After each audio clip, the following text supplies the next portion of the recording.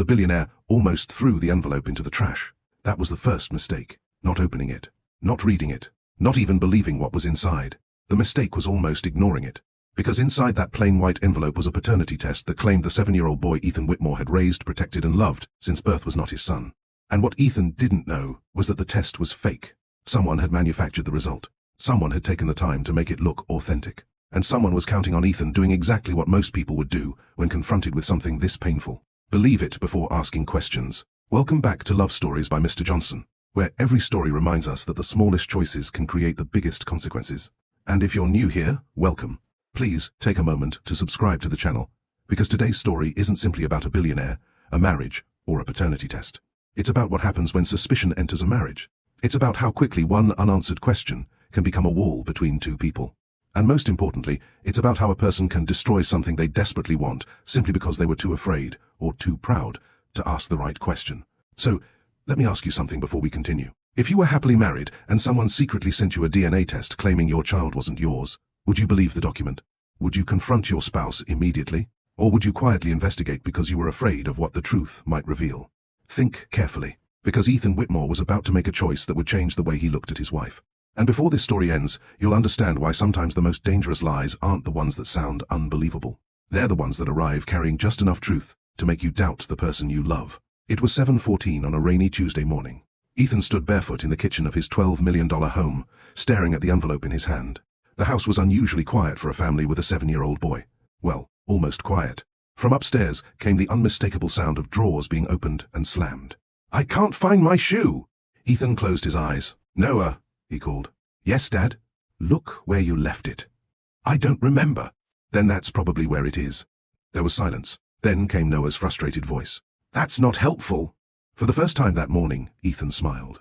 It was the kind of ordinary moment he had learned to treasure. Despite his wealth, despite the private jets, expensive cars, international meetings and company offices that occupied entire floors of skyscrapers, Ethan had discovered that the moments he valued most couldn't be purchased. His son shouting about a missing shoe, Maya humming softly while preparing breakfast, rain tapping against the kitchen windows. A normal Tuesday. A normal family. At least, that's what Ethan believed. He looked down at the envelope again. There was no company logo, no return address, just his name, Ethan Whitmore. He had received hundreds of envelopes in his life. Contracts, legal notices, investment documents, business proposals, invitations. Most of them were handled by assistants before they ever reached his hands. But this one had somehow made it directly into his home. He turned it over. Nothing. He frowned. "What's that?" Maya's voice came from behind him. Ethan looked over his shoulder. His wife stood near the staircase, wearing a simple cream sweater and dark trousers. Her hair was pulled back loosely, and she had a mug of coffee in one hand. There was nothing dramatic about her appearance. That was Maya. She never dressed to impress people. She dressed because she had somewhere to go. She had spent years refusing to let Ethan's wealth become her identity, and Ethan had always admired that about her. "Just some mail," he said. Maya took a sip of coffee. "Then why are you staring at it like it owes you money?" Ethan laughed quietly. "I don't know." He looked at the envelope again. Something about it bothered him, but he couldn't explain why. His phone buzzed on the counter, then buzzed again, then again. He glanced at the screen. 3 messages from his chief financial officer. The European acquisition was becoming complicated. His legal team needed approval. A board meeting had been moved forward. His schedule was already collapsing. He sighed. The envelope suddenly seemed unimportant. He tossed it toward the trash can. It missed. The envelope landed on the floor. Ethan stared at it. Maya raised an eyebrow. That was dramatic. "I'm late." "You've been late before." "I'm not late." "You've been standing in the same spot for 5 minutes." Ethan looked at his watch. She was right. He bent down to pick up the envelope, and that was the decision that changed everything. He could have left it on the floor. He could have asked his assistant to handle it.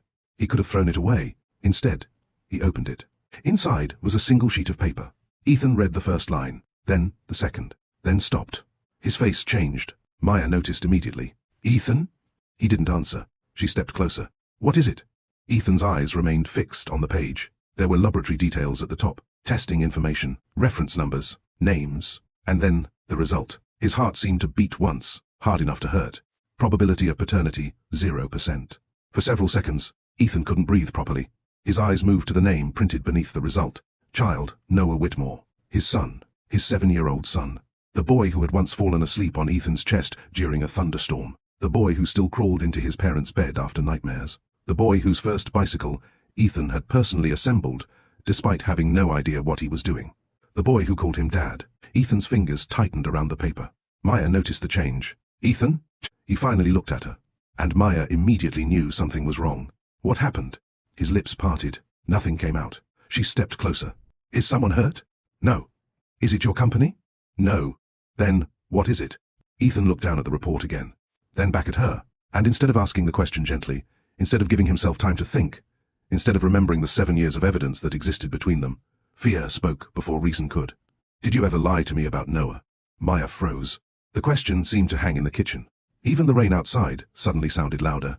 What? Ethan looked away. I asked you a question. No. Maya's voice was quiet. What kind of question is that? Ethan placed the report on the kitchen counter. Maya looked down. She read it. Her face slowly lost its color. For a moment, she didn't move. Then she looked at Ethan. You think this is real? I don't know. But you think I cheated on you? I said I don't know. You asked me if I lied about our son. I need to understand what's happening. No. Maya shook her head. You need to decide whether you trust the piece of paper or the woman you've been married to for 7 years. Ethan's jaw tightened. This isn't about trust. It became about trust the moment you asked me that question. He wanted to argue, but he couldn't, because she was right. The problem wasn't the test, not yet. The problem was what the test had made him think about her. Maya wiped her eyes before the tears could fall. I carried Noah for 9 months. Ethan looked at her. I was there. I know. You were there when he was born. I know. You watched me raise him. I know. Then why was your first instinct to question me? Ethan had no answer. And that silence hurt Maya more than the accusation. Because there are moments in marriage when words can repair damage. And there are moments when silence reveals how deep the damage already is. Maya stepped away from the counter. Where did you get this? It came in the mail. From where? I don't know. Who ordered it? I don't know. Then how can you believe it? I didn't say I believed it. You didn't have to. She turned toward the staircase. Maya. She stopped. Ethan looked at her. I'll take another test. She slowly turned around. Another test? An independent one. She studied his face, then nodded. Fine. Ethan seemed surprised by her response. Fine? Yes. She wiped her cheek. If you need proof, we'll get proof. She walked toward the stairs. But we're choosing the laboratory together. Ethan didn't answer. And Ethan? He looked up. Maya's voice remained calm. If the real test proves Noah is your son, I don't want an apology because you were wrong. Ethan swallowed. What do you want? I want you to understand why you were so willing to believe I could betray you. Then she walked upstairs. Ethan remained alone in the kitchen. He looked at the paternity report again. A few minutes earlier, he had thought the document contained an answer. Now he realized it contained a question. Who sent it? Why? And how had they gotten access to Noah's information? Ethan picked up his phone. He was about to call his attorney when another thought entered his mind. There was only one person outside their immediate family who knew enough about Ethan's private affairs to understand how devastating a document like this could be. Someone who had worked beside him for years. Someone who knew his habits. Someone who knew exactly how badly he feared betrayal. Someone who had once wanted Ethan for herself. Her name was Claire Bennett. And she had been waiting a very long time for an opportunity like this. But Claire hadn't planned to destroy Ethan's marriage in one day. She had spent years making smaller choices. One resentment at a time. One lie at a time. One quiet decision at a time. And now, finally, one of those choices had reached Ethan's kitchen. The question was no longer whether the paternity test was real. The real question was whether Ethan would allow a stranger's lie to destroy 7 years of trust before he bothered to discover the truth. The problem with a lie is that it rarely arrives alone. It usually brings old memories with it. A forgotten conversation, a strange look, a sentence that once meant nothing but suddenly seems suspicious. And by the time Ethan Whitmore left the kitchen that morning, he had already begun doing something dangerous. He was rewriting the past. He sat in the back of his black SUV on the way to his office, the paternity report folded inside his briefcase. His driver, Marcus, glanced at him through the rearview mirror. You want me to take you straight to Whitmore Tower? Ethan stared through the window. Yes. Everything okay? Ethan hesitated. Fine. Marcus nodded. He knew better than to ask twice. But Ethan wasn't fine. He had spent the entire drive telling himself the same thing. The report could be fake. Of course it could. Anyone could create a document. The formatting could be copied. A laboratory name could be forged. The numbers could be manipulated. There were dozens of explanations. Yet one sentence kept returning to his mind. Probability of paternity, 0%. He hated himself for remembering it. He hated himself even more for wondering whether it might be true. At the office, Ethan walked directly into his private elevator. His executive assistant, Lauren, was waiting when the doors opened. "Good morning." Ethan barely acknowledged her. "Cancel my 9 o'clock. Your board meeting? Move it to tomorrow. And the European acquisition call? Have Daniel handle it." Lauren stared at him. Daniel isn't leading that negotiation. He is, today. She hesitated. "Is there a problem?" Ethan stopped. For a moment, he almost told her. Then, he remembered the report. "No." He continued walking. That was his first mistake of the day. Not the suspicion, the secrecy. He had spent years believing that keeping problems private was a sign of strength. It wasn't. Sometimes secrecy was simply fear wearing a respectable suit. Across town, Maya sat at the kitchen table with Noah. She had made him pancakes. Usually he would have eaten 3 before asking for more. Today, he pushed one around his plate. "Mom?" Maya looked up. "Yes? Is Dad mad at me?" Her heart tightened. No. He looked mad. "He isn't mad at you." "Did I do something?" Maya reached across the table and touched his hand. "Noah, listen to me." He looked at her. "You didn't do anything wrong."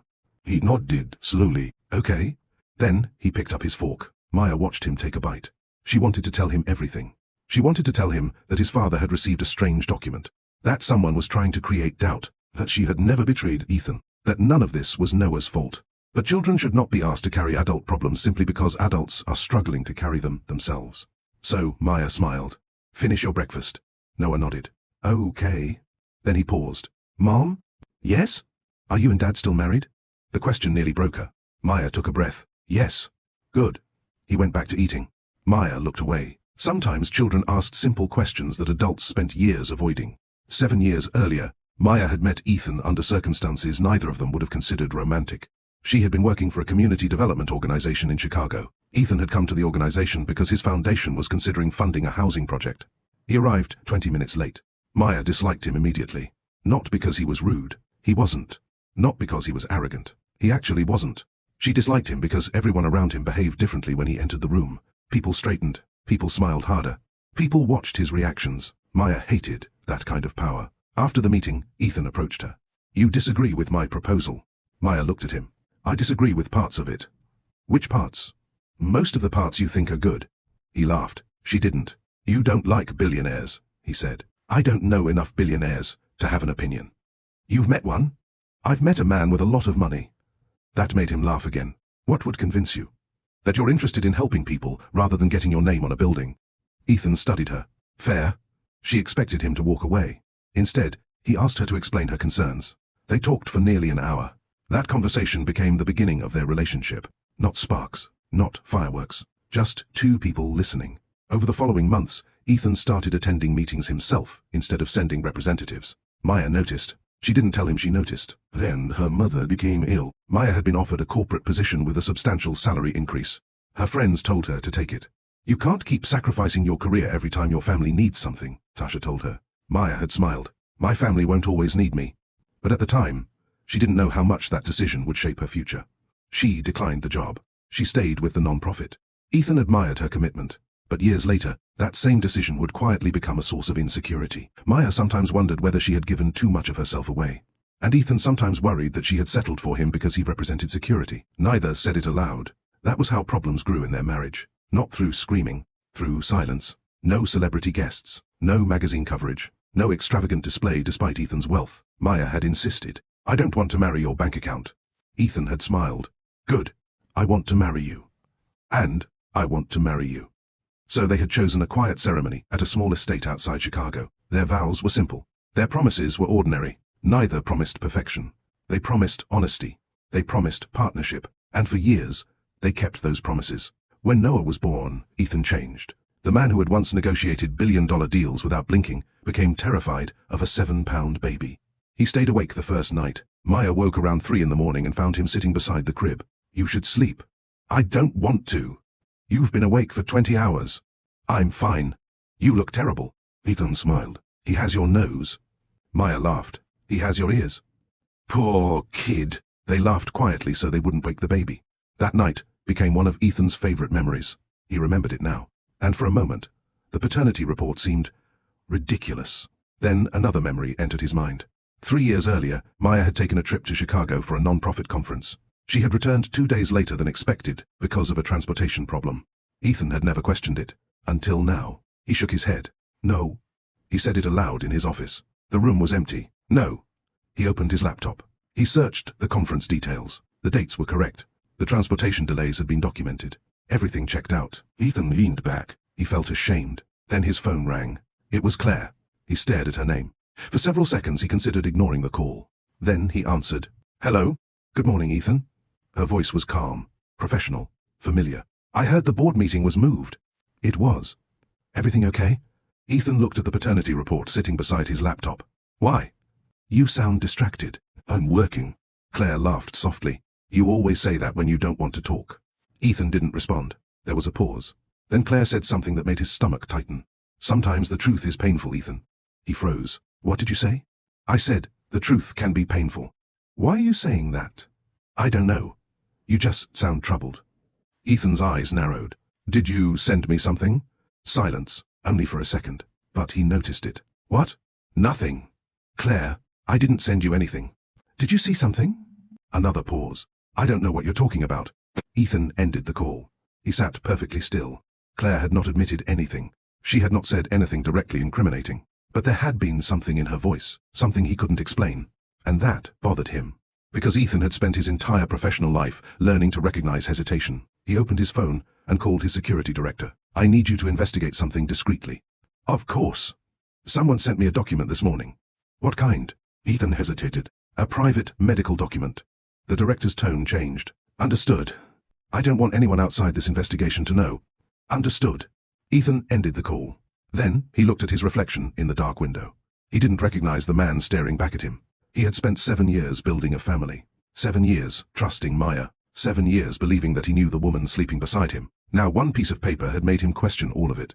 And the frightening part wasn't that he didn't know whether the report was real. It was that he suddenly realized how badly he wanted it to be false. Because if the report was true, Ethan wasn't simply facing the possibility that Noah wasn't his biological son. He was facing the possibility that the woman he loved had lied to him for 7 years. And Ethan didn't know which possibility frightened him more. That evening, Maya waited for him. She had prepared dinner. Nothing extravagant. Chicken, roasted vegetables, and rice. Ethan walked through the front door at 8:42 p.m. Maya looked up from the dining table. You said you'd be home at 7.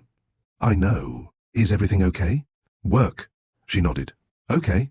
That word bothered him. Okay. She always said it when she was disappointed. He removed his jacket. Maya. She looked at him. About this morning. Her expression tightened. I don't want to talk about it while we're angry. I'm not angry. I am. That stopped him. Maya looked down at her hands. I'm angry because you didn't ask me whether the test could be wrong. Ethan said nothing. You asked whether I lied. I was shocked.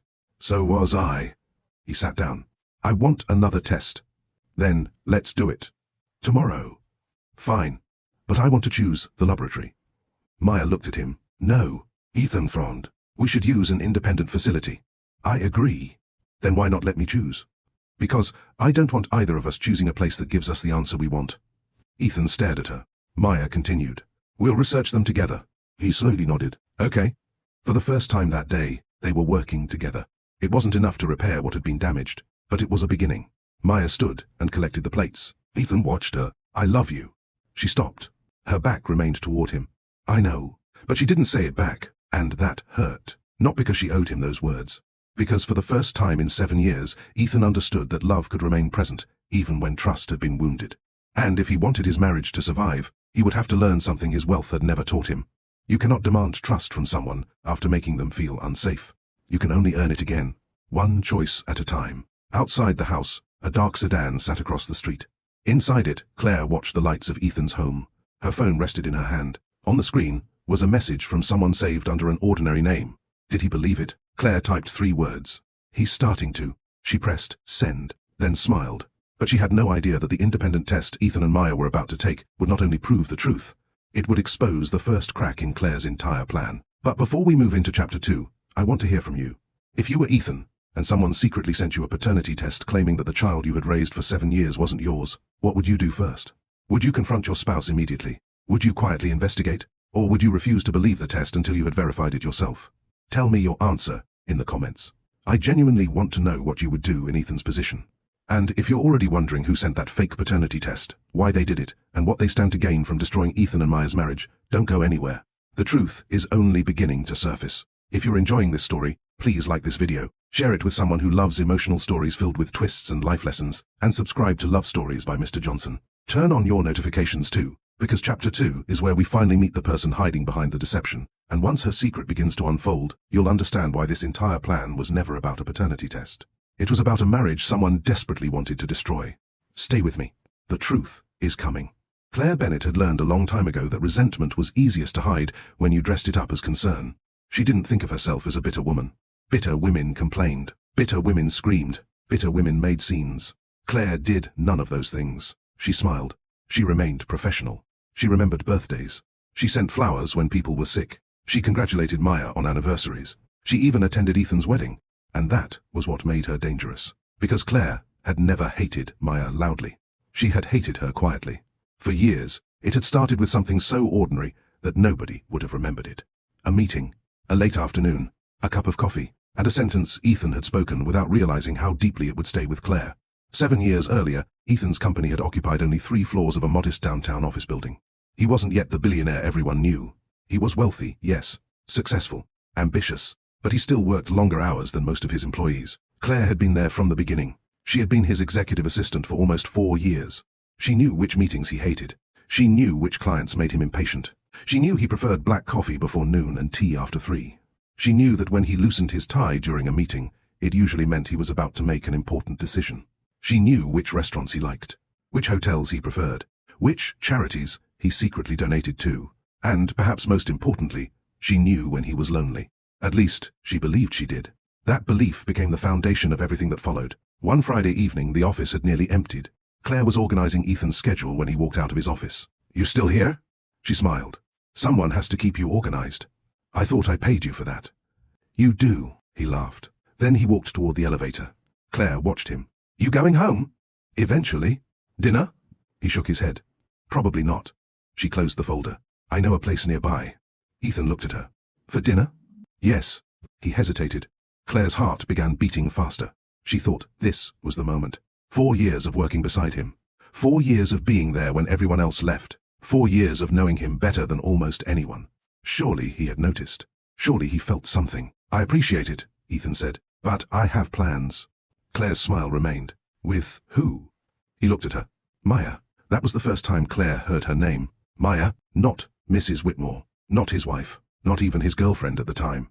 Just Maya, the woman he had met through the foundation, the woman Claire had never heard him mention before. "She's coming over?" "No." He smiled. "I'm meeting her for dinner." Claire nodded. "Of course." She looked back at the schedule. "Have a good night." "You too, Claire." The elevator doors closed. Claire remained standing there. Her smile disappeared. That should have been the end of it. A man she worked for had chosen to have dinner with another woman. It wasn't betrayal. It wasn't even rejection. Ethan had never promised Claire anything. But Claire didn't see it that way. She saw 4 years of loyalty. 4 years of availability. 4 years of being the person who was always there. She had confused proximity with intimacy, and that mistake would eventually cost her almost everything. The following Monday, Claire asked Ethan about the dinner. "How was it?" Ethan looked up from his laptop. "Good." "That's it?" He smiled. "Very good." Claire laughed. "You're smiling." "Am the first?" "You are." Ethan leaned back. "I like her." The words were simple, but Claire felt them like a door closing. "What do you like about her?" Ethan thought for a moment. "She's honest." Claire looked at him. "Honest?" "Yeah." "What makes you say that?" "I don't know." He smiled. "She doesn't seem impressed by me." Claire forced a laugh. "That's unusual." "Exactly." He returned to his laptop. Claire stood there. She wanted to say something. Instead, she walked away. That was her first choice. She could have accepted the situation. She could have told herself that Ethan's happiness mattered more than her feelings. She could have asked for a transfer. She could have created distance. Instead, she stayed. And every day she stayed, her feelings became harder to release. Months later, Ethan proposed to Maya. Claire learned about it from Ethan himself. He called her into his office. "I wanted you to hear it from me." Claire smiled. "Congratulations. I'm getting married." "I know." Ethan frowned. "How?" "You've been terrible at hiding it." He laughed. "I guess I have." Claire looked at the ring. "It's beautiful." "It is." He smiled. "Maya chose it." Claire's eyes remained on the ring. "She's lucky." Ethan's smile softened. "I am." That sentence hurt more than anything else. Not because Ethan was cruel, because he was sincere. He wasn't being manipulated. He wasn't confused. He wasn't settling. He loved Maya. Claire knew it. And instead of accepting that truth, she began building another one in her head. She told herself, Ethan didn't really know Maya. She told herself Maya would eventually disappoint him. She told herself the marriage wouldn't last. She told herself she simply needed to wait. Waiting became her excuse for refusing to let go. At the wedding, Claire sat quietly. She watched Maya walk toward Ethan. The room applauded. Ethan looked overwhelmed. Maya smiled. Claire clapped too. She even stood when everyone else stood. Nobody noticed that her fingers were trembling. Nobody knew that she had spent the previous night crying. Nobody knew she had written a letter to Ethan and then destroyed it. The letter had said everything. That she loved him. That she had loved him for years. That she believed she understood him better than Maya did. That she thought they belonged together. She had almost given it to him, but she didn't. Instead, she tore it into pieces. That decision should have freed her. It didn't. It simply buried the resentment deeper. After the wedding, Ethan slowly changed his professional life. He no longer worked late every night. He started leaving the office earlier.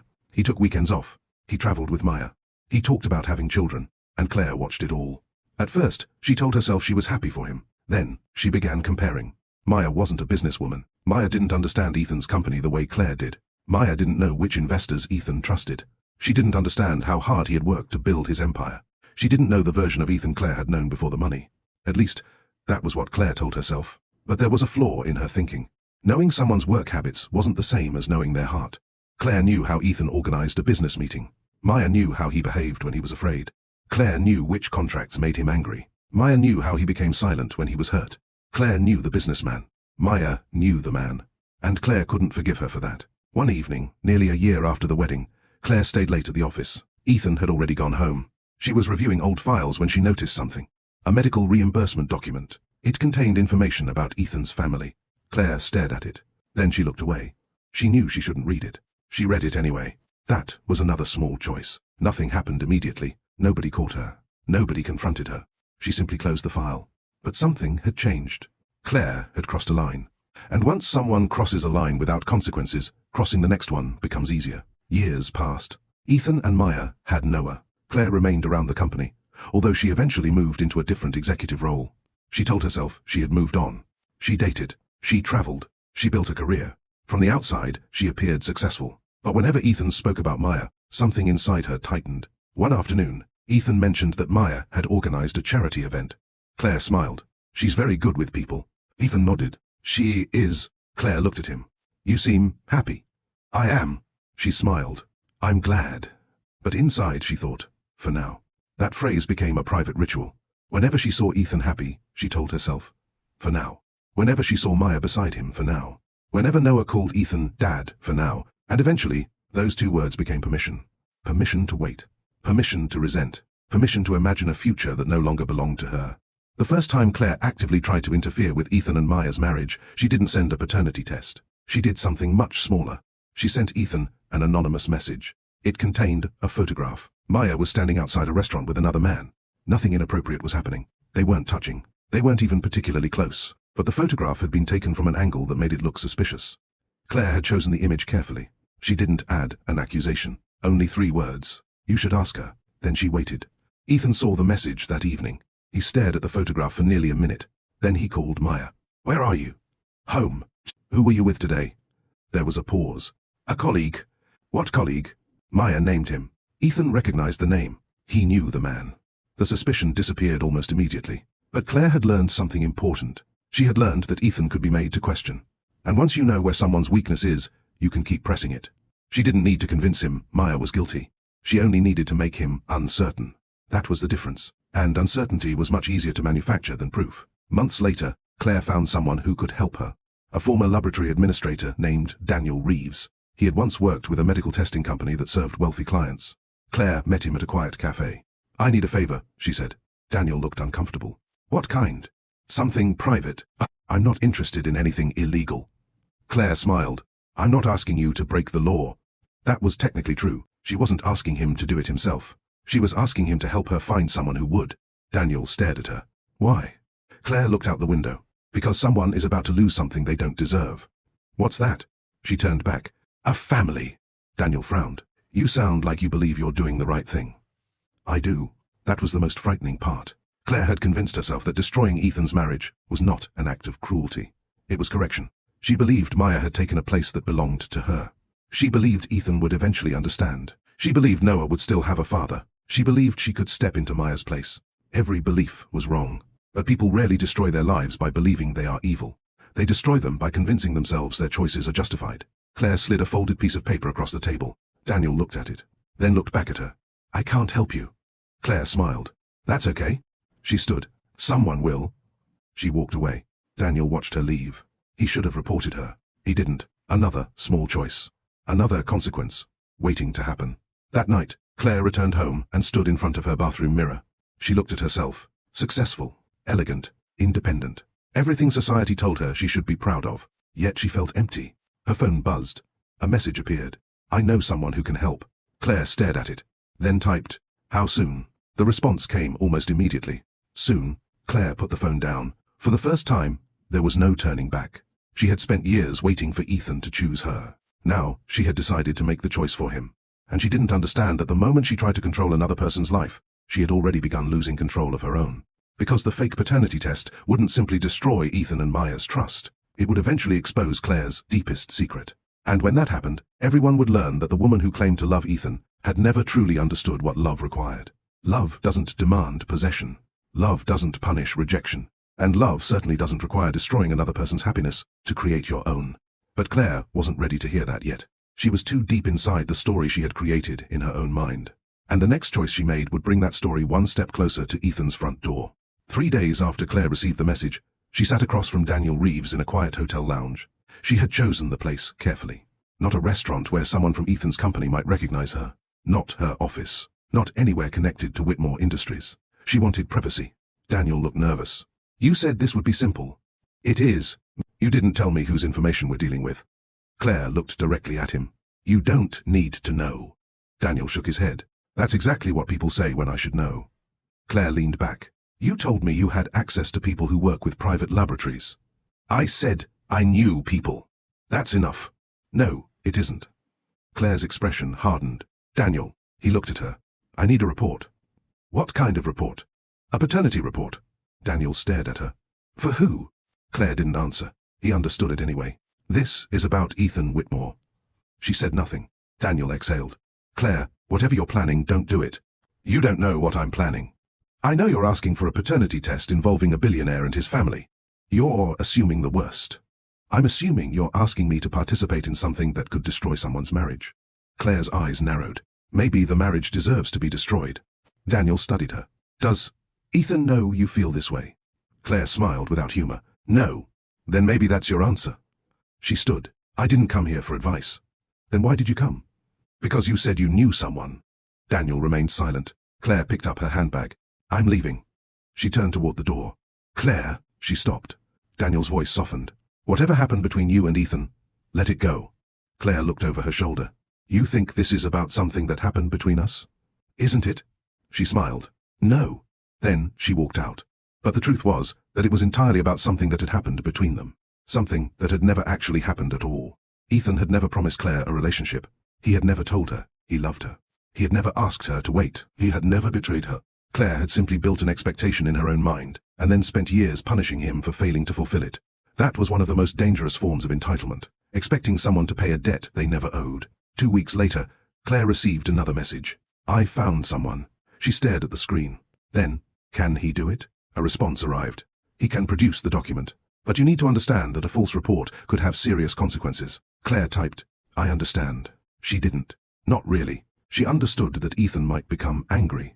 She understood that Maya might leave. She understood that their marriage could collapse. But she didn't understand the full chain of consequences. She didn't think about Noah. She didn't think about what it would mean for a 7-year-old child to discover that the adults he trusted were suddenly questioning his family. She didn't think about what would happen if Ethan eventually discovered the truth.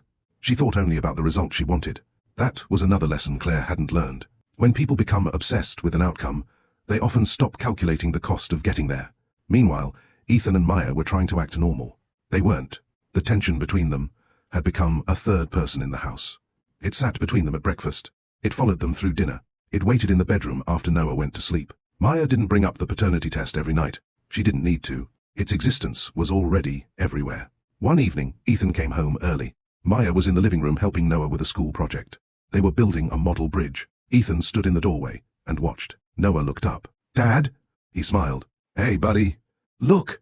Noah held up the bridge. "I made this part. It looks good. It's supposed to hold 10 books. 10? Yeah."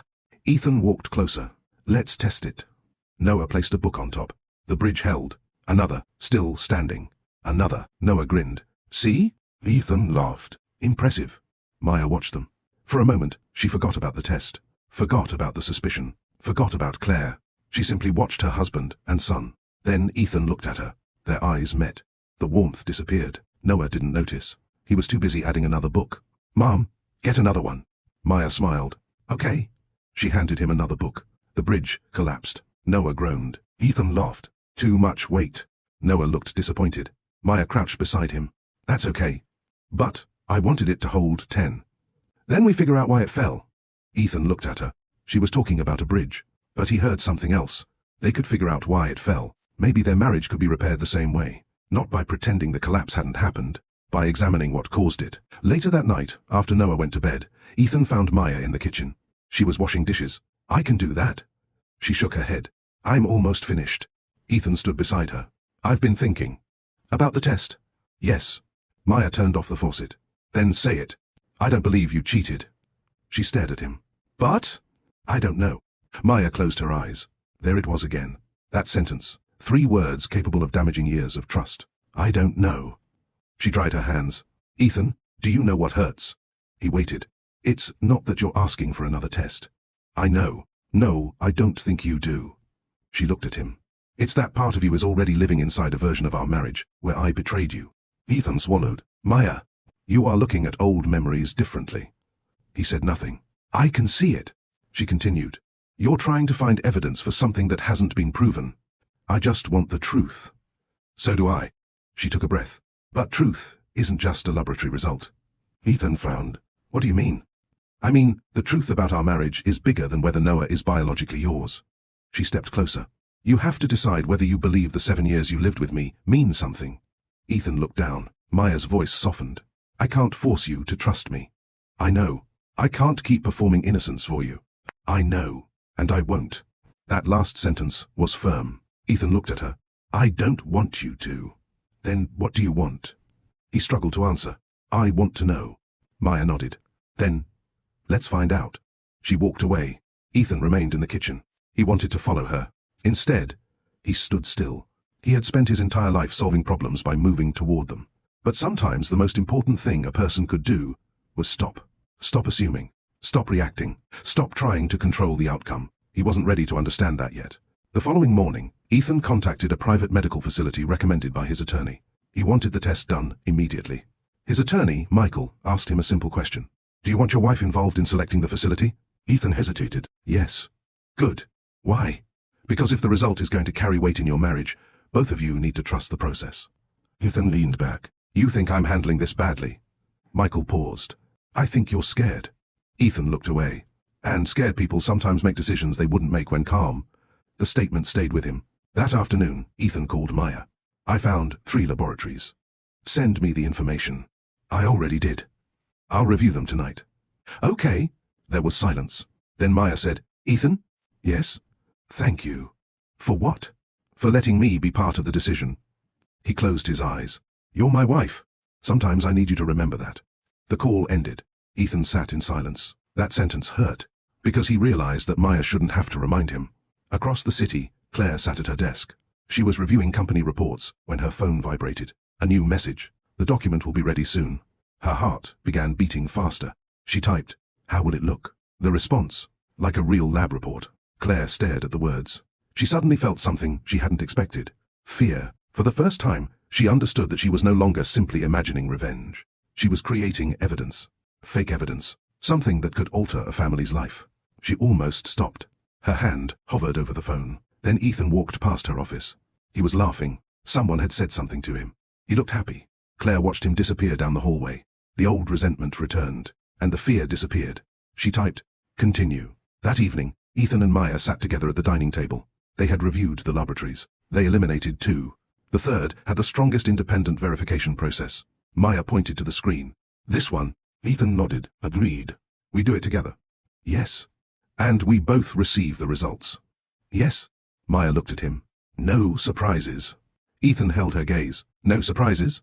For the first time in weeks, something resembling peace entered the room. Not trust, not yet, but cooperation. Sometimes healing begins before forgiveness. It begins when two people decide they are no longer enemies.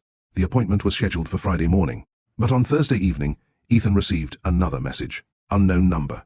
You should ask your wife where she was on June 14th. He stared at the screen. His heart dropped. June 14th. He knew that date. Maya had been away that weekend. Chicago. A non-profit conference. 3 years earlier. He had already checked the records. Everything had been legitimate. Still, the message reopened the wound. He looked toward the hallway. Maya was upstairs reading Noah a bedtime story. Ethan could hear her voice faintly. Then Noah laughed. Ethan looked at the message again. His thumb hovered over the screen. He could delete it. He could ignore it. He could ask Maya. Instead, he did something he would later regret. He searched the date again. He opened old emails, travel confirmations, hotel records, conference schedules. He found everything. Nothing suspicious. But then he noticed something. The hotel receipt had been issued 1 day later than the conference ended. Ethan frowned. His heart began racing. He checked again. There was an explanation. Maya had stayed an extra night because her return flight had been cancelled. She had told him that. He remembered, but fear didn't care about memory. Fear wanted evidence. And when it couldn't find evidence, it created questions. Ethan closed the laptop. He felt ashamed. But instead of talking to Maya, he kept the discovery to himself. Another small choice. Another crack. Upstairs, Maya kissed Noah on the forehead. Good night, sweetheart. Good night, Mom. She switched off the lamp and walked into the hallway. Ethan was standing there. She smiled faintly. Everything okay? He looked at her. For 1 second, he almost told her about the message. Instead, he said, Yeah. Maya studied him. You're sure? Just tired. She nodded. Okay. She walked past him. Ethan watched her disappear into their bedroom. He wanted to trust her. He wanted to believe the report was fake. He wanted to believe the anonymous messages meant nothing.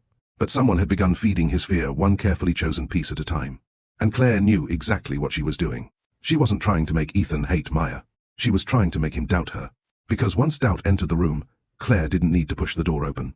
Ethan would do it himself. And the next morning, when he and Maya arrived at the laboratory to take the real paternity test, neither of them knew that the answer would be far more complicated than either expected. Because the test would prove something, but it wouldn't yet reveal everything. And somewhere in a private office, Claire was preparing the final piece of a lie she believed would finally give her the life she thought she deserved. At 8:06 on Friday morning, Ethan Whitmore sat beside his wife in the waiting room of a private medical laboratory, staring at a television mounted on the wall. The television was showing a morning news program. Ethan couldn't hear a word. His attention kept returning to the folder resting on Maya's lap.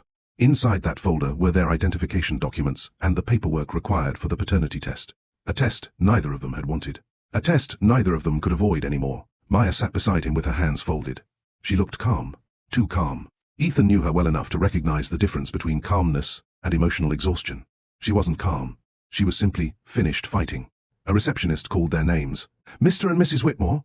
They both stood. Maya looked at Ethan. Ready? He nodded. Yes. They followed the receptionist down a quiet hallway. The room was small, clean, bright.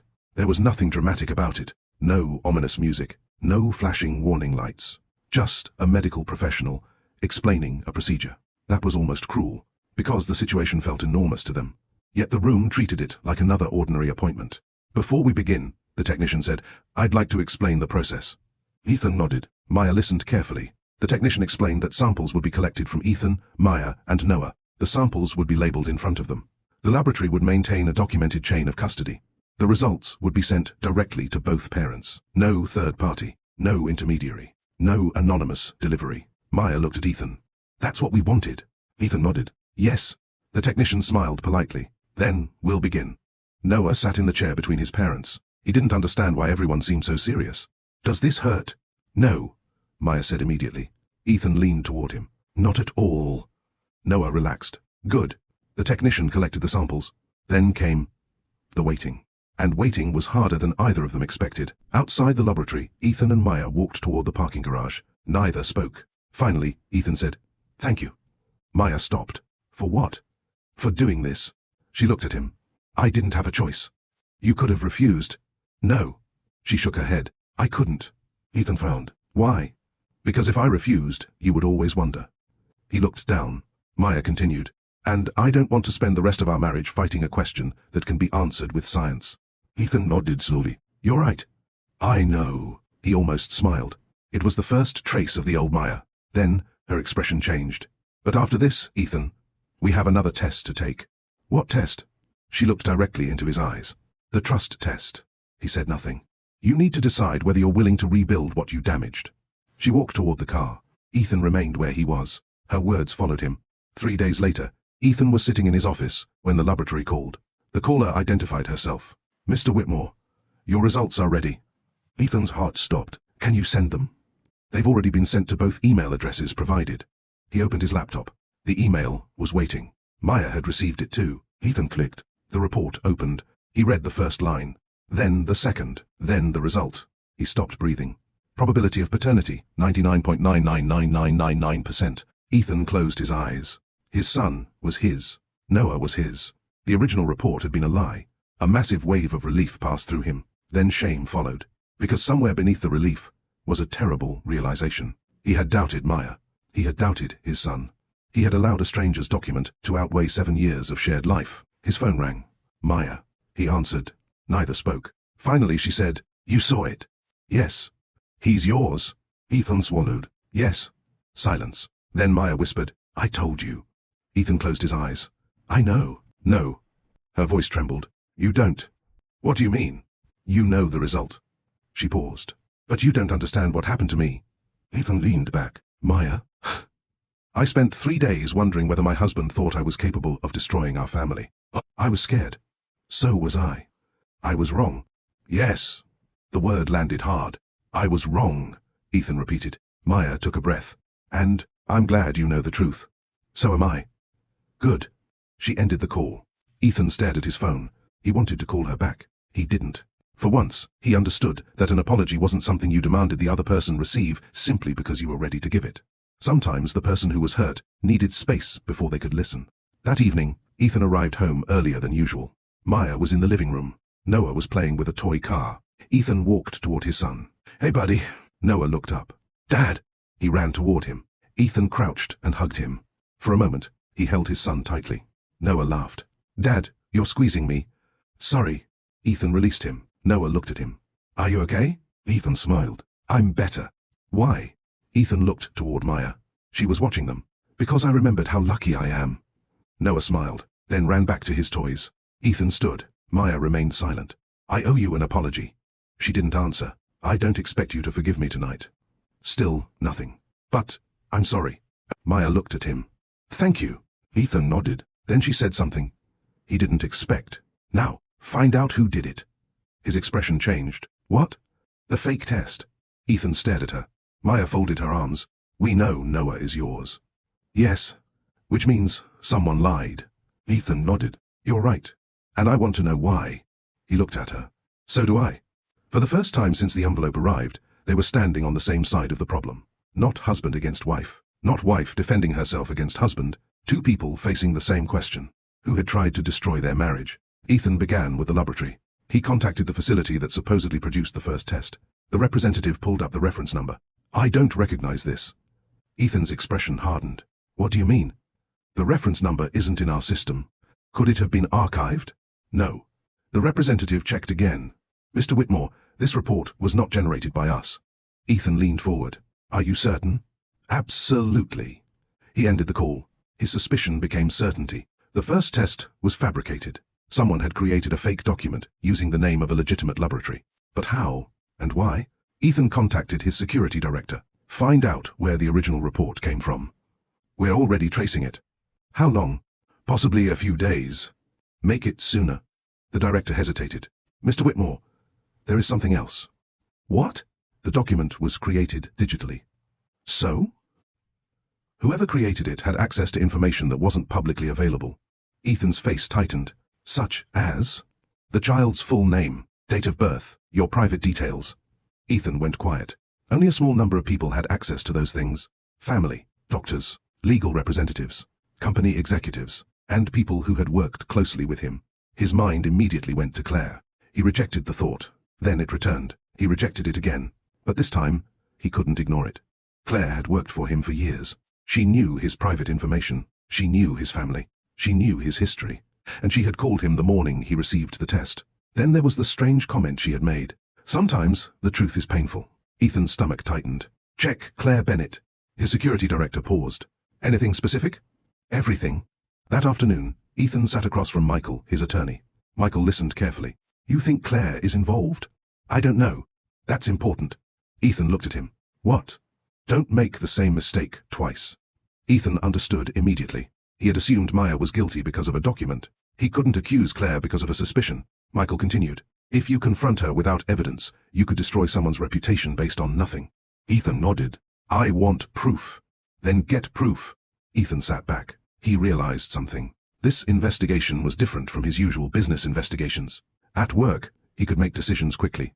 If a deal looked dangerous, he walked away. If an employee violated policy, he acted. But this involved human beings, feelings, relationships, reputations, lives. There was no simple spreadsheet, no guaranteed outcome. He needed patience. Across town, Claire received a phone call. Who's investigating? Her hand froze. Who told you? The laboratory. She stood. How much does he know? Enough to be dangerous. Claire walked toward the window. She had expected Ethan to be angry with Maya. She had expected the marriage to fracture. She had not expected the real test to be completed so quickly. What did the test show? The voice on the other end was silent. Claire's heart raced. Tell me. He's the father. Claire closed her eyes. For a moment, she felt the floor disappear beneath her. No. Yes. She gripped the edge of the desk. No. The real test confirmed it. Claire's breathing became shallow. Everything she had planned depended on one thing, Ethan believing the first result. Now he knew it was fake. Her phone slipped slightly in her hand. How long until he finds me? I don't know. Claire ended the call. She sat down. For years, she had imagined the moment Ethan finally understood that Maya wasn't the woman he should have married. She had imagined him coming to her. She had imagined comforting him. She had imagined becoming the person he trusted. Instead, she was sitting alone in an office, terrified that the man she claimed to love was about to discover what she had done. She looked at the photograph on her desk. It was an old picture of Ethan at a company event. She touched it. I did this for us, she whispered. But even as she said it, another voice inside her answered. No, you did it for yourself. And for the first time, Claire began to understand that there was a difference. That night, Ethan sat on the edge of his bed. Maya was already asleep, or at least he thought she was. He stared at the ceiling. He wanted to reach for her. He didn't. The distance between them felt larger than the width of the bed. He thought about the past week, the accusation, the investigation, the secret phone calls, the questions, the fear. Then he thought about something Maya had said. You have to decide whether you believe the 7 years you lived with me mean something. Ethan turned his head toward her. She was facing away from him. He whispered, they mean everything. Maya didn't move, but her eyes opened. She heard him. She simply wasn't ready to answer. And perhaps that was okay, because trust wasn't repaired in one night. It was rebuilt through hundreds of small moments, the same way it had been broken. Ethan closed his eyes. Tomorrow, he would begin looking for the person behind the fake test. But tonight, he made another small decision. He would stop investigating Maya. From now on, he would investigate the lie. And that distinction would change everything. Because somewhere inside Claire's carefully constructed plan was a mistake, a tiny one, a detail she had overlooked. And when Ethan found it, the woman who had spent years believing she understood him would discover something she had never understood about Ethan Whitmore. He could forgive many things. But once he discovered someone had deliberately endangered his family, he would not stop until he knew the truth. The next morning, Ethan woke before his alarm. For several seconds he didn't remember what had happened. Then he saw the empty space beside him. Maya was already awake. He sat up. The bedroom door was open, and he could hear the shower running. He looked at the clock. 5:43 a.m. For years, Maya had been the person he could reach for without thinking. Now he hesitated. That hesitation bothered him.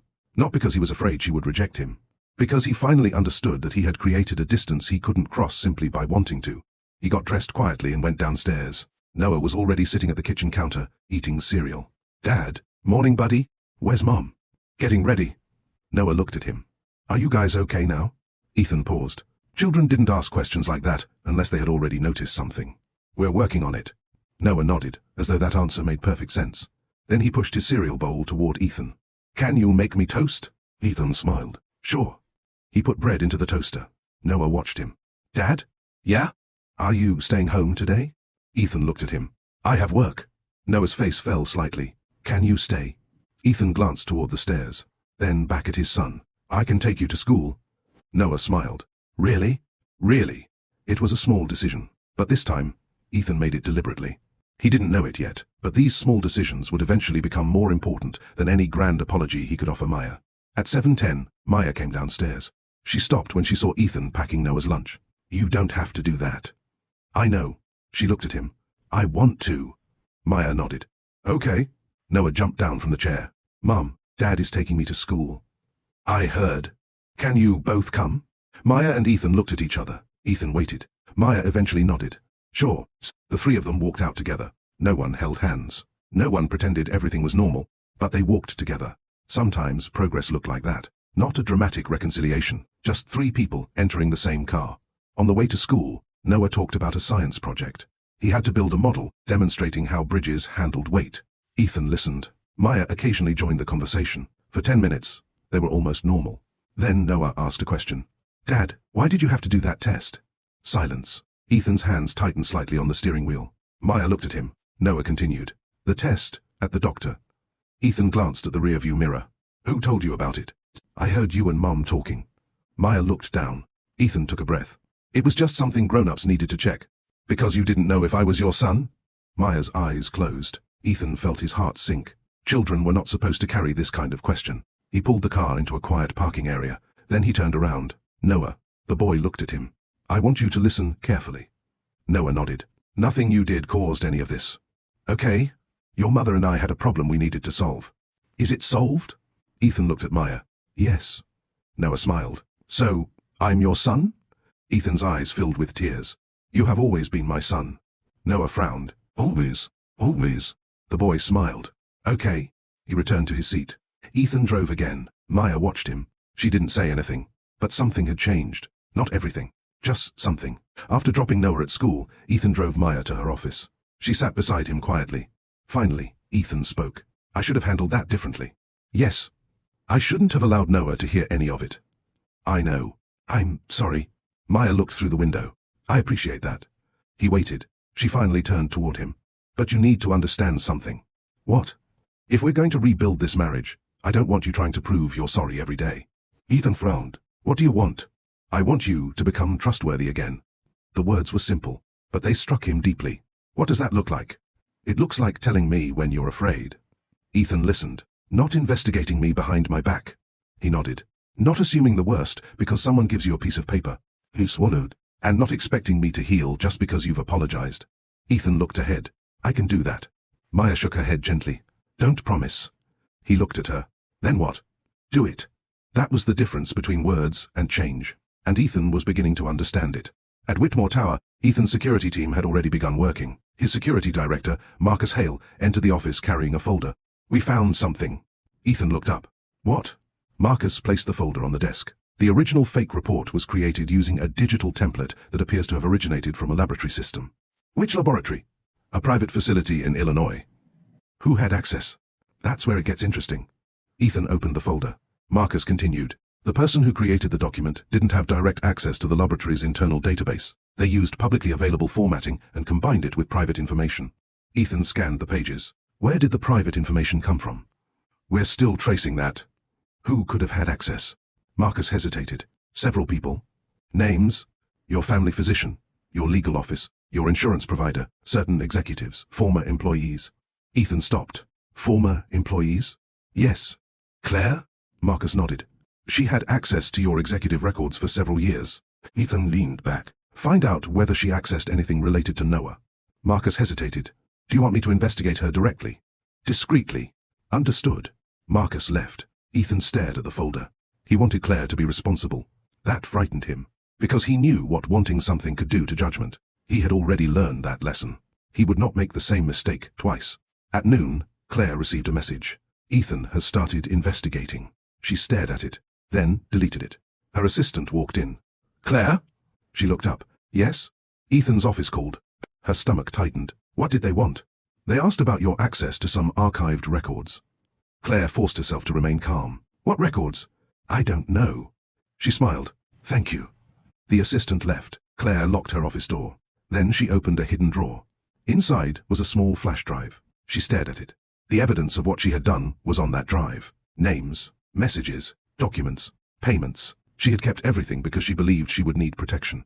Now the evidence was becoming a liability. She picked up the drive. For a moment, She considered destroying it. Then she stopped. If she destroyed it, someone might notice. If she kept it, someone might find it. She had created a trap for herself. And she was beginning to realize that lies didn't just require effort to create. They required constant effort to maintain. That evening, Ethan came home carrying groceries. Maya looked surprised. You went shopping? Yes. You don't know how to grocery shop. I can learn. She smiled faintly. That's new. I've learned more difficult things. Like what? How to build a billion-dollar company. Maya raised an eyebrow. That's not what I meant. I know. For a moment, neither spoke. Then Ethan placed the bags on the counter. I bought the wrong coffee. Maya looked inside. You bought decaf. I know. She laughed. It was the first genuine laugh between them in days. Ethan smiled. I'll fix it tomorrow. You'll survive. I don't know. They both laughed again. It lasted only a few seconds. But it mattered, because trust didn't always return through dramatic conversations. Sometimes it returned through laughter, through ordinary routines, through the realization that the person standing across from you was still the person you loved, even after something painful had happened. Later that night, Ethan found Maya sitting on the back porch. He joined her. Neither spoke at first. The city lights were visible beyond the trees. Finally, Maya said, I used to think trust meant never questioning someone. Ethan looked at her. I don't think that anymore. What do you think? Trust means being able to question someone without assuming they're guilty. Maya looked at him. That's a good answer. I learned it the hard way. She nodded. I did too. Ethan took a breath. There is something I haven't told you. Maya became still. What? I received another anonymous message. Her expression changed. When? Before we got the real test. What did it say? It told me to ask where you were on June 14th. Maya stared at him. And you investigated? Yes. Without telling me? Yes. She looked away. Did you find anything? No. Because there was nothing to find. I know. Maya looked at him again. Why didn't you tell me? Ethan's voice softened. Because I was afraid. Of what? That if I told you, I'd have to admit I was still suspicious. Maya nodded slowly. Thank you for finally telling me. Ethan looked surprised. You're not angry? I am. She paused. But I'm more relieved that you're finally being honest. He looked down. I don't want to hide things from you anymore. Then don't. Another silence. Maya looked toward the garden. You know what hurts the most? What? Before this happened, I thought if something ever went wrong between us, you would come to me. I should have. Yes. I was wrong. Yes. She looked at him. But, you're here now. Ethan nodded. I'm here. Maya didn't reach for his hand. She didn't tell him everything was forgiven. She didn't promise their marriage would survive. But she stayed. And for Ethan, that was enough for tonight. The next morning, Marcus returned. He closed Ethan's office door. We found a connection. Ethan looked up. For Claire. Indirectly. Marcus placed a document on the desk. Someone using a private email account contacted a former laboratory employee 3 months ago. Who? We don't know the person's real identity. Ethan studied the email. Then how does this connect to Claire? Marcus placed another document beside it. The account was accessed from a device that was also used to log into Claire Bennett's company account. Ethan stared at him. You're certain? Not enough to accuse her. Ethan nodded. Good. Marcus looked surprised. Good? I don't want suspicion. He pointed to the evidence. I want proof. Marcus nodded. Then we keep digging. After Marcus left, Ethan remained alone. He stared at Claire's name. He remembered the woman who had worked beside him for years. The woman who had helped him build his company. The woman he had once trusted completely. Could she really be behind this? He didn't know. And for once, he was determined not to decide before the evidence did. That afternoon, Claire made another mistake. It was small, almost invisible. Ethan was walking through the executive floor when he overheard her speaking to another employee. Has Ethan received the second test results? Ethan stopped. The employee looked confused. Claire immediately realized her mistake. She looked toward the hallway. Ethan was standing there. Their eyes met. For 1 second, neither moved. Claire recovered quickly. I meant the financial audit. Ethan smiled. Of course. He continued walking. Claire watched him disappear. Her hands began trembling, because she knew what Ethan now knew. She had mentioned the test. A test she was never supposed to know existed. That evening, Ethan sat in his car outside the house. He didn't immediately go inside. He replayed the conversation. Claire had known. How? Maybe coincidence. Maybe she had heard something. Maybe someone had told her. He refused to jump to conclusions. But there was now something he couldn't ignore. He needed to know where Claire had been when the fake report was created. He needed to know who she had contacted. And most importantly, he needed to understand why. Ethan finally stepped out of the car. Inside the house, Maya was preparing dinner. Noah was doing homework at the kitchen table. The scene looked ordinary, but Ethan knew better now. Ordinary moments were fragile. They could be changed by a single message, a single lie, a single decision. He walked inside. Maya looked up. "You're home?" "Yes." "How was work?" Ethan smiled. "Complicated." She smiled back. "Sounds like you." He laughed. Then he walked over to Noah. "How's the homework?" "Terrible. Need help?" "Yes." Ethan sat beside him. Maya watched from the stove. And for a moment, the three of them were simply a family again. Not a perfect family. Not a family without problems. But a family trying. And sometimes trying is where healing begins. That night, Claire sat alone in her apartment. The flash drive was still in her hand. Her phone rang. She answered. "Hello?" A man's voice spoke. "You need to stop." Claire froze. "Who is this?" "You know exactly who I am." Her face went pale. "What do you want?" "I want you to understand that Ethan is looking into everything." Claire stood. "You said this would work." "I said the report would look authentic." "It did. But the real test came back." Claire's breathing became heavier. "So, what do we do?" "Nothing." "What?" "You leave it alone." Claire shook her head. "I can't." "You can." "No." She looked at the photograph of Ethan on her desk. "I've come too far." The voice became cold. "That's exactly why you're going to lose everything." The call ended. Claire lowered the phone. For the first time, she understood something she had refused to consider. She wasn't the only person involved. And perhaps she had never been in control. Meanwhile, Ethan stood in his bedroom doorway watching Maya sleep. He thought about the first envelope, the fake test, the anonymous messages, her suspicious comment, the strange question about June 14th. Everything seemed connected, but there was still one missing piece. Who had helped Claire? And what did they want? Ethan quietly closed the bedroom door.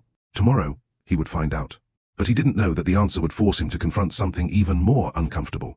The fake paternity test had been designed to destroy his marriage. But the people behind it had discovered that Ethan and Maya already had weaknesses.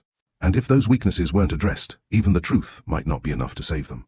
By Monday morning, Ethan had stopped asking himself whether Claire was involved. He had started asking a more difficult question. Who was helping her? The evidence pointed in her direction, but it wasn't enough.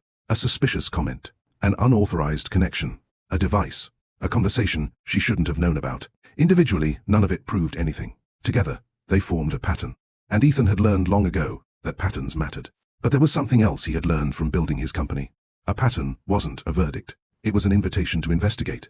So he did, quietly, carefully. And this time, he made a promise to himself. He would not tell Maya what he suspected until he had something concrete. Not because he wanted to hide things from her. Because he didn't want to drag her through another cycle of uncertainty. He had already done enough damage. At 8:30 that morning, Ethan sat in a conference room with Marcus Hale and Michael, his attorney.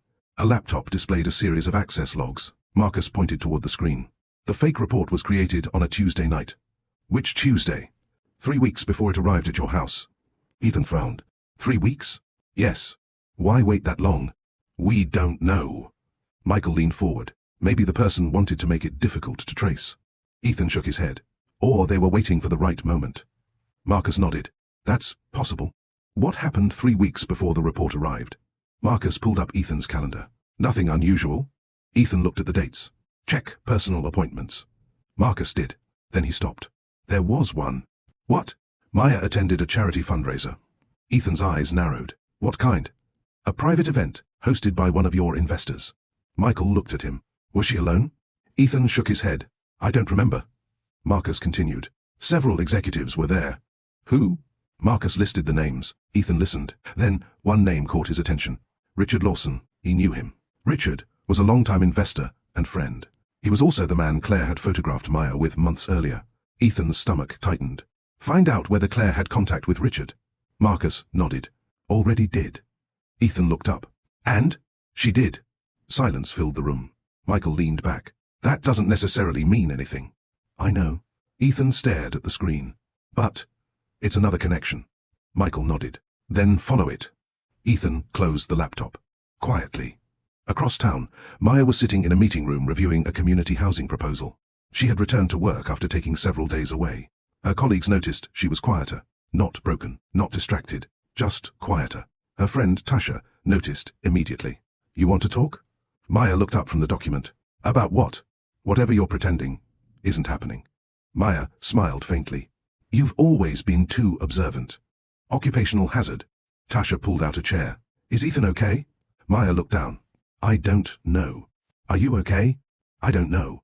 Tasha nodded. That's more honest. Maya sighed. The test was fake. I know. Ethan is Noah's father. I know.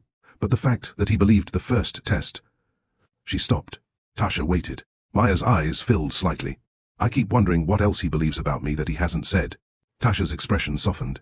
Did you ask him? Yes. And? He says he trusts me. Do you believe him? Maya didn't answer immediately. He's trying. Tasha nodded. That's different from trusting. Yes. Can you trust someone who's trying? Maya looked thoughtful. Maybe. Then she smiled sadly. But I don't want to be someone's test. Tasha understood. You shouldn't have to be. Maya looked back at the paperwork. I love him. I know. But I don't want love to become an excuse for tolerating things that hurt me. Tasha smiled. That's the healthiest thing you've said all week. Maya laughed softly. I'm learning. And she was. She was learning that protecting a marriage didn't mean protecting it at any cost. Sometimes protecting a marriage meant protecting the people inside it, including herself. That afternoon, Ethan received an unexpected call. Richard Lawson. Hey, Ethan. Richard, got a minute? Sure. I heard there were some issues with the acquisition. Nothing we can't handle. Richard laughed. That's what you always say. Ethan smiled. Then Richard's tone changed. How's Maya? Ethan paused. She's good. Still working with that non-profit? Yes. She's impressive. Ethan smiled. She is. There was a pause. Then Richard said something casually. I saw her recently. Ethan's fingers tightened around the phone. Where? At the fundraiser. I know. She seemed upset. When? That night. Ethan leaned back. Did she tell you why? No. Richard laughed. Honestly, I didn't ask. Ethan was silent. Richard continued. She did mention you were having some problems. Ethan's expression changed. What problems? I assumed you knew. Richard, she said you had been distant. Ethan stared at the desk. Maya hadn't told him she had spoken to Richard about their marriage. But perhaps she had. Perhaps it was innocent. Perhaps she needed someone to talk to. He didn't know. And suddenly, another question entered his mind. Had Maya been telling other people about their problems? He hated the thought. Not because she had done anything wrong. Because their marriage felt increasingly exposed. Richard, yeah? Did Claire speak to you that night? Richard paused. Claire? Yes. I think so. What did she say? Nothing important. Richard, another pause. She asked how you and Maya were doing. Ethan's stomach tightened. What did you tell her? The truth, that I thought you two were fine. Anything else? No. Richard's voice became cautious. Why? Ethan looked out the window. I'll explain later. He ended the call. At 5:15 p.m., Maya arrived home. She found Ethan sitting in the living room. He looked serious. What's wrong? He stood. Can we talk? Her stomach tightened. About? Richard, Maya frowned. What about him? You spoke to him about us. She stared at Ethan. Yes. When? At the fundraiser. Why? Maya's expression changed. Because I was upset. About what? You? Ethan looked away. Why didn't you tell me? Maya stared at him. Because you weren't listening. He looked back. What does that mean? It means I tried to talk to you. When? Several times. I don't remember. Exactly. Her voice was becoming firmer. You don't remember because you were already convinced I had done something wrong. Ethan shook his head. That's not fair. Isn't it? No. Then tell me what you thought. Ethan hesitated. I thought maybe you were keeping things from me. Maya's face hardened. Again? I wasn't accusing you. You just did. I was asking. Questions can be accusations when they're asked with a conclusion already attached. Ethan fell silent. Maya took a breath. I spoke to Richard because I needed someone to tell me whether I was imagining the distance between us. And you didn't think to tell me? I tried. When? That morning. Ethan remembered. The morning of the envelope. She had asked him what was wrong. He had shut her out. Maya continued. You were already somewhere else emotionally. Ethan rubbed his forehead. I'm sorry. She shook her head. That's becoming your favorite sentence. He looked at her. What do you want me to say? I want you to stop making me explain why your behavior hurts me. The room became quiet. Then Ethan said, I spoke to Richard today. Maya's eyes narrowed. About me? About us. Why? Because he told me he had spoken to you. She stared at him. You did the exact same thing. What? You went to someone else instead of coming to me. Ethan realized she was right. He had been angry that she had spoken to Richard while simultaneously doing the same thing himself. The irony wasn't lost on either of them. Maya sat down. I'm tired. Ethan remained standing. I know. No, Ethan. She looked up. I'm tired of having to prove that every ordinary decision I make isn't evidence of something. He sat opposite her. You're right. She looked surprised. He continued. I've been treating uncertainty like evidence. Maya's eyes softened slightly. Yes. I don't want to do that anymore. Then don't. He nodded. The conversation ended without a dramatic embrace. There was no kiss, no declaration that everything was fixed.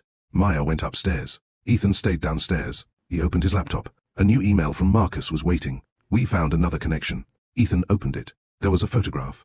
Claire Bennett, entering a private medical consulting office. Beside her was a man Ethan didn't recognize. The date was 3 months earlier. The same month the fake paternity test had been commissioned. Ethan zoomed in. The man's face was clear. His name was listed beneath the photograph. Daniel Reeves. Ethan recognized the name. Not personally, professionally. Daniel had previously worked for a medical testing company that had handled private clients. Ethan leaned back. The pieces were beginning to connect. Claire. Daniel. The fake report. Private information. Richard. The anonymous messages. But one question remained. Why? Ethan picked up his phone. He almost called Claire, then stopped. He remembered Maya's words. Questions can be accusations when they're asked with a conclusion already attached. He needed proof. Not anger. Not revenge. Proof. The next morning, Claire walked into Ethan's office. She carried a folder. Do you have a minute? Ethan looked at her. Yes. She sat down. I wanted to discuss the restructuring. Ethan nodded. Go ahead. She opened the folder. But Ethan wasn't looking at the documents. He was studying her. She noticed. Is something wrong? No. You seem distracted. I've had a lot on my mind. Claire smiled. Marriage problems? The words were soft, almost sympathetic, but Ethan heard something underneath them. He leaned back. What makes you ask that? Claire shrugged. You're different. Different how? You seem tired. Maybe the 1 a.m. She closed the folder. If you ever need someone to talk to. Ethan interrupted. Why do you care? Claire blinked. What? Why do you care about my marriage? She smiled. Because you're my friend. Ethan studied her. Are we? Claire's expression changed. Of course. He nodded. Then I appreciate your concern. She stood. Always. She walked toward the door. Before she left, Ethan said, Claire. She turned. Yes? How did you know about the paternity test? The color drained from her face. Only for a second. Then she smiled. What paternity test? Ethan held her gaze. She had made the mistake. Not because she admitted anything. Because she had reacted. Claire looked away. I don't know what you're talking about. Neither do I. He smiled. Have a good day. She left. Ethan watched the door close. His heart was beating faster. He still didn't have enough evidence. But now, he knew something. Claire was afraid. That evening, Maya found Ethan standing in the kitchen. You're home early. Yes. She walked closer. Everything okay? Ethan nodded. We're getting closer. To what?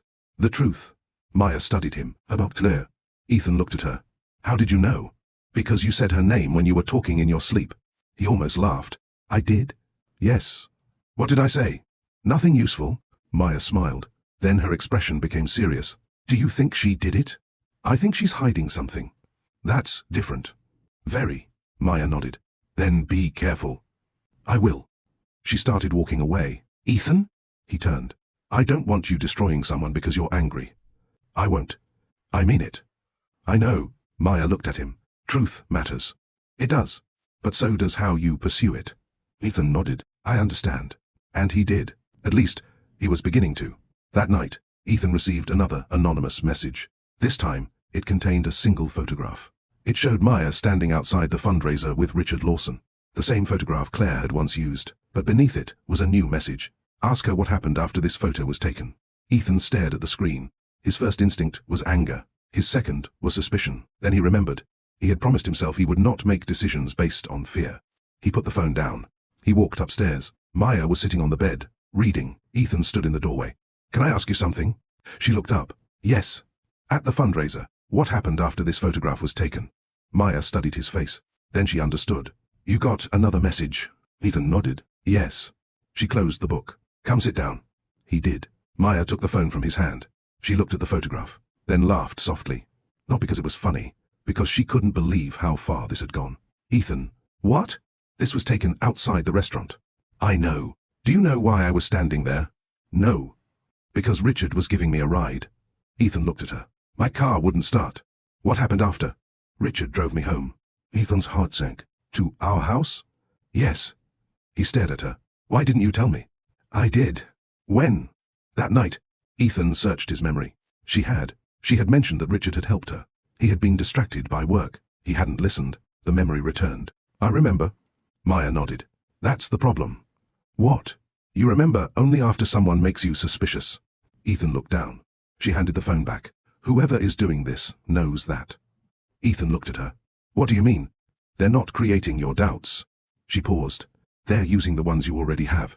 The statement silenced him, because it was true. Claire didn't need to create Ethan's insecurity. She only needed to know where it lived. And now Ethan finally understood the real danger. The fake paternity test was only one piece of the plan. Someone had been studying their marriage, studying their weaknesses, studying the moments when Ethan and Maya failed to communicate, and using those moments against them. Ethan looked at his wife. We're not going to let them win. Maya held his gaze. No. Then she said something he would remember for a long time. But we're also not going to pretend our marriage had no problems before they came. Ethan nodded. She was right. The stranger had lit the match. But there had been dry wood waiting. And if Ethan and Maya wanted their marriage to survive, they couldn't simply put out the fire. They had to remove what made the fire spread so easily. That would require honesty, humility, patience, and choices neither of them had been ready to make before. Meanwhile, across town, Claire sat in her apartment, staring at her phone. A message had just arrived. He's asking questions. Claire typed, then give him something else to question. She pressed send, and with that single decision, she set the next stage of the deception into motion. Claire had always believed that the easiest way to control a person was to give them choices. Not real choices, carefully designed ones. If you gave someone two roads and quietly made one of them dangerous, they would often walk straight into the other without realizing anyone had guided them. That was what she intended to do with Ethan. She didn't need to make another accusation. She didn't need another fake document. She only needed another question. And this time, she planned to make the question personal. At 6:18 the following morning, Ethan received an email. No subject, no greeting, just one attachment. He stared at it for several seconds before opening it. It was a photograph of Maya. She was sitting at a restaurant table with Richard Lawson. The photograph had been taken from across the street. This time, Richard was leaning toward Maya. The angle made it look intimate. Ethan stared. His chest tightened. Then he noticed something. Maya was holding a folder. Richard was pointing at it. It looked like a business meeting. Ethan zoomed in. He could see the logo of Maya's non-profit organization. That should have ended the suspicion. But the anonymous sender had anticipated that. Underneath the photograph was a message. Ask yourself why she never told you about this meeting. Ethan put the phone down. He didn't call Maya. He didn't confront Richard. He simply sat there. And for the first time he understood the exact mechanism of the manipulation. The person behind the messages wasn't trying to prove Maya was unfaithful. They were trying to make Ethan feel as though he was always the last person to know something about his own marriage. That feeling was more powerful than any accusation, because when someone feels excluded from the truth, they begin filling the gaps themselves. Maya walked into the kitchen. You've been awake for a while. Ethan looked up. Yeah. Everything okay? He hesitated. Then he remembered the promise he had made. No more secrets. He handed her the phone. She looked at the photograph. Her expression didn't change. Another one? Yes. Did you believe it? Ethan took a breath. I don't know. Maya slowly placed the phone on the counter. Then ask me. Ethan looked at her. Why didn't you tell me about the meeting? I thought I did. When? The week before. Ethan frowned. Maya sighed. We talked about the housing proposal. Richard's foundation was considering funding part of it. Ethan searched his memory. She had mentioned it. Again. He hadn't paid attention. He had been answering emails while she spoke. That realization made him uncomfortable. Why do I keep forgetting these things? Maya's voice softened. Because you listen when you think the information is important. Ethan looked at her. And you don't think my work is important. That's not what I said. But that's how it sounds. Maya shook her head. No. I'm saying you decide what deserves your attention before you even hear the whole story. Ethan remained quiet. It was a difficult truth. He had always considered himself a good listener. But perhaps he was only a good listener when he agreed that the conversation mattered. Later that morning, Ethan went into his office. He called Richard. Tell me about the meeting with Maya. Richard sounded confused. Which one? The restaurant. Oh. Richard laughed. The housing project. How long were you there? About 45 minutes. Anyone else? No. What did you discuss? Funding. Nothing personal? Ethan, Richard's voice became serious. You really think something happened? No. Then why are you asking? Ethan didn't answer. Richard sighed. Listen, I know what this looks like. What? Someone is feeding you information. Ethan froze. What makes you say that? Because you never used to ask questions like this. Richard paused. Whoever is doing this knows exactly how to get under your skin. Ethan leaned back. You think it's Claire? Richard didn't answer. That was an answer. Why? Because she's been asking about you. How long? Months. Ethan's expression hardened. What kind of questions? How you're doing. That's normal. Not the way she asks. Richard hesitated. She wanted to know whether you and Maya were happy. Ethan closed his eyes. Did she say anything else? She said Maya didn't appreciate what she had. Silence. Richard continued. I didn't think much of it at the time. Why didn't you tell me? Because I didn't think it mattered. Ethan looked down. There it was again. Small things. People ignoring small things. A comment. A photograph. A question. A conversation. None of them seemed important individually. But together, they formed a trail. At lunchtime, Ethan called Maya. Can you meet me? Where? Your office. She hesitated. Why? I want to talk. About Claire. Not exactly. Maya agreed. They met at a small cafe near her workplace. Ethan arrived first. When Maya walked in, he stood. She sat across from him. What happened? Ethan told her about Richard. Maya listened. When he finished, she asked, Do you believe Claire did it? I believe she's involved. That's not what I asked. Ethan looked at her. I don't know. Maya nodded. Good. He frowned. Good? Because you're finally separating what you know from what you suspect. Ethan smiled faintly. I'm trying. I can see that. He reached across the table, then stopped before touching her hand. Maya noticed. What's wrong? I don't want to assume you're comfortable. Her expression softened. You can ask. Can I hold your hand? She looked at him, then slowly placed her hand in his. It was a tiny moment, but it meant more than a grand romantic gesture would have. Because Ethan was learning to ask instead of assume. Maya was learning that boundaries didn't have to mean permanent distance. They could be invitations to communicate more clearly. After lunch, Ethan returned to the office. Marcus was waiting. We have something. Ethan followed him into a private room. Marcus displayed a series of financial transactions. Claire made several payments to an account belonging to Daniel Reeves. When? Over the past 6 months. Ethan's face hardened. How much? $38,000. For what? We don't know. Find out. We're trying. Ethan stared at the transactions. There was finally something concrete, not a suspicion, not a photograph. Money. A connection between Claire and the former laboratory employee. But Ethan still refused to confront her. He remembered Maya's warning. Truth mattered. So did how he pursued it. That evening, Ethan came home with a folder. Maya was sitting at the kitchen table. She looked up. You found something? He nodded. Maybe. He showed her the transaction records. Maya studied them. $38,000? Yes. To someone connected to medical testing? Yes. She looked at Ethan. That sounds serious. It is. Are you going to confront her? Not yet. Why? Because I want to know what the money was for. Maya nodded. Good. Ethan looked at her. You trust me? More than I did last week. He smiled. I'll take that. She smiled too. It wasn't everything, but it was progress. The following morning, Ethan's investigator uncovered another piece of information. Daniel Reeves had recently opened a consulting company. Its largest private payment had come from an account connected to Claire. But there was more. A second payment had been routed through another account. The name on that account was unfamiliar. Bennett. Strategic Consulting. Ethan stared at the screen. Bennett. Marcus nodded. That's Claire's maiden name. Ethan's expression changed. Who owns it? We're checking. Do it. Marcus returned several hours later. The answer was worse than Ethan expected. Claire's brother. Ethan leaned back. Does he work with her? Officially, no. Unofficially, we're still investigating. Ethan stared at the documents. The web was becoming larger, but there was still something missing. A motive. He knew Claire had feelings for him years ago. But was that enough to risk criminal consequences? Maybe. But Ethan wanted to understand. Because people rarely take enormous risks for a simple reason. There was usually a story they told themselves. Claire's story was simpler. She believed Maya had stolen Ethan's life. She believed Ethan had forgotten the years Claire had spent beside him. She believed she understood him better. And most importantly, she believed that if Maya disappeared from the equation, Ethan would eventually see Claire differently. That belief was not love. It was possession disguised as devotion. That afternoon, Claire received a call from her brother. How bad is it?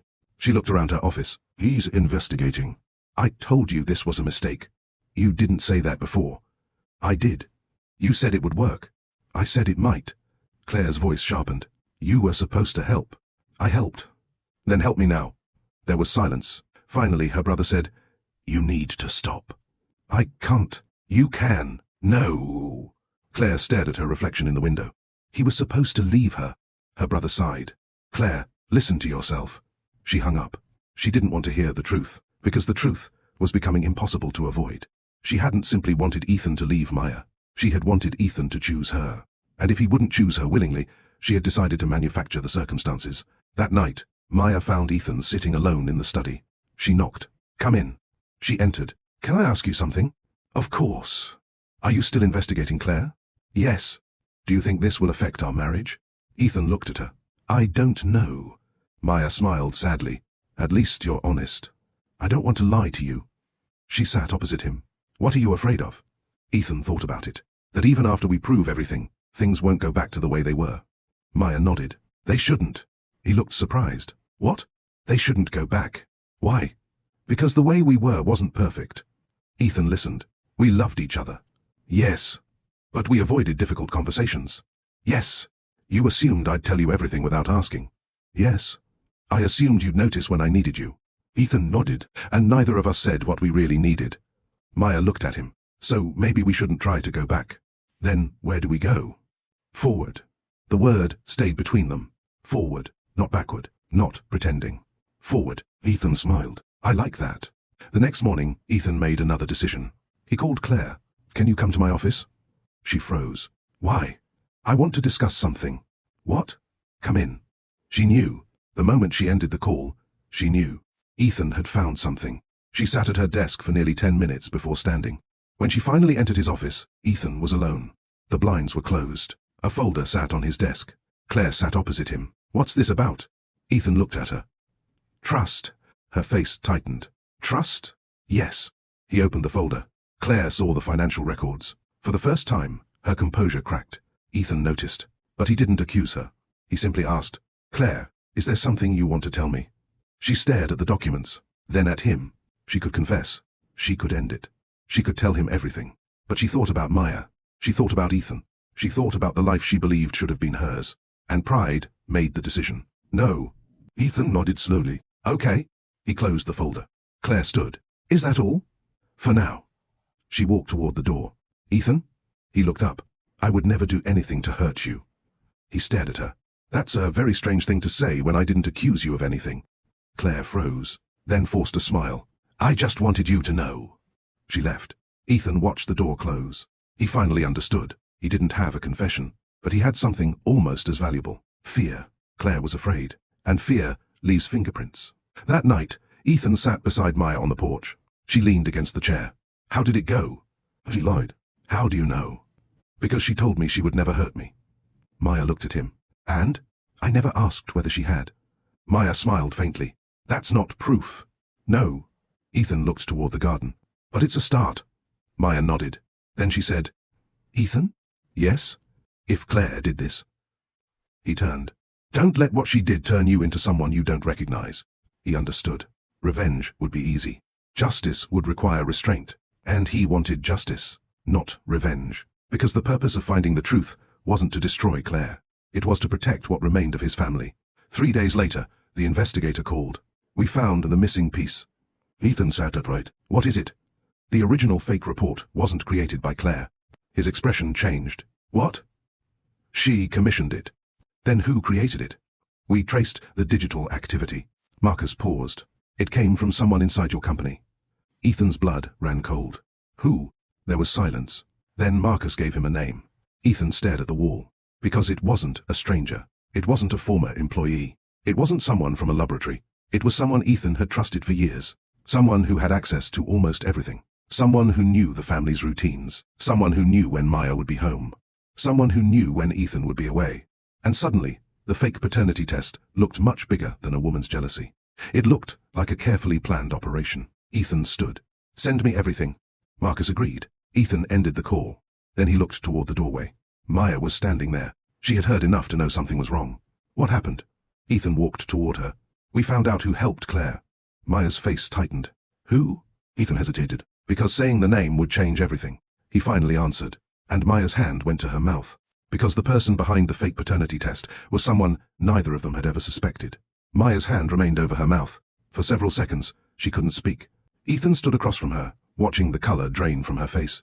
The name he had just given her was Lauren Brooks. Lauren had been Ethan's executive assistant for almost 6 years.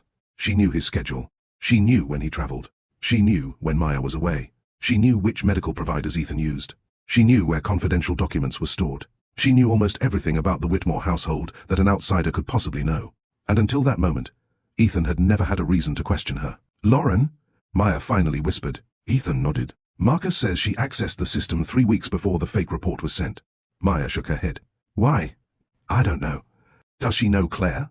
"Yes." "How well?" Ethan hesitated. "That's what we're trying to find out." Maya slowly lowered her hand. "But Claire is the one who wanted to destroy our marriage." "Yes." "Then why would Lauren help her?" "I don't know." Maya looked at him. "You said you found the missing piece." "I thought we did." "And now?" Ethan looked toward the window. "Now I think we've found another door." Neither of them knew how many doors there would be before they reached the truth. Lauren Brooks had always been good at being invisible. Not literally. People saw her every day. They simply didn't notice her.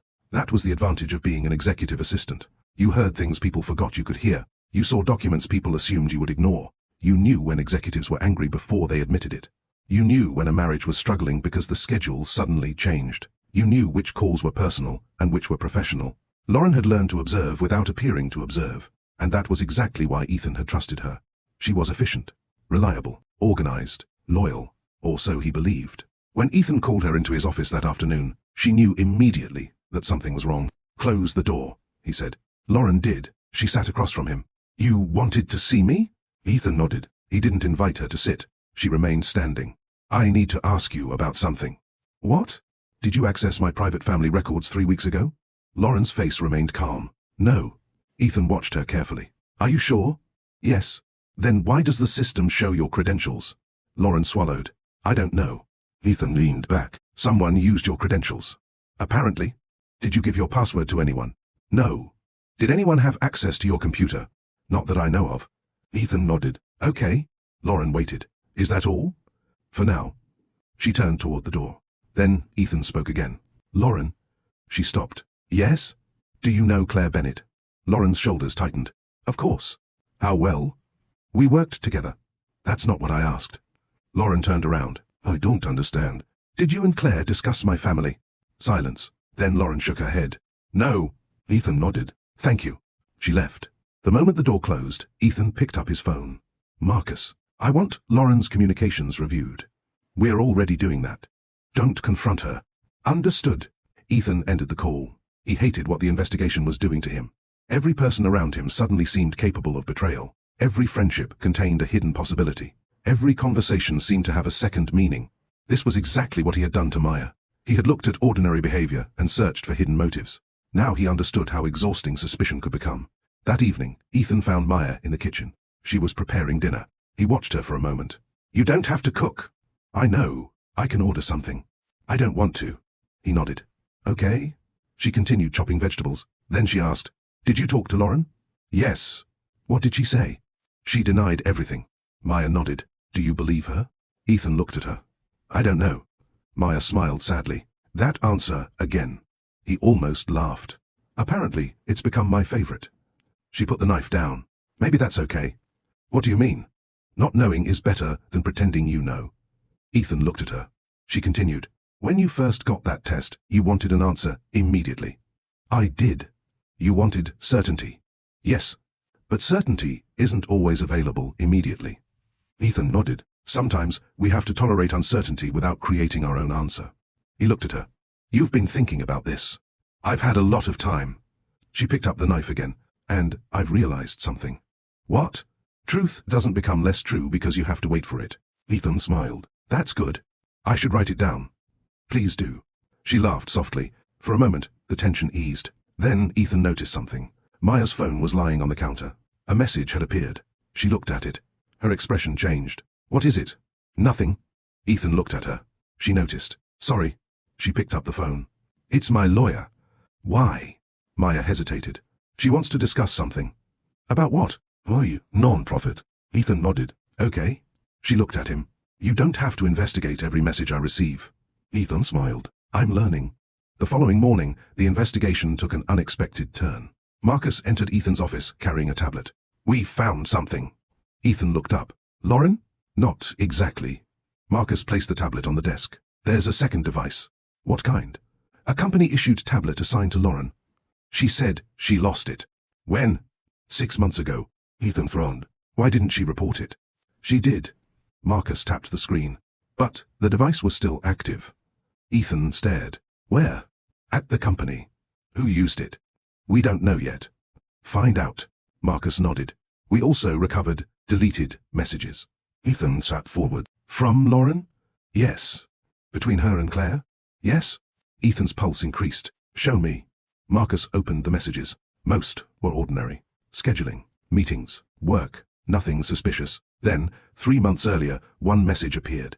Claire, he still trusts you? Lauren had replied completely. Ethan's jaw tightened.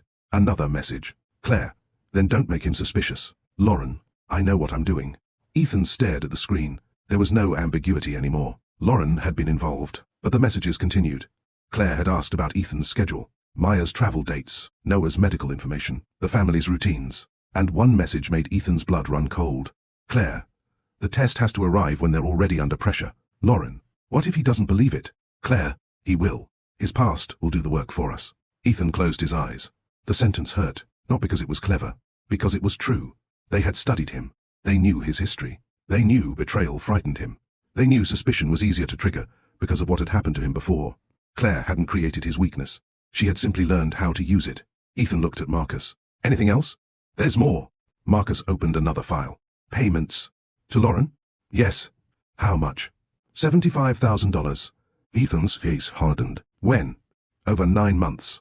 For what? We're tracing the source. Ethan stared at the numbers. Claire had paid Lauren. Lauren had helped Claire. Daniel had produced the fake report. But who had financed the entire operation? And why was the amount so large? This wasn't simply jealousy anymore. There was something else happening. That afternoon, Ethan confronted Claire. She entered his office calmly. You wanted to see me? Yes. She sat. Ethan placed the messages on the desk. Claire looked at them. Her face went pale. For a moment, she said nothing. Then she whispered, Where did you get these? Does that matter? She looked up. Yes. Why? Because they're private. Ethan stared at her. You're concerned about privacy now? Claire's eyes filled. I never wanted this to happen. Ethan's voice remained calm. Then tell me what happened. Claire looked down. She could lie. She could deny it. But the evidence was too strong. I wanted you to question Maya. You fabricated a paternity test. I didn't create it. You paid someone to create it. Her voice broke. Yes. Ethan leaned back. Why? Claire's eyes filled with tears. Because I loved you. No. She looked at him. You loved an idea of me. She shook her head. I knew you before Maya. You worked for me. I knew you. You knew my schedule. I knew your life. You knew my work. I knew you. Ethan's expression hardened. Oh, Claire. He pointed toward the documents. You knew how to manipulate me. She began crying. I thought you would understand. Understand what? That I belonged with you. Ethan stared at her. You never belonged with me. Claire flinched. I loved you. You loved the possibility of getting what you wanted. She shook her head. I wanted you to be happy. By destroying my marriage. I thought you weren't happy. Ethan's voice became quiet. You didn't ask. Claire looked away. That was the truth she couldn't escape. She had decided what Ethan needed without ever asking him. She had mistaken control for love. Ethan stood. You involved my son. Claire began crying harder. I didn't mean to hurt Noah. But you did. I never wanted. You created a document that told a father his child wasn't his. She covered her face. I was desperate. Ethan stared at her.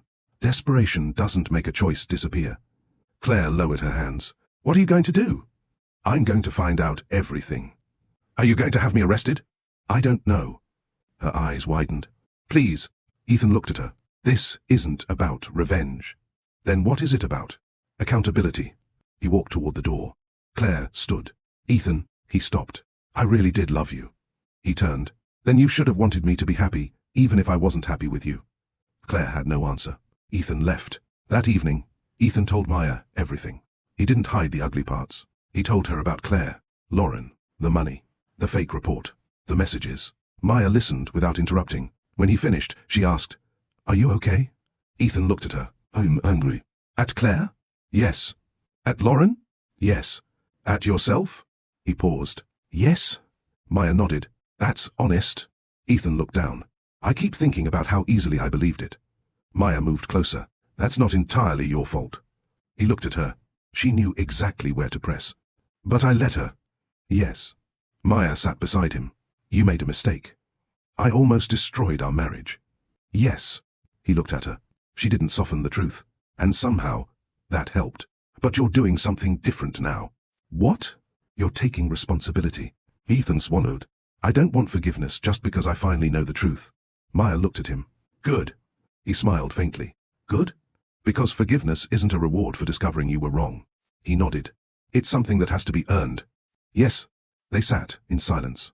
Then Maya reached for his hand. This time, she didn't wait for him to ask. Their fingers touched. Ethan looked down. It was a small gesture, but it carried more meaning than anything Claire had tried to manufacture. Because it wasn't forced. It wasn't manipulated. It was chosen. The next morning, Ethan received the official laboratory report again. He opened it. The result was unmistakable. 99.999999% probability of paternity. He printed it, then placed it inside a folder. Not because he doubted it. Because he wanted a physical reminder of the truth. Noah was his son. Maya had told him the truth, and the first report had been designed to destroy something precious. But Ethan was beginning to understand that the real test wasn't the laboratory test. The real test was what he would do now. Would he use his wealth to punish everyone involved? Would he expose Claire publicly? Would he destroy Lauren's career? Would he make their lives miserable? Or would he pursue justice without becoming consumed by revenge? He looked at the report, then at a photograph of Maya and Noah on his desk. He knew his answer. He would protect his family, but he would not become cruel in the process. That evening, Ethan sat beside Noah while the boy worked on his science project. Dad? Yeah? Did you know bridges can break because of tiny cracks? Ethan looked at the model. Yes. Noah held up a small piece. You can't see this one unless you look closely. Ethan smiled. That's true. Noah placed the piece back. So, we have to check everything. Ethan looked at his son. Sometimes? Noah nodded. Then he asked, Did you fix the problem with Mom? Ethan's throat tightened. We're working on it. Noah smiled. Good. He returned to his project. Ethan watched him. Tiny cracks. That was what had happened to his marriage. Not one enormous explosion. Small cracks. Small misunderstandings. Small silences. And then someone had deliberately poured pressure into them. But cracks could be repaired, if you found them early enough. If you were willing to do the work. Ethan looked toward the kitchen. Maya was there, preparing dinner. He smiled. For the first time in weeks, he wasn't afraid of what the truth would reveal. He already knew the most important truth. Maya had not betrayed him. She had stood beside him, even while he doubted her. Now it was his turn to stand beside her. But before they could truly rebuild their marriage, Ethan still needed to uncover one final piece. Who had paid Claire? And why? Because the money behind the fake paternity test was far greater than anything Claire could have afforded alone. And when Ethan finally traced that money, he would discover that the woman who wanted his marriage destroyed was not acting alone. She had been encouraged by someone who wanted something from Ethan's empire. Something far more valuable than his love. The truth was sitting inside a folder on Ethan Whitmore's desk. One page, a handful of numbers, a laboratory seal, and a result that should have ended everything. 99.999999%. Probability of paternity. No ambiguity, no uncertainty, no room for interpretation. Noah was Ethan's son. Yet Ethan couldn't stop thinking about the first report. The fake one. The one that had arrived in an ordinary envelope and nearly destroyed his marriage. He stared at both reports side by side. One was real. One was fabricated. And somehow the fake document had carried more emotional weight than the truth. That frightened him. Because it reminded him of something he had learned in business years ago. People don't always believe what is true. They often believe what confirms what they already fear. Ethan leaned back in his chair. His phone rang. It was Maya. Are you still at work? Yes. You've been there all day. I know. What are you doing? Looking at the reports. There was silence. Then Maya asked, Why? Ethan looked at the two documents. Because I want to understand why the fake one affected me so much. Maya didn't answer immediately. Finally she said, Because you were afraid. Yes. Fear isn't weakness. Ethan frowned. What is it then? A feeling? He smiled slightly. That sounds obvious. It isn't. Maya continued. The problem isn't that you were afraid. The problem is that you let fear make decisions for you. Ethan looked down. She was right. Again. I don't want to do that anymore. Then don't. He laughed softly. You make everything sound simple. No. Her voice softened. I just don't believe complicated things have to be handled badly. Ethan smiled. I'll be home soon. I'll wait. The call ended. He looked at the reports one last time. Then he placed them into his briefcase. He was going home. When Ethan walked through the front door, he smelled dinner. Maya was in the kitchen. Noah was sitting at the counter doing homework. Ethan took off his jacket. How was school? Noah looked up. Good. Did you finish your bridge? Almost.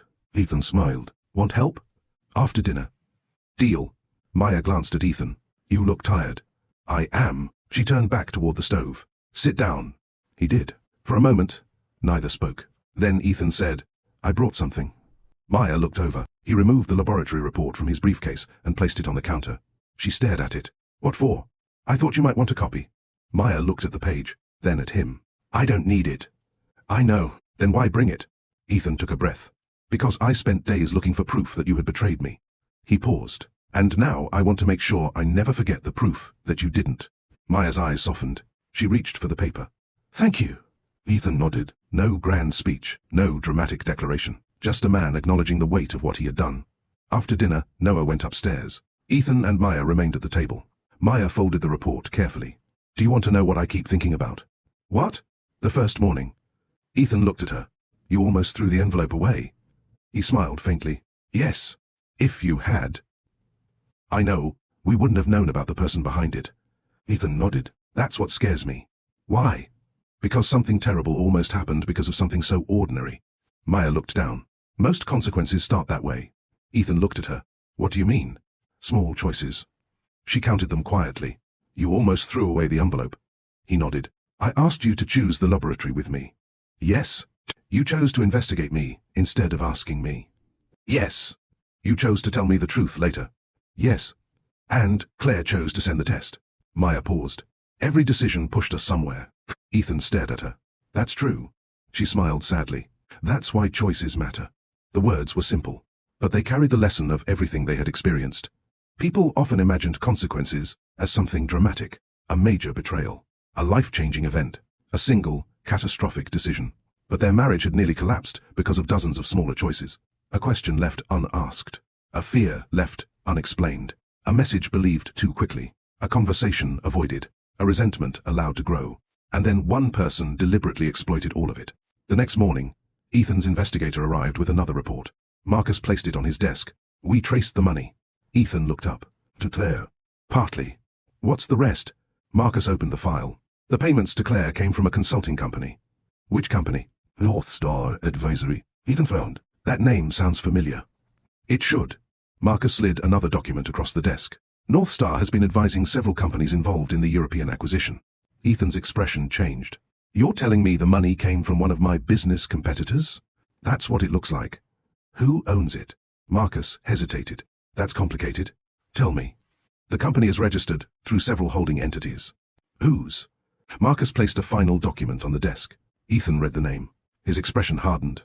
Richard Lawson. For several seconds, he didn't speak. Richard, the investor, the family friend, the man Maya had spoken to at the fundraiser, the man Ethan had trusted. Ethan slowly looked up. You're sure? The money trail is strong.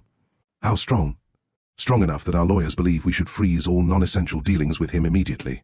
Ethan leaned back. He felt something inside him collapse. Not because Richard was a stranger, because he wasn't. Richard had been in Ethan's life for almost a decade. He had attended family dinners. He had sent Noah birthday gifts. He had congratulated Ethan and Maya on anniversaries. He had stood beside Ethan at business events. And now there was evidence connecting him to the woman who had tried to destroy Ethan's marriage. Ethan whispered, Why? Marcus didn't answer. Why would Richard want my marriage destroyed? That's what we're trying to determine. Ethan stood. Find out.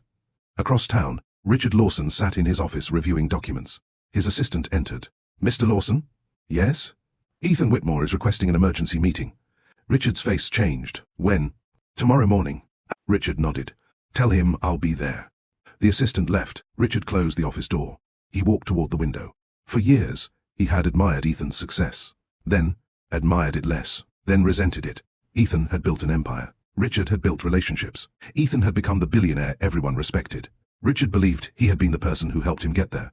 Yet when the time came for Ethan to make the most important acquisition of his career, Richard discovered that Ethan didn't need him anymore. The European company was worth billions. Whoever controlled the deal could influence Ethan's next phase of expansion. Richard wanted control, but Ethan had refused.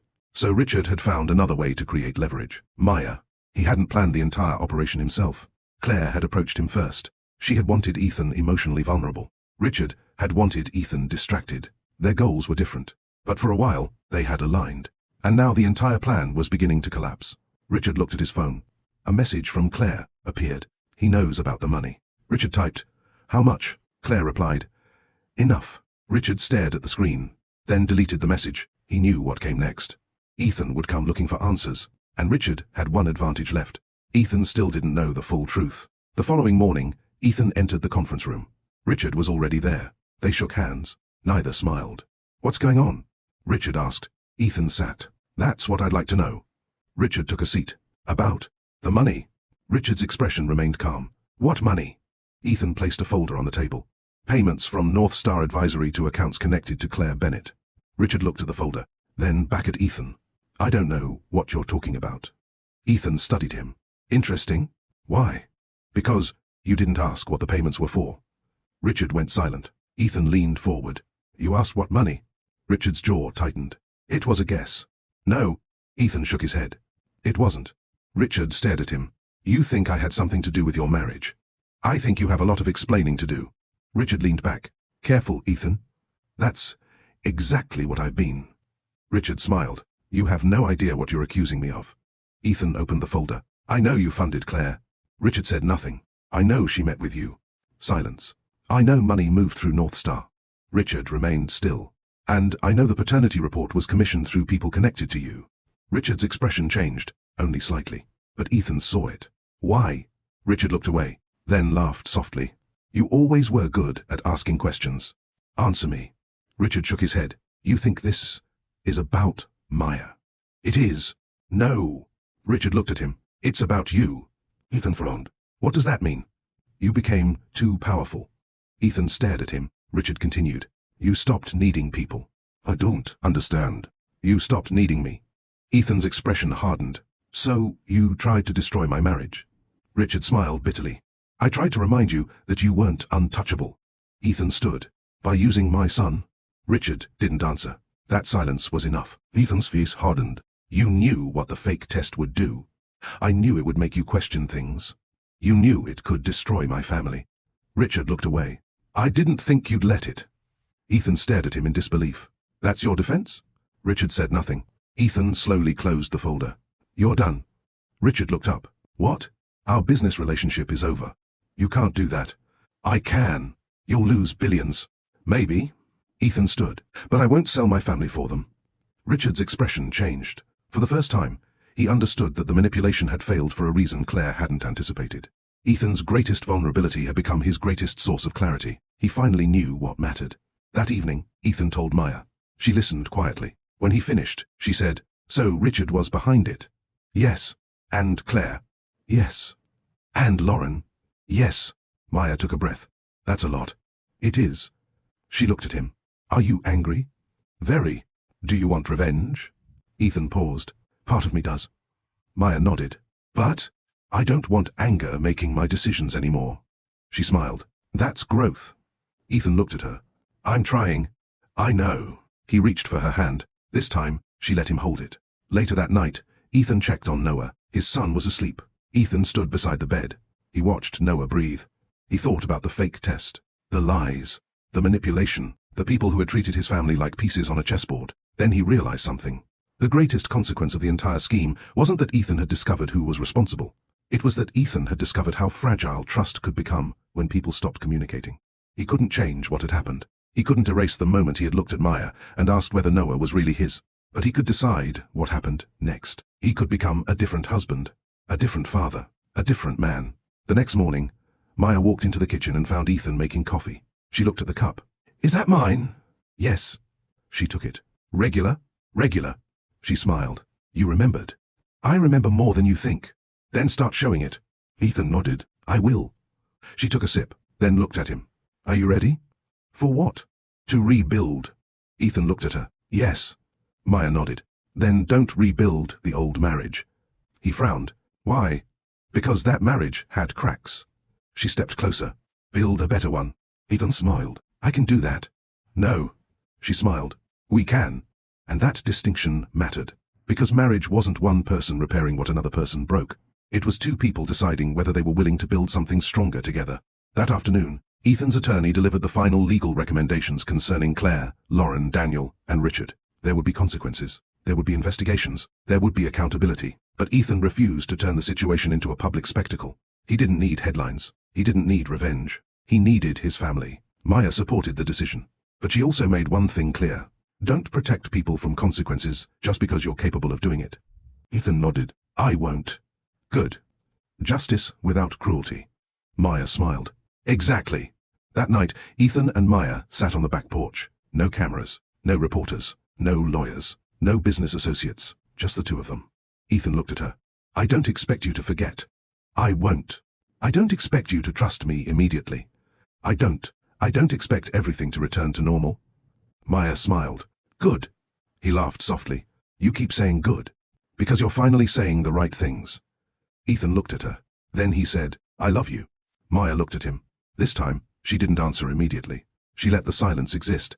Then she reached across the space between them. I love you too. Ethan closed his eyes.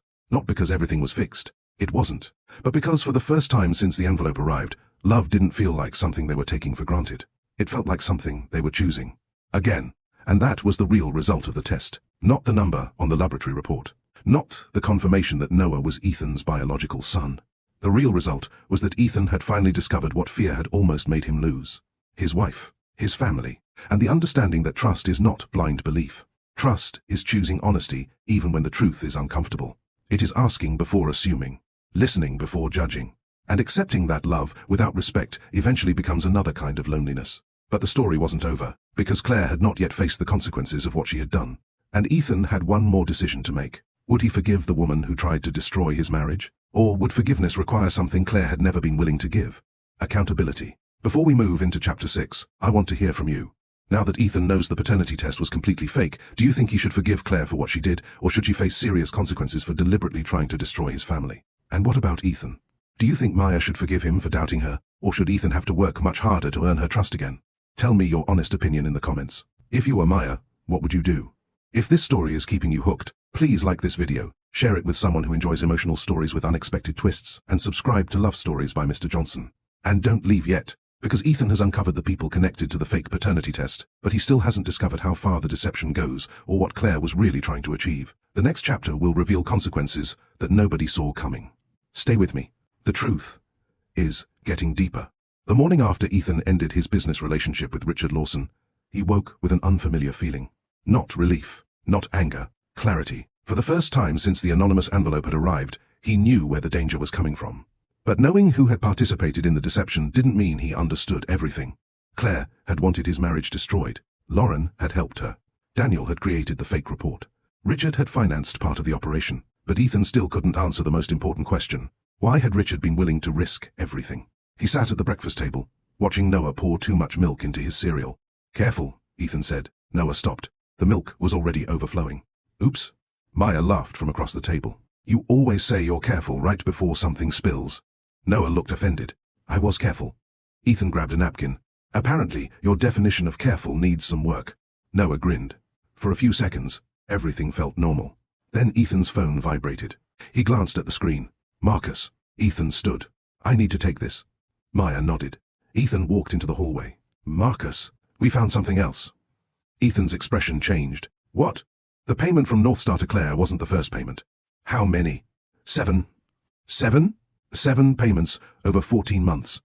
Ethan leaned against the wall. How much total? Just over $200,000. Ethan closed his eyes. That's a lot of money for someone whose only goal was emotional revenge. Exactly. Where did the money go?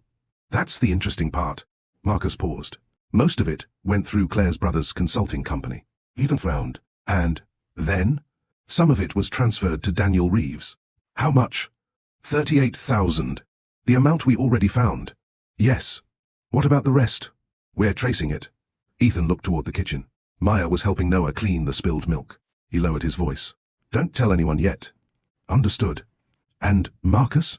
Yes? I want the entire trail. Everything? Everything. Ethan ended the call. He stood in the hallway for another moment. He had learned something important. The fake paternity test wasn't the center of the scheme. It was a tool. A weapon. Something designed to create chaos while someone else benefited from the confusion. And if that was true, then Ethan's marriage wasn't the only thing someone had been trying to destabilize. His company might have been the real target. At 9 that morning, Ethan arrived at Whitmore Tower. He walked past the reception area without stopping. Employees greeted him. He nodded, but his mind was elsewhere. He entered his office and immediately called his chief financial officer. Daniel? Yes. I need you to review every major transaction connected to the European acquisition. There was a pause. Why? Because I think someone has been manipulating information around the deal. Are you talking about Richard? Yes. Daniel became quiet. How serious is this? I don't know yet. Should we freeze the acquisition? No. Why not? Because I don't want anyone to know we're investigating. Understood. Ethan ended the call. Then he opened another file. Richard had been pushing the European acquisition for almost a year. He had repeatedly told Ethan that the deal was strategically important. He had also warned him that delaying it would allow competitors to move in. At the time, Ethan had interpreted the pressure as business enthusiasm. Now he wondered whether Richard had another reason. He reviewed the numbers. Something didn't look right. The acquisition price had increased twice, not dramatically, just enough to seem reasonable. A few percentage points here, another adjustment there. Nothing that would immediately raise suspicion. But Ethan knew numbers, and numbers had a habit of telling the truth when people didn't. He called his CFO again. Run an independent valuation. We already have one. I want another. From whom? Someone who has never worked with Richard. Understood. Ethan hung up. Then he noticed something. A transaction dated 11 months earlier. A consulting fee. North Star Advisory. The same company Richard controlled. Ethan stared at the amount. Then checked the invoice description. Strategic Relationship Management. He frowned. There was no reason for North Star to receive that fee. Ethan called his legal department. Find out who authorized this. We'll check. And I want every invoice from North Star for the last 3 years. That's a lot of records. Get them. Meanwhile, Maya was beginning to understand something about her husband. Ethan had always been a problem solver. But when he became afraid, he became obsessive. He worked longer. He asked more questions. He stopped sleeping. He believed that if he could gather enough information, he could control the outcome. Maya had seen it before. During the early years of their marriage, whenever something frightened Ethan, he didn't talk. He worked. She had once interpreted it as ambition. Now she understood it differently. It was protection. Work gave him a place where problems had answers. Marriage didn't always work that way. Love couldn't always be solved with data. So that afternoon, Maya went to his office. She knocked. Come in. She opened the door. Ethan was surrounded by files. You haven't eaten. He looked up. I'm fine. You said that yesterday. I am. Maya walked toward the desk. Ethan, he sighed. I'm working. I can see that. She glanced at the papers. You're investigating Richard. Yes. And the company. Yes. Claire. Yes. Lauren. Yes. She folded her arms. Anything else? He smiled faintly. Not that I know of. Maya sat down. You are trying to solve everything at once. I need to know what happened. You will? How do you know? Because you're persistent. He smiled. But persistence isn't the same as obsession. Ethan looked at her. You think I'm becoming obsessed? I think you're scared that if you stop looking, something else will happen. He didn't answer. Maya's voice softened. You don't have to carry everything alone. Ethan leaned back. I know. Do you? He looked at her. I am trying. She nodded. Then start with lunch. He laughed. That's your solution? Today, yes. She stood. Come on. I have work. You have a wife. He smiled. That's difficult to argue with. They ate at a small restaurant near the office. No security entourage. No expensive private dining room. Just a quiet table by the window. Maya ordered soup. Ethan ordered a sandwich. For several minutes, they talked about ordinary things. No Claire. No Richard. No paternity test. No investigations. Maya told him about Noah's science project. Ethan complained about the coffee. She laughed. It was peaceful. Then Maya asked, Do you remember when we first met? Ethan smiled. Of course. You couldn't stop talking about the housing project. You challenged everything I said. You needed challenging. I was very reasonable. You were rich. That's not the same thing. She laughed. No, it isn't. Ethan looked at her. Do you know what I remember most? What? You didn't care that I was a billionaire. Maya smiled. I cared that you were late. He laughed. I was 20 minutes late. 23. You're still counting? I remember. They smiled at each other. For a moment, Ethan saw the woman he had fallen in love with. Not The woman from the paternity test. Not the woman he had spent weeks questioning. Just Maya. And he realized something. The people who tried to destroy their marriage had been betting on Ethan forgetting why he loved her. They had failed, but they had reminded him how easily fear could make him forget. That evening, Ethan received the independent valuation. He opened it. His expression changed. The European acquisition was overpriced. Significantly. The company was worth nearly 30% less than Richard's proposed valuation. Ethan stared at the numbers. Then, everything began to make sense. Richard hadn't wanted Ethan's marriage destroyed simply because of jealousy or revenge. He wanted Ethan emotionally distracted. While Ethan was fighting with Maya, Richard could push the acquisition through. A distracted CEO was easier to manipulate. A weakened board was easier to influence. And if Ethan became convinced he needed Richard's guidance during a personal crisis, Richard would gain leverage over the company. Ethan immediately called Marcus. Richard's plan was bigger than Maya. That's what we suspected. How long have you known? We only confirmed the valuation issue today. Who else knows? Your CFO and legal team. Keep it contained. Understood. Ethan ended the call. Then he sat down. The fake paternity test had been a distraction. His marriage had been the pressure point. The acquisition had been the prize. But there was still one thing he didn't understand. Why had Claire agreed to help? She had wanted Ethan. Richard wanted his company. Their motives were completely different, which meant Claire had probably been manipulated too. And if Richard had manipulated Claire, then the story was more complicated than Ethan had realized. The next morning, Ethan asked Claire to meet him again. This time, she arrived looking exhausted. She sat down. You know, Ethan didn't pretend. Yes. Claire looked at the floor. How much? Enough. She nodded. What do you want? I want the truth. Claire laughed bitterly. You already know. No? Ethan leaned forward. I know what you did. He paused. I don't know everything. Claire looked at him. What difference does it make? Everything. She looked away. Ethan continued. Why did Richard pay you? Claire's expression changed. She hadn't expected the question. Richard? Yes. I don't know what you're talking about. Ethan placed the payment records on the table. Claire stared at them. Her eyes filled. I didn't know. Didn't know what? That he was using me. Ethan remained silent. Claire wiped her cheek. He told me he wanted you to become emotionally dependent on the people around you. Ethan's jaw tightened. Why? He said you were becoming impossible to influence. And you believed him? I believed what I wanted to believe. She looked at Ethan. He told me if Maya was gone, you would finally see me.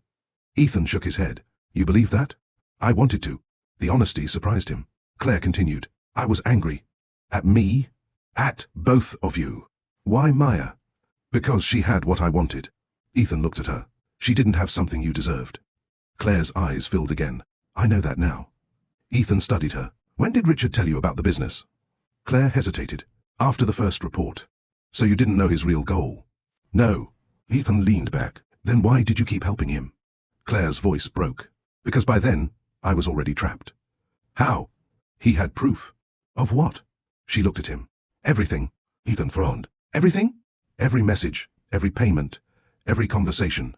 Claire lowered her voice. He told me if I stopped, he'd expose me. Ethan stared at her.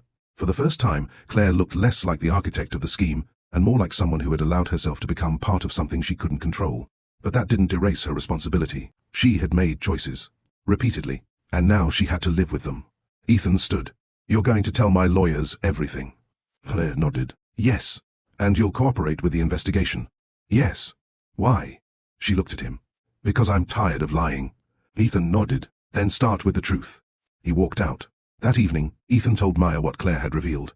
Maya listened carefully. So, Richard used Claire. Yes. But Claire still chose to help. Yes. Maya nodded. That's important. What? She can be manipulated, and still be responsible. Ethan looked at her. That's what I told her. Maya smiled. Good. He sat beside her. Do you think I'm doing the right thing? About what? Not destroying them. Maya thought about it. Justice doesn't require hatred. Ethan nodded. But consequences still matter. Yes. She looked at him. People need to experience the consequences of their choices. Ethan smiled. You've been thinking about this too. I've had no choice. She paused. But there's another lesson. What?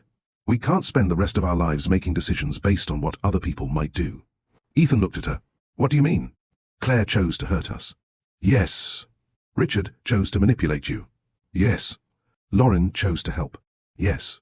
But now, we have to choose what kind of people we become because of it. Ethan was silent. That was the question he had been avoiding. Not what had happened, not who was guilty, but what would happen next. He could let betrayal make him suspicious forever. Or he could learn from it. He could become harder, or wiser. He could punish everyone, or pursue justice. He could rebuild the old marriage, or build a better one. Ethan reached for Maya's hand. She held it. "We choose," he said. Exactly. And neither of them knew that their biggest choice was still ahead, because Claire had one final piece of information, a piece she had kept hidden from Ethan, a piece that could explain exactly how the fake paternity test had been created. And when she finally revealed it, Ethan would discover that the lie had reached much closer to his family than he ever imagined. Claire had spent 3 days telling herself that the worst was over. It wasn't. The worst part wasn't that Ethan knew. It wasn't even that the lawyers were preparing to investigate her. The worst part was that she still had one secret left. And that secret had the power to change everything. She sat alone in her apartment, staring at the small flash drive on her dining table. It contained messages, payment records, names, dates, and one audio recording. Claire had kept it because, at the time, she believed it would protect her.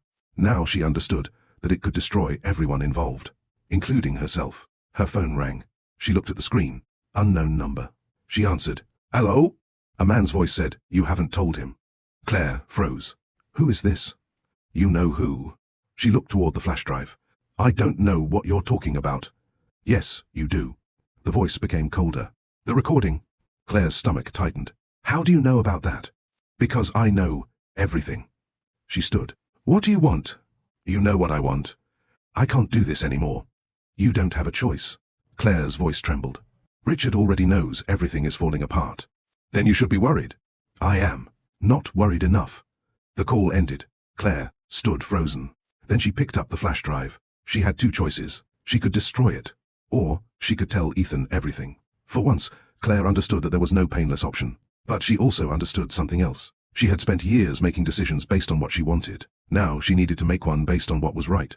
The next morning, Claire walked into Ethan's office without an appointment. Lauren was no longer working there. Daniel had been questioned by investigators. Richard's business relationship with Ethan had ended. The company was conducting an internal review. Everything was changing.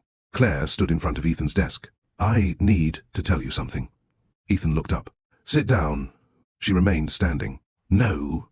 He waited. "If I sit down, I might lose my courage." Ethan studied her. "Then stand." Claire took a breath. The fake paternity test wasn't the first thing Richard planned. Ethan's expression hardened. "What else?" "He wanted to make you distrust Maya before the acquisition vote." Ethan nodded. "I know that." "No." Claire shook her head. "You don't know everything." She placed the flash drive on his desk. Ethan stared at it. "What is that?" "Proof." "Of what?" "How it started." Ethan reached for it. Claire stopped him. "There's something you need to understand first." "What?" "I didn't create the original idea." Ethan's eyes narrowed. "Who did?" Claire looked away. "Richard." Ethan said nothing. "He approached me because he knew I had feelings for you." "How did he know?" Claire gave a bitter smile. "People knew." Ethan remained silent. "He told me you were unhappy." "I wasn't." "I know that now." Claire continued. "He said Maya was becoming a distraction." Ethan's expression hardened. "She was my wife." "I know." "He said what?" "That if your marriage became unstable, you would lean more heavily on the people who had been with you before." Ethan understood. "Richard," Claire nodded. "He wanted you emotionally vulnerable." "Why?" "Because he wanted you to accept the European acquisition." Ethan leaned back. "So, the marriage was a distraction?" "Yes." "And I was the target?" "Yes." "And Maya was collateral?" Claire's eyes filled. "Yes." Ethan stared at her. "Then why did you agree?" He swallowed. "Because I believed I could have you." Silence. "I thought if Maya left, you'd eventually choose me." Ethan's voice was quiet. "Even after everything?" Claire looked at him. "I know how it sounds. It sounds like you never loved me." She looked down. "Maybe I loved what I thought you and I could be." Ethan nodded slowly. "That's different." "I know." He picked up the flash drive. "What is on this?" "Messages between Richard and me." "And the recording?" Claire's eyes widened. "You know about that?" "You just mentioned it." She realized her mistake. Ethan noticed. "What recording?" Claire closed her eyes. "I recorded a conversation between Richard and Daniel." "When?" "After the fake test was created." "Why?" "Because I was afraid." "Of Richard?" "Yes." She looked at him.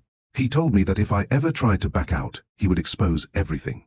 Ethan's face hardened. "And you kept the recording?" "Yes." Why? Because I wanted insurance. Ethan looked at her.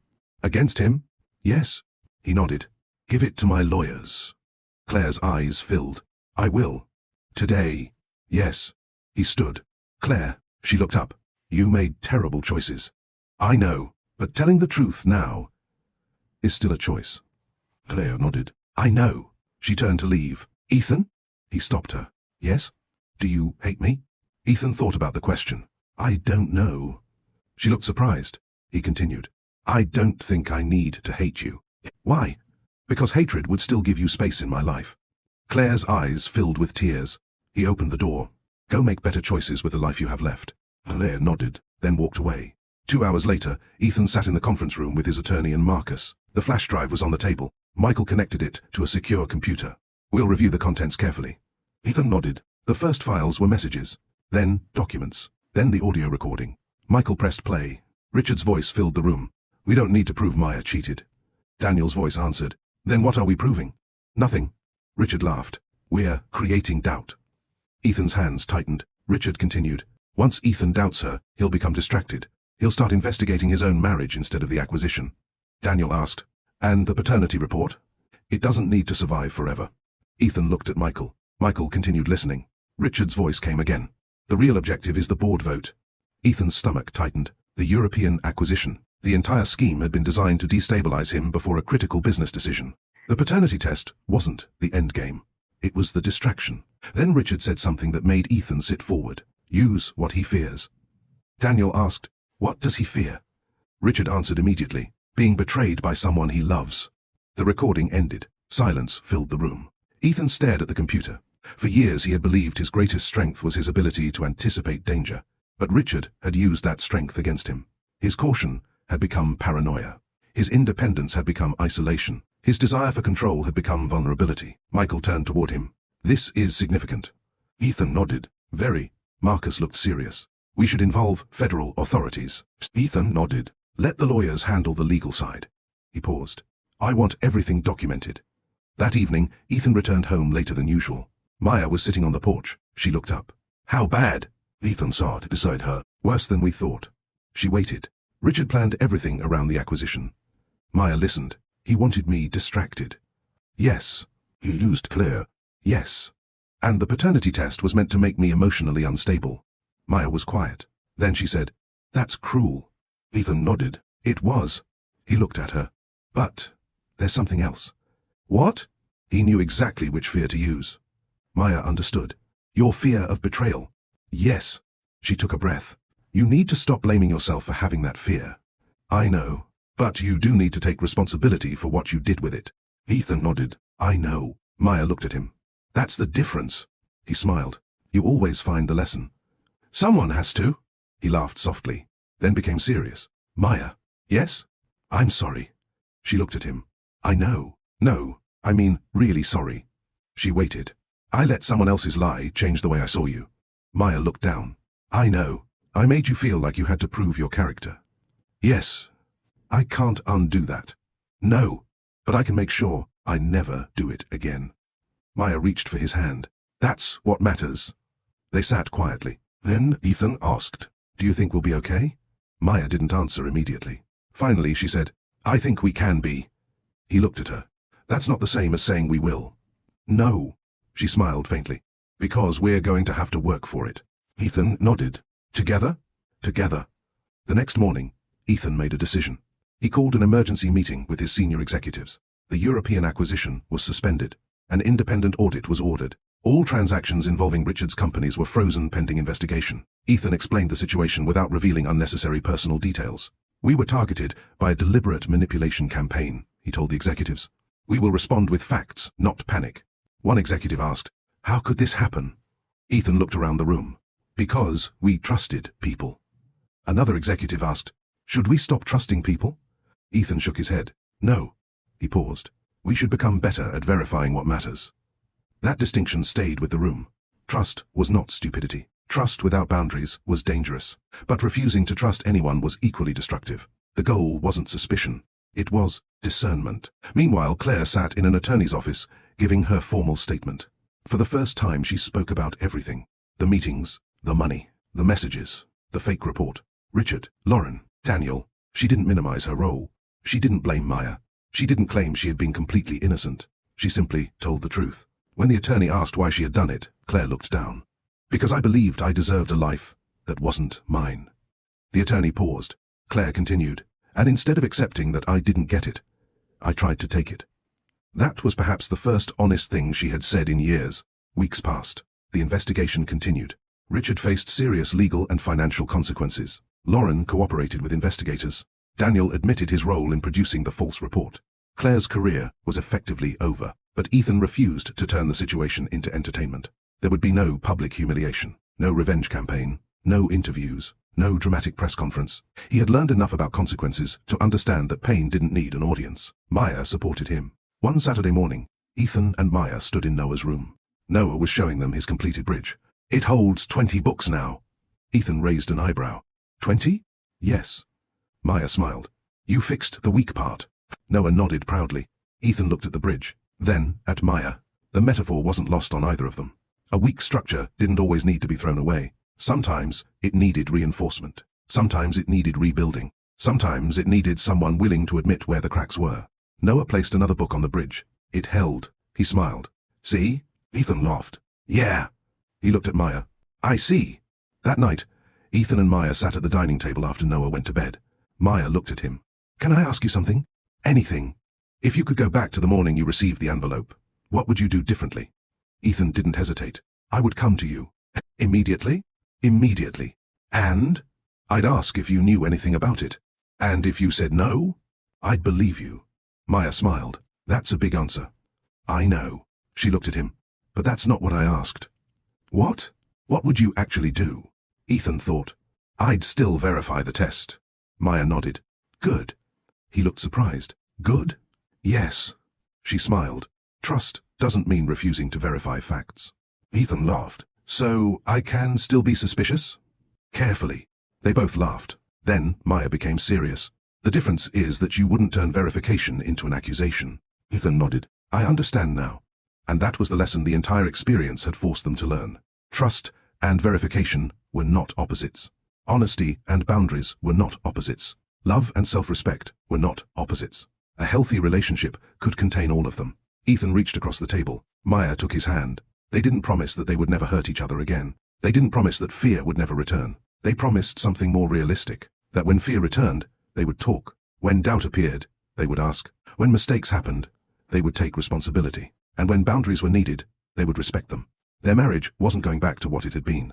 It was becoming something different, something more deliberate, something more honest, something earned. But there was still one difficult step ahead. Maya had forgiven Ethan enough to remain. She had not yet decided whether she could fully trust him again. And Ethan finally understood that forgiveness and trust were not the same thing. One could be offered. The other had to be rebuilt. One day at a time. One choice at a time. And that rebuilding was about to begin. 3 weeks after the fake paternity test was exposed, Claire Bennett stood in a courthouse hallway waiting to answer questions she had spent years avoiding. For the first time in her adult life, she had no carefully prepared explanation, no polished smile, no professional language, no version of events that made her look like the victim. There was only the truth. She had wanted a married man. She had resented his wife. She had manipulated people. She had helped create a fake paternity report. And she had nearly convinced a father that his own son wasn't his. But Claire's biggest punishment wasn't the investigation. It was finally understanding what she had done. She had spent years telling herself that she loved Ethan. Now she knew that love had never been the right word. Love wanted him to be happy. What Claire wanted was possession. She wanted Ethan to choose her. And when he didn't, she decided his choice was wrong. That was where everything had started. Not with the fake test. Not with Richard. Not with Daniel. It had started with one small decision. The decision not to accept no. Inside the interview room, an investigator placed a folder on the table. Claire, we need you to walk us through the events leading to the fake paternity report. Claire nodded. I will. Start with Ethan. She looked down. I worked for him for years. How did you feel about him? I loved him. The investigator studied her. Did he know? No. Did he ever tell you he wanted a relationship with you? No. Did he ever promise you a future? No. Did he ever suggest that he intended to leave Maya? Claire hesitated. No. The investigator leaned back. Then why did you believe you had a right to interfere? Claire's eyes filled. I don't know. The investigator waited. Claire swallowed. I thought I knew him better than she did. Why? Because I had been there before Maya. That doesn't answer the question. Claire looked toward the window. I was there when his company was small. She paused. I knew him when he was struggling. You knew his professional life. Yes. That doesn't mean you knew his marriage. Claire looked down. I know that now. The investigator nodded. Continue. Claire took a breath. I started resenting Maya. When? Before the wedding. Did you ever tell her? No. Did you ever tell Ethan? No. So, instead of communicating your feelings, what did you do? Claire closed her eyes. I waited. For what? For them to fail. The words sounded ugly when spoken aloud, but Claire didn't take them back. I convinced myself they wouldn't last. And when they did, I became angry. Why? Because every year they stayed together felt like another year proving me wrong. The investigator wrote something down. And then? I started looking for reasons their marriage wasn't as happy as it appeared. Did you find any? Claire almost smiled. Of course. The investigator raised an eyebrow. What do you mean? Every marriage has problems. Exactly. Claire looked at him. I used their normal problems as evidence that they shouldn't be together. The investigator nodded. And that is when Richard became involved? Claire hesitated. Yes. Across the city, Ethan sat in his office with Maya. The legal investigation had consumed much of the past month. But something had changed. They no longer discussed it every day. They had started having ordinary conversations again. What Noah needed for school. Where to spend Thanksgiving. Whether the kitchen needed repainting. What movie to watch on Friday night. Normal things. Important things. Maya sat across from Ethan, holding a cup of tea. How are you feeling? About what? The investigation. Ethan sighed. Tired. That's honest. He smiled. I've learned that honesty is cheaper than therapy. Maya laughed. Not always. They smiled. Then Ethan became serious. I've been thinking about Claire. Maya's expression changed. Why? I keep wondering whether I should forgive her. Maya took a moment. Do you want to? I don't know. Then don't force yourself. Ethan looked at her. Isn't forgiveness important? It is. Then why not just forgive her? Because forgiveness isn't something you perform because it sounds noble. Ethan listened. It has to be real. She continued. You can stop hating someone without pretending you trust them. Ethan nodded. That's what I needed to hear. Maya smiled. And you can forgive someone while still allowing consequences. I declare. Exactly. Ethan leaned back. I don't want what happened to make me bitter. It won't. How do you know? Because you're thinking about what kind of person you want to be afterward. He looked at her. Does that mean you're forgiving me? Maya didn't answer immediately. I forgave you for asking the question. Ethan waited. I'm still rebuilding trust. He nodded. I understand. That was enough. He didn't ask her to hurry. He didn't ask for a timeline. He had finally learned that forgiveness was not a debt. That afternoon, Ethan received a call from Michael. We need you to come in. Why? Claire has provided additional evidence. Ethan's expression tightened. About Richard? Yes. How much? Enough to change the legal picture. Ethan looked toward Maya. I'll be there. When Ethan arrived, Claire was already in the conference room. She looked different. Not physically, emotionally. The confidence was gone. She seemed smaller. Michael stood. Claire has agreed to provide a full statement. Ethan sat across from her. Claire looked at him. I'm sorry. Ethan said nothing.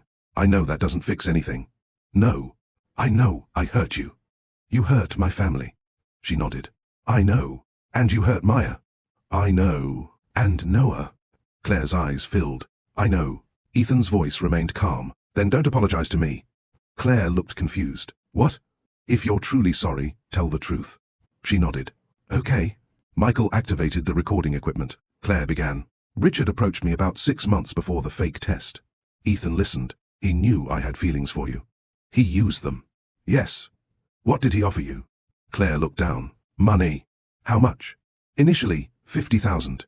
Ethan's expression hardened. And later? More. How much? Over 200,000 in total. Maya, who had joined the meeting by then, looked shocked. Claire continued. He said I could use the money to start over after everything was finished.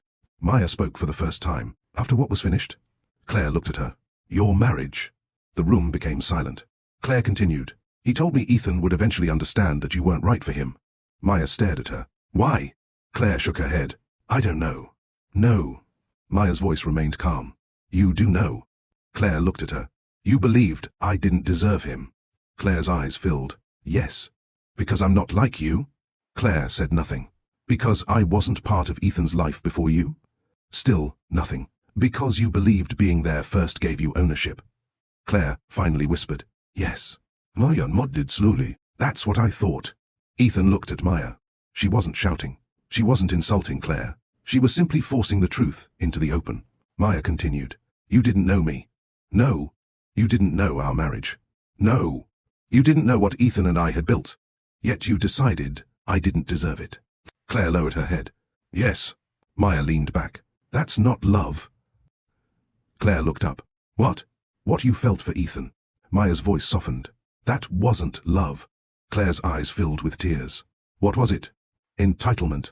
The word landed heavily. Claire looked away. No one spoke. Because sometimes the hardest truth isn't that someone hurt you. It's understanding why they were capable of hurting you. Ethan turned toward Claire. How did you get the information for the fake test? Claire hesitated. Lauren. She had access to your family records. Why did she agree?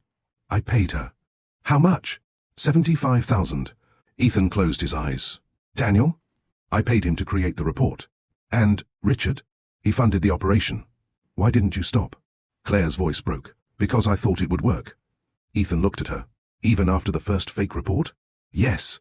Even after you knew I was questioning Maya? Yes. Even after you saw what it was doing to us? Claire cried silently. Yes. Ethan leaned back. That answer hurt more than any excuse could have, because there was no misunderstanding, no accident, no moment where Claire had been unaware. She had watched the damage happen, and she had continued. Maya stood. I need some air. Ethan looked at her. I'll come. She shook her head. No. He stopped. She looked at him. I need 5 minutes. Ethan nodded. Okay. Maya walked out. Claire watched her leave. Then she looked at Ethan. She's stronger than I thought. Ethan's expression hardened. You never knew her. Claire nodded. I know. She looked down. I thought she was weak because she was quiet. Ethan said nothing. Claire continued. That's what I hated most. What? She didn't fight for your attention. Ethan frowned. She didn't have to.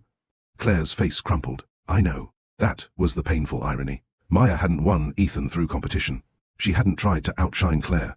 She hadn't manipulated him. She hadn't demanded that he choose her. She had simply built a life with him. And Claire had spent years competing in a contest Maya never entered. When Maya returned, Claire stood. I owe you an apology. Maya looked at her. I know. I don't expect forgiveness. Good. Claire nodded. I just wanted you to know that I'm sorry. Maya studied her. Then I hope you become someone who doesn't need to destroy another person's happiness to feel worthy. Claire's eyes filled. I will try. Maya nodded. That's all you can do. She sat down. Ethan looked at her. He understood why she had agreed to come. She wasn't there to punish Claire. She was there to close a chapter. Not by pretending it hadn't happened. By refusing to let it define her. Later that evening, Ethan and Maya drove home together. Neither spoke for several minutes. Finally, Ethan said, How did you stay so calm? Maya looked through the window. I wasn't calm. You looked calm. I was angry. Then why didn't you show it? She smiled faintly. Because I didn't want Claire to decide who I became. Ethan looked at her. That sentence stayed with him. It was the kind of lesson that couldn't be taught in a classroom. Sometimes self-control wasn't weakness. Sometimes refusing to become cruel was the strongest response available. When they arrived home, Noah ran toward them. Mom? Maya smiled. Hey, sweetheart. Guess what? What? I got an A on my science project. Ethan smiled. I knew you would. Noah looked at both of them. Are you guys happy? Ethan and Maya exchanged a glance. Then Maya smiled. We're getting there. Noah nodded. Good. He ran upstairs. Ethan watched him go. Then he turned to Maya. We are, aren't we? Maya looked at him. We're getting there. He smiled. That was enough. Because for the first time, Ethan understood that a happy marriage wasn't a permanent destination. It was something they had to keep choosing. That night, Ethan sat alone in the study. He opened the original fake paternity report. Then, the real one. He placed them side by side. One had almost destroyed his family. The other had restored a fact. But neither piece of paper could determine what happened next. That was up to him. He picked up a pen and wrote one sentence on a blank page. Never let fear make a decision that truth hasn't been given a chance to answer. He stared at it. Then folded the paper. He would keep it. Not as a reminder of Claire. As a reminder of himself. The man he had been. And the man he wanted to become. But just as Ethan was preparing to close the file, his phone rang. It was Michael. Ethan, there's a problem. Ethan's expression changed. What happened? We found another transaction. From Richard? No. Then, who? Michael paused. The money came from an account connected to someone in Maya's family. Ethan froze. What? We're not sure what it means yet. Ethan stood. Who? Michael gave him the name. Ethan's face went completely still, because the person connected to the money was someone Maya had trusted for years. Someone who had been present long before Ethan and Maya ever met. And suddenly, the story Ethan thought he understood had another layer. The fake paternity test had been exposed. Claire had confessed. Richard had been caught. But someone else had been moving pieces from the shadows. And this time, the truth was about to touch Maya's own family. Ethan remained standing in the study long after Michael ended the call. The room suddenly felt smaller. The lamp on his desk cast a narrow circle of light over the papers in front of him. For weeks, he had been following the lie outward. From Claire, to Lauren, to Daniel, to Richard. Every answer had revealed another person, another motive, another choice. But this was different. This time, the money trail had touched Maya's family. And Ethan's first instinct was the one he had spent weeks trying to control. Suspicion. He closed his eyes. He remembered the envelope, the first test, the questions, the sleepless nights, the way fear had turned ordinary details into evidence. He could feel that old instinct rising again. Then he stopped himself. He picked up his phone and called Michael. Send me the evidence. Before you do anything? Before I do anything. Michael was quiet for a moment. Good. I don't want assumptions. I understand. Send everything. Already doing it. The call ended. Ethan sat down. He didn't go upstairs. He didn't wake Maya. He didn't ask her questions in the middle of the night. For once, he chose patience. It was a small decision, but it was one of the most important decisions he had made since the entire nightmare began. The next morning, Maya found Ethan in the kitchen. He was making breakfast. She stopped. You've been up early. Yes. Couldn't sleep. Not much. She walked toward the coffee machine. What's wrong? Ethan looked at her. There was no point hiding his concern, but there was also no reason to frighten her before he had facts. I got a call from Michael last night. Maya stopped. About the investigation. Yes. Her expression became cautious. What did he say? There was another financial transaction. Connected to Richard. No. Maya waited. Ethan took a breath. It appears to be connected to someone in your family. Maya stared at him. For a moment, she didn't move. Then she quietly asked, Who? Your brother. Maya's face changed. My brother? Ethan nodded. Marcus? Yes. She stepped away from the counter. That doesn't make sense. I know. Marcus would never do this. I didn't say he did. Maya looked at him. Then why are you telling me? Because I don't want you to find out later and think I hid it. She stared at him. That small distinction mattered. He wasn't accusing her brother. He was telling her what he knew. Maya took a slow breath. What kind of transaction? I don't have the full details yet. Then let's get them. Ethan nodded. That's what I thought. She looked at him carefully. You're not going to investigate him behind my back? No. You're sure? Yes. She smiled faintly. You're learning. Ethan smiled. Slowly. Marcus Brooks was Maya's older brother. He had been the one who taught her how to drive. The one who helped her move into her first apartment. The one who had attended her wedding. The one who had stood beside her when Noah was born. He was not wealthy. He had never wanted to be. He worked as an independent construction consultant in Ohio and lived a relatively quiet life. At least, that was what Maya believed. She called him at 9:15 a.m. He answered on the third ring. Hey May. Marcus, are you busy? Not really. What's up? I need to ask you something. His voice changed slightly. Okay. Do you know a company called North Star Advisory? Silence. Only 2 seconds. But Maya noticed. Why? Just answer me. Yes. How? Through work. What kind of work? Marcus hesitated. I've done some consulting for them. Maya's heart sank. How long? About a year. Why didn't you tell me? Because it wasn't important. Maya closed her eyes. That phrase again. It wasn't important. It was the same phrase people used when something mattered enough to hide. What did you do for them? Construction estimates. That's all? Yes. Did Richard Lawson ever contact you?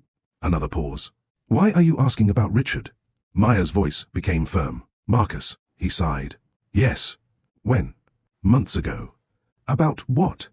I can't talk about this over the phone. Maya felt her stomach tighten. Why? Because I signed a confidentiality agreement. With Richard? With the company. North Star. Yes. Maya stared at the kitchen wall. Marcus, Ethan and I have been dealing with something serious. I know. Her eyes narrowed. How do you know? Silence. Marcus, he finally said. I've seen the news. Maya frowned. None of this is public. Her brother didn't answer. And that silence told her more than words could. Maya ended the call. Ethan had been standing several feet away. What did he say? She looked at him. He knows. About the investigation? Maybe. Ethan remained calm. What else? He worked for North Star. Ethan nodded. We knew that. No. Maya shook her head. He didn't tell me. Ethan took a breath. That doesn't mean he was involved. I know. She looked frustrated. That's what makes this harder. Because he's your brother. Yes. Ethan walked toward her. We'll find out what happened. Maya looked at him. Together. Together. That afternoon they met Marcus at a quiet cafe. He arrived 10 minutes late. He looked tired. Maya stood when he entered. Hi. Marcus hugged her, then looked at Ethan. Hey. Ethan nodded. Marcus. They sat. For several seconds, nobody spoke. Finally, Maya said, Tell us everything. Marcus looked down. I didn't know about the paternity test. Ethan watched him. I believe you. Marcus looked surprised. You do? Unless the evidence says otherwise. Maya looked at Ethan. Marcus nodded. Okay. He took a breath. About 14 months ago, Richard approached me. Why? He said he needed construction estimates for a development project. Maya frowned. What development project? That's the thing. Marcus looked uncomfortable. There wasn't one. Silence. Ethan leaned forward. Explain. Marcus rubbed his hands together. He wanted me to provide estimates for properties that weren't actually being developed. Why? I didn't know. Did you get paid? Yes. How much? Marcus looked at Maya. 25,000. Her expression changed. Marcus, I know. You took $25,000 from Richard? For work. Work that didn't exist. I thought it was consulting. Ethan asked. Did Richard ever ask you for anything related to Maya? Marcus hesitated. Yes. Maya's face went pale. What? He asked questions. What kind of questions? Where you lived. Maya stared at him. Why? He said he was doing a background review. For what? Marcus shook his head. I didn't know. Did he ask about Noah? Marcus looked down. Yes. Maya's voice dropped. What did he ask? Your son's birth date. Silence. Ethan's jaw tightened. Did you give it to him? Marcus didn't answer. Maya closed her eyes. Marcus, I did.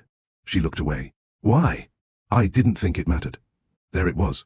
The small decision. The overlooked choice. The moment that had seemed harmless. A date. A name. A piece of information. And now it had become part of a weapon. Ethan asked quietly. Did you give him anything else? Marcus shook his head. Not directly. What does that mean? Richard already knew most of it. How?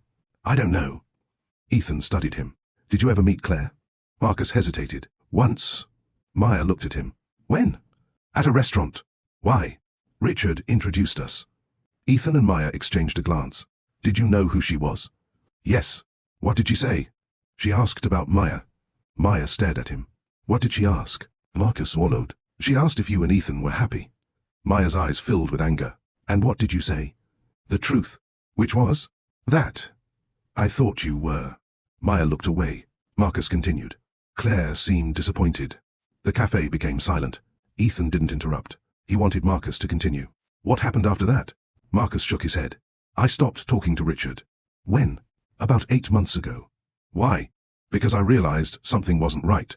Maya leaned forward. What did you realize? Marcus looked at her. He wasn't asking questions about construction. He paused. He was asking questions about you. Maya's expression hardened. Why didn't you tell me? Marcus looked ashamed. Because I was embarrassed. Embarrassed? I had taken the money. Ethan nodded slowly. So you were afraid? Yes. And instead of telling your sister, you stayed quiet.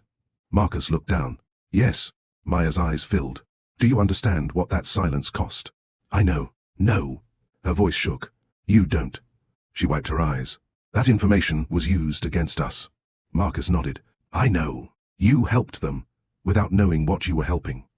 I know. You should have told me. I know. Maya looked away. For a moment, Ethan thought she might leave. Instead, she stayed. That was strength too. Not pretending she wasn't hurt. Staying long enough to decide what she wanted to do with the hurt. After the meeting, Maya and Ethan sat in the car. Neither spoke. Finally, Maya said, I don't know how to feel. You don't have to decide today. She looked at him. That's what you would have done before. What? Made a decision immediately. Ethan smiled faintly. You're right. You're changing. I'm trying. Maya looked through the windshield. My brother isn't Claire. No. He didn't know. Exactly. But he still made a choice. Ethan nodded. Yes. That's what scares me. What?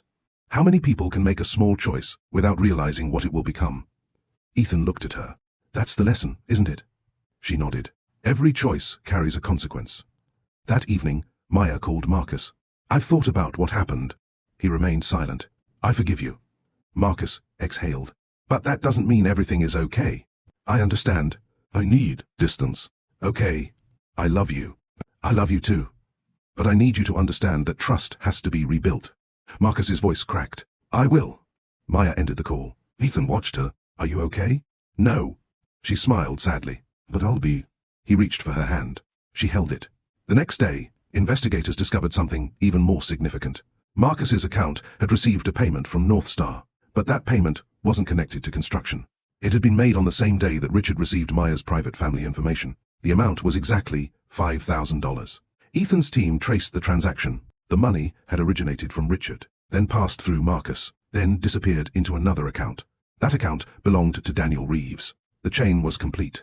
Richard had used Marcus as another bridge, not necessarily because Marcus knew the purpose, but because he trusted his own sister, and that trust had made the information easier to obtain. Ethan stared at the transaction history. He finally understood why the scheme had been so effective. No single person had known everything. Claire knew the emotional side. Lauren knew the corporate side. Daniel knew the laboratory side. Richard knew the financial objective. Marcus unknowingly supplied family information. Each person held one piece. Together, they created the lie. That was how manipulation worked. Not always through one mastermind controlling every detail. Sometimes through a series of people making small decisions without asking where those decisions would lead. That night, Ethan and Maya sat on the porch. Maya looked exhausted. Do you think people are bad? Ethan thought about it. No. Even Claire? Claire made terrible choices. That's different? I think so. Why? Because people aren't defined by one choice. Maya nodded. But choices reveal character. Yes. And repeated choices become patterns. Exactly. She looked at him. Then what do we do with people who hurt us? Ethan answered quietly. We decide what access they get to us afterward. Maya smiled. That's a good answer. I've learned from you. She leaned back. For the first time, Maya felt something inside her settle. Not because everything was forgiven. Not because every relationship was repaired. But because she finally understood that boundaries weren't punishments. They were protection. She could love her brother and still need distance. She could forgive Claire and still never trust her again. She could love Ethan and still require him to earn back certain parts of her trust. Weeks later, the legal proceedings continued. Richard's companies were investigated. Claire cooperated fully. Lauren provided additional evidence. Daniel admitted his involvement. Marcus agreed to return the money he had received and cooperate with the investigation. The consequences were real. No one escaped them. But Ethan didn't celebrate anyone's downfall. He focused on rebuilding. At work, he restructured how sensitive information was handled. No single assistant would have unrestricted access to family and executive records again. Financial approvals required independent verification. Confidential information was compartmentalized. He had learned that trust should be supported by systems. At home, he and Maya established their own rules. If something frightened either of them, they would talk before investigating. If one of them needed space, they would say so. If a third party brought information about their marriage, they would discuss it together. And most importantly, no assumptions would be treated as facts. One Sunday afternoon, Maya found Ethan sitting in Noah's room. Noah was asleep. Ethan was looking at a photograph. It was from their wedding. Maya stood in the doorway. You still have that? Of course. She walked closer. Why are you looking at it? Ethan smiled. Trying to remember what I promised. Maya looked at the photograph. What did you promise? To love you. She waited. To respect you. He looked at her. To protect our family. Maya smiled. And? To listen. She nodded. That one is important. I know. He put the photograph down. I didn't keep all of those promises. No. I want to. I know. Ethan stood. I don't want our marriage to survive because we survived Claire. Maya looked at him. I want it to survive because we became better people. She smiled. That's the right reason. That evening, Ethan and Maya took Noah to the park. They watched him run across the grass. There was no dramatic reconciliation, no expensive vacation, no extravagant gift. Just a family spending a Sunday together. Ethan looked at Maya. She looked back. Their relationship wasn't perfect.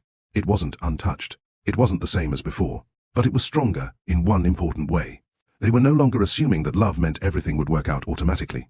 They understood that love required choices, daily choices, small choices, the decision to listen, the decision to speak, the decision to ask instead of assume, the decision to apologize, the decision to respect a boundary, the decision to stay, and sometimes the decision to walk away. Maya reached for Ethan's hand. He held it, not tightly, not possessively, just enough. Because love wasn't about holding someone so they couldn't leave. It was about creating a relationship where both people were free to stay. As the sun began to set, Ethan watched Noah playing. He thought about the fake paternity test. It had started with a lie, but the consequences had forced him to confront truths he might otherwise have ignored. He had learned that wealth couldn't protect a marriage from poor communication. Power couldn't replace trust. Evidence couldn't heal emotional wounds. And love without boundaries could become vulnerable to manipulation. Maya leaned against his shoulder. "What are you thinking?" Ethan smiled. "That the smallest decisions matter." She looked at him. "Which one?" He glanced at her. "The one I made this morning." "What was it?" "I chose to listen." Maya smiled. "Good choice." He looked at their son. "Yeah."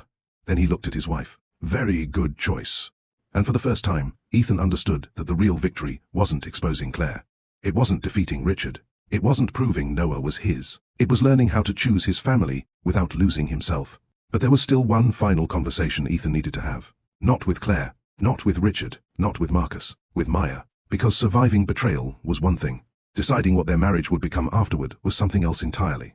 And that conversation would determine whether their love truly deserved a second beginning. The most important conversation of Ethan and Maya's marriage did not happen in a courtroom. It did not happen in front of lawyers. It did not happen after the fake paternity test was exposed. It happened on an ordinary Tuesday evening, after Noah had gone to bed, when there was nothing left to investigate. No evidence. No anonymous messages. No financial records. No hidden accounts. Just two people sitting across from each other with the uncomfortable question neither could avoid anymore. What happens to us now? Ethan sat at the dining table. Maya sat opposite him. The house was quiet.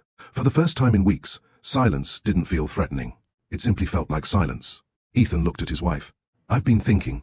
Maya smiled faintly. "That's dangerous." He laughed. "Very." Then his expression became serious. "I don't want us to spend the rest of our marriage talking about what happened." Maya nodded. "Neither do I." "But I don't want us to pretend it didn't happen either." "I agree." Ethan took a breath. "So what do we do?" Maya looked down at her hands. "We decide what we want." "Do you know what you want?" She was quiet for several seconds. "Yes." Ethan waited. "I want us." His heart tightened. "But..." There was always a but. Maya continued. "I don't want the version of us that existed before." Ethan nodded. "Neither do I. I want something better." "So do I." She looked at him. "Then we have to be honest about what wasn't working." Ethan leaned back. "Okay." "Even before Claire." He nodded. "Especially before Claire." Maya folded her hands. "Let's start with you." Ethan smiled slightly. "Of course. You work too much." "I know. You use work to avoid difficult conversations." He looked down. "Yes." "When you're frightened, you become controlling." He nodded. "When you feel uncertain, you gather information instead of asking questions." "That's fair." "And when you're hurt, you become quiet." Ethan looked at her. "You're right." Maya took a breath. "I don't want to live with that version of you anymore." He nodded. "Neither do I." "Then what changes?" Ethan thought. "I tell you when I'm scared." "Good." "I stop pretending I can solve everything alone." "Good." "I make time for us, even when work is busy." Maya smiled. "That's a good start." Ethan looked at her. "Your turn." She smiled. "I knew you'd say that. You can't criticize me and escape." She laughed softly. She became serious. "I avoid conflict."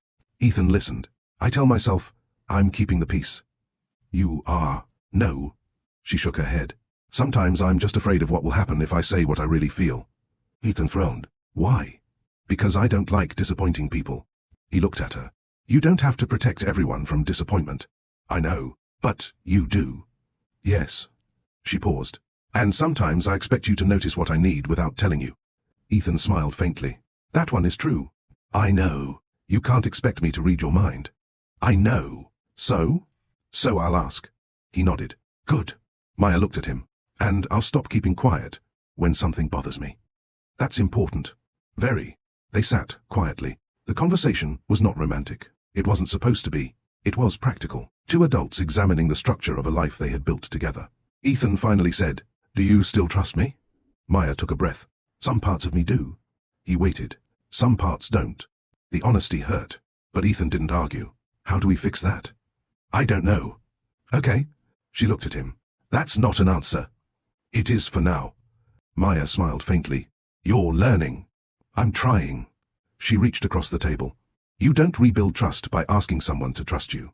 Ethan nodded. You rebuild it by becoming trustworthy. Exactly.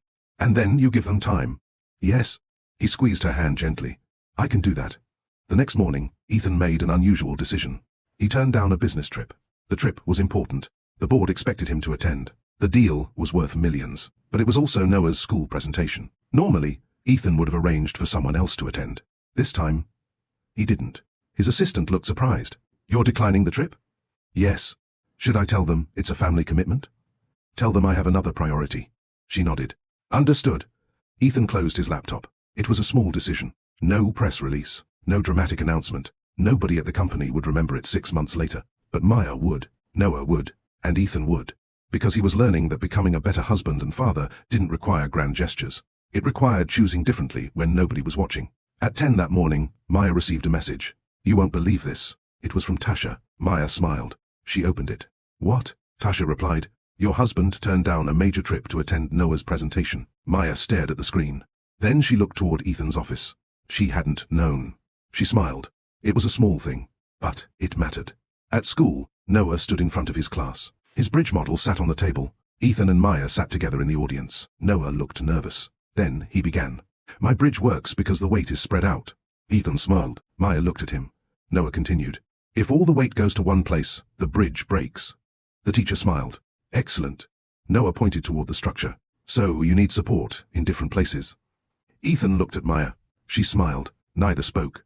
But they both understood. Their marriage had carried too much weight in one place. Ethan's work, Maya's silence, their assumptions, their fear, their pride. They had expected love to hold everything without reinforcement. It couldn't. No structure could. After the presentation, Noah ran toward them. Did you see? Ethan smiled. I saw everything. I got an A. Maya hugged him. I'm proud of you. Noah looked at both of them. Can we get ice cream? Ethan laughed. That's your real plan, isn't it? Yes. Maya smiled. Absolutely. The three of them walked toward the car.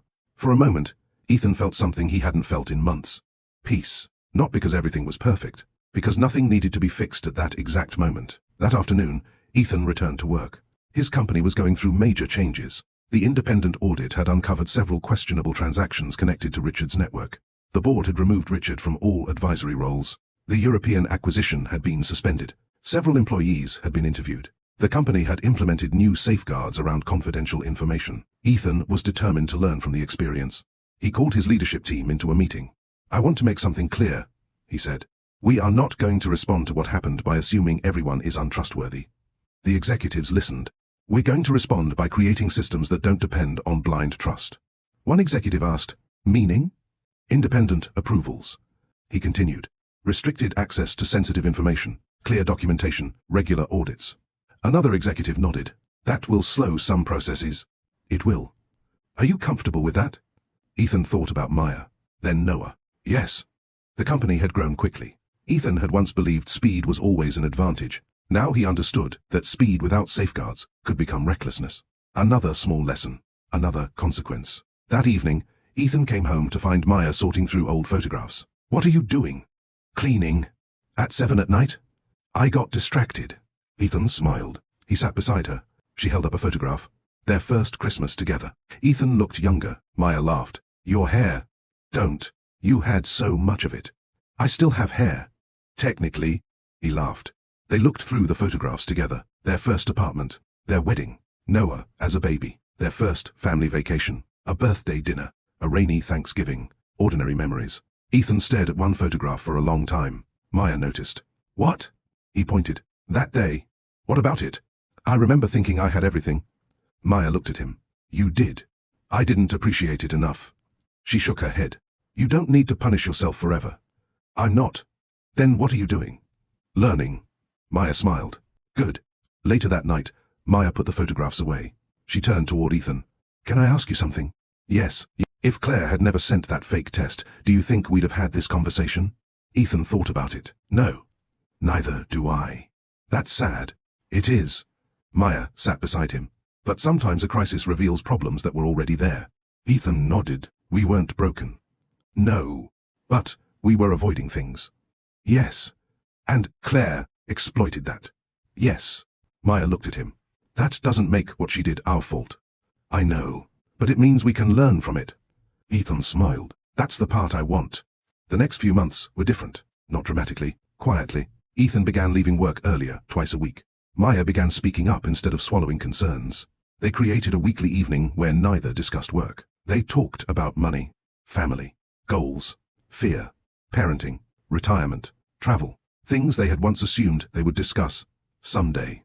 They discovered that marriage could become distant without either person intentionally creating distance. Life simply filled the space. Work, bills, children, responsibilities, exhaustion. And if couples weren't careful, they could become efficient partners while slowly forgetting how to be emotionally present.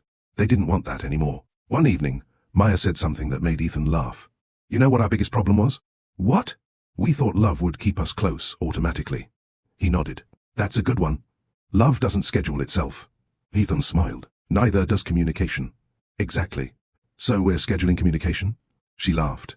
Don't make it sound like a board meeting. Sorry. They laughed. And that laughter mattered, because they weren't simply surviving anymore. They were becoming comfortable again.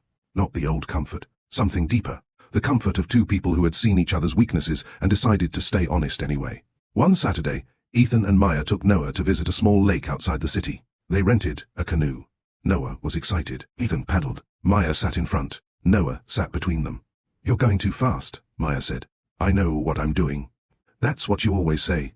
Ethan laughed. Then the canoe tilted. Noah screamed. Maya grabbed the side. Ethan stopped paddling. Okay? Maya looked at him. Slow down.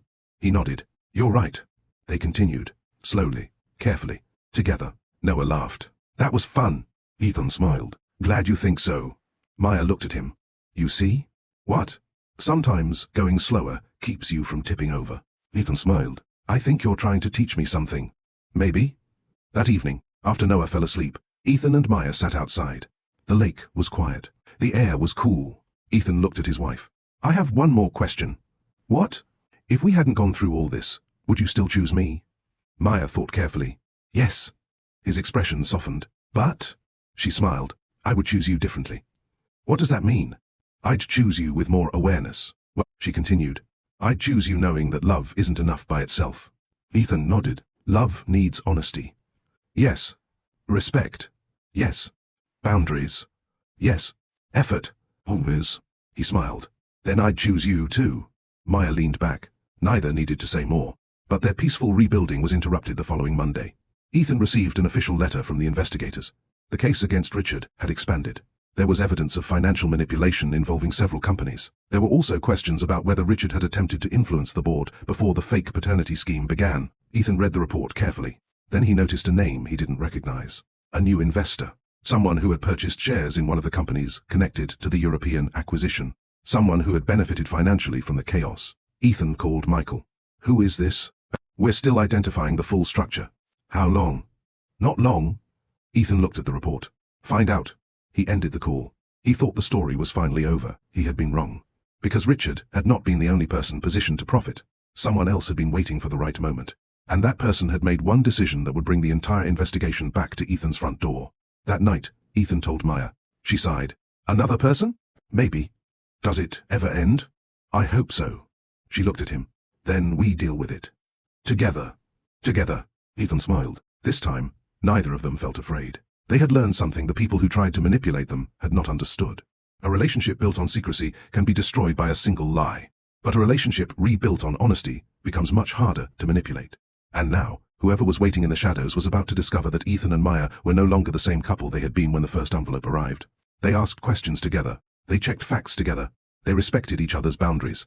And most importantly, they no longer allowed fear to make decisions for them.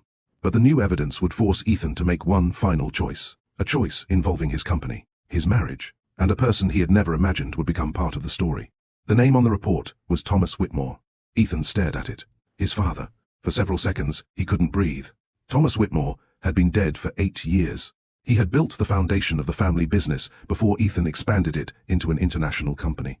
But the report wasn't saying Thomas was involved. It was saying that a private investment trust established years earlier under Thomas's estate had been connected to one of the companies that benefited from the chaos surrounding the European acquisition. Ethan read the paragraph again. Then again. Maya watched him. What does it mean? I don't know. He handed her the report. She read it carefully. This doesn't mean your father knew anything. I know, but it does mean someone has been using something connected to his estate. Ethan nodded. That's what worries me. He immediately called Michael. How could my father's trust be involved? We're investigating. Who controls it? Technically, the estate structure has several trustees. Names? Michael gave him 3. Ethan recognized 2. The third name meant nothing. Who is that? David Mercer. Ethan froze. David? Yes. David Mercer had been his father's longtime financial advisor. He had helped manage the family assets before Ethan took over. Ethan had trusted him. More importantly, Ethan's father had trusted him. How long has David been involved? Since before your father's death. Ethan looked at Maya. Another door, another name, another layer. But this time, Ethan refused to let the discovery control his emotions. He said calmly, "Find out exactly what happened." Michael replied, "We will." The following morning, Ethan requested a meeting with David.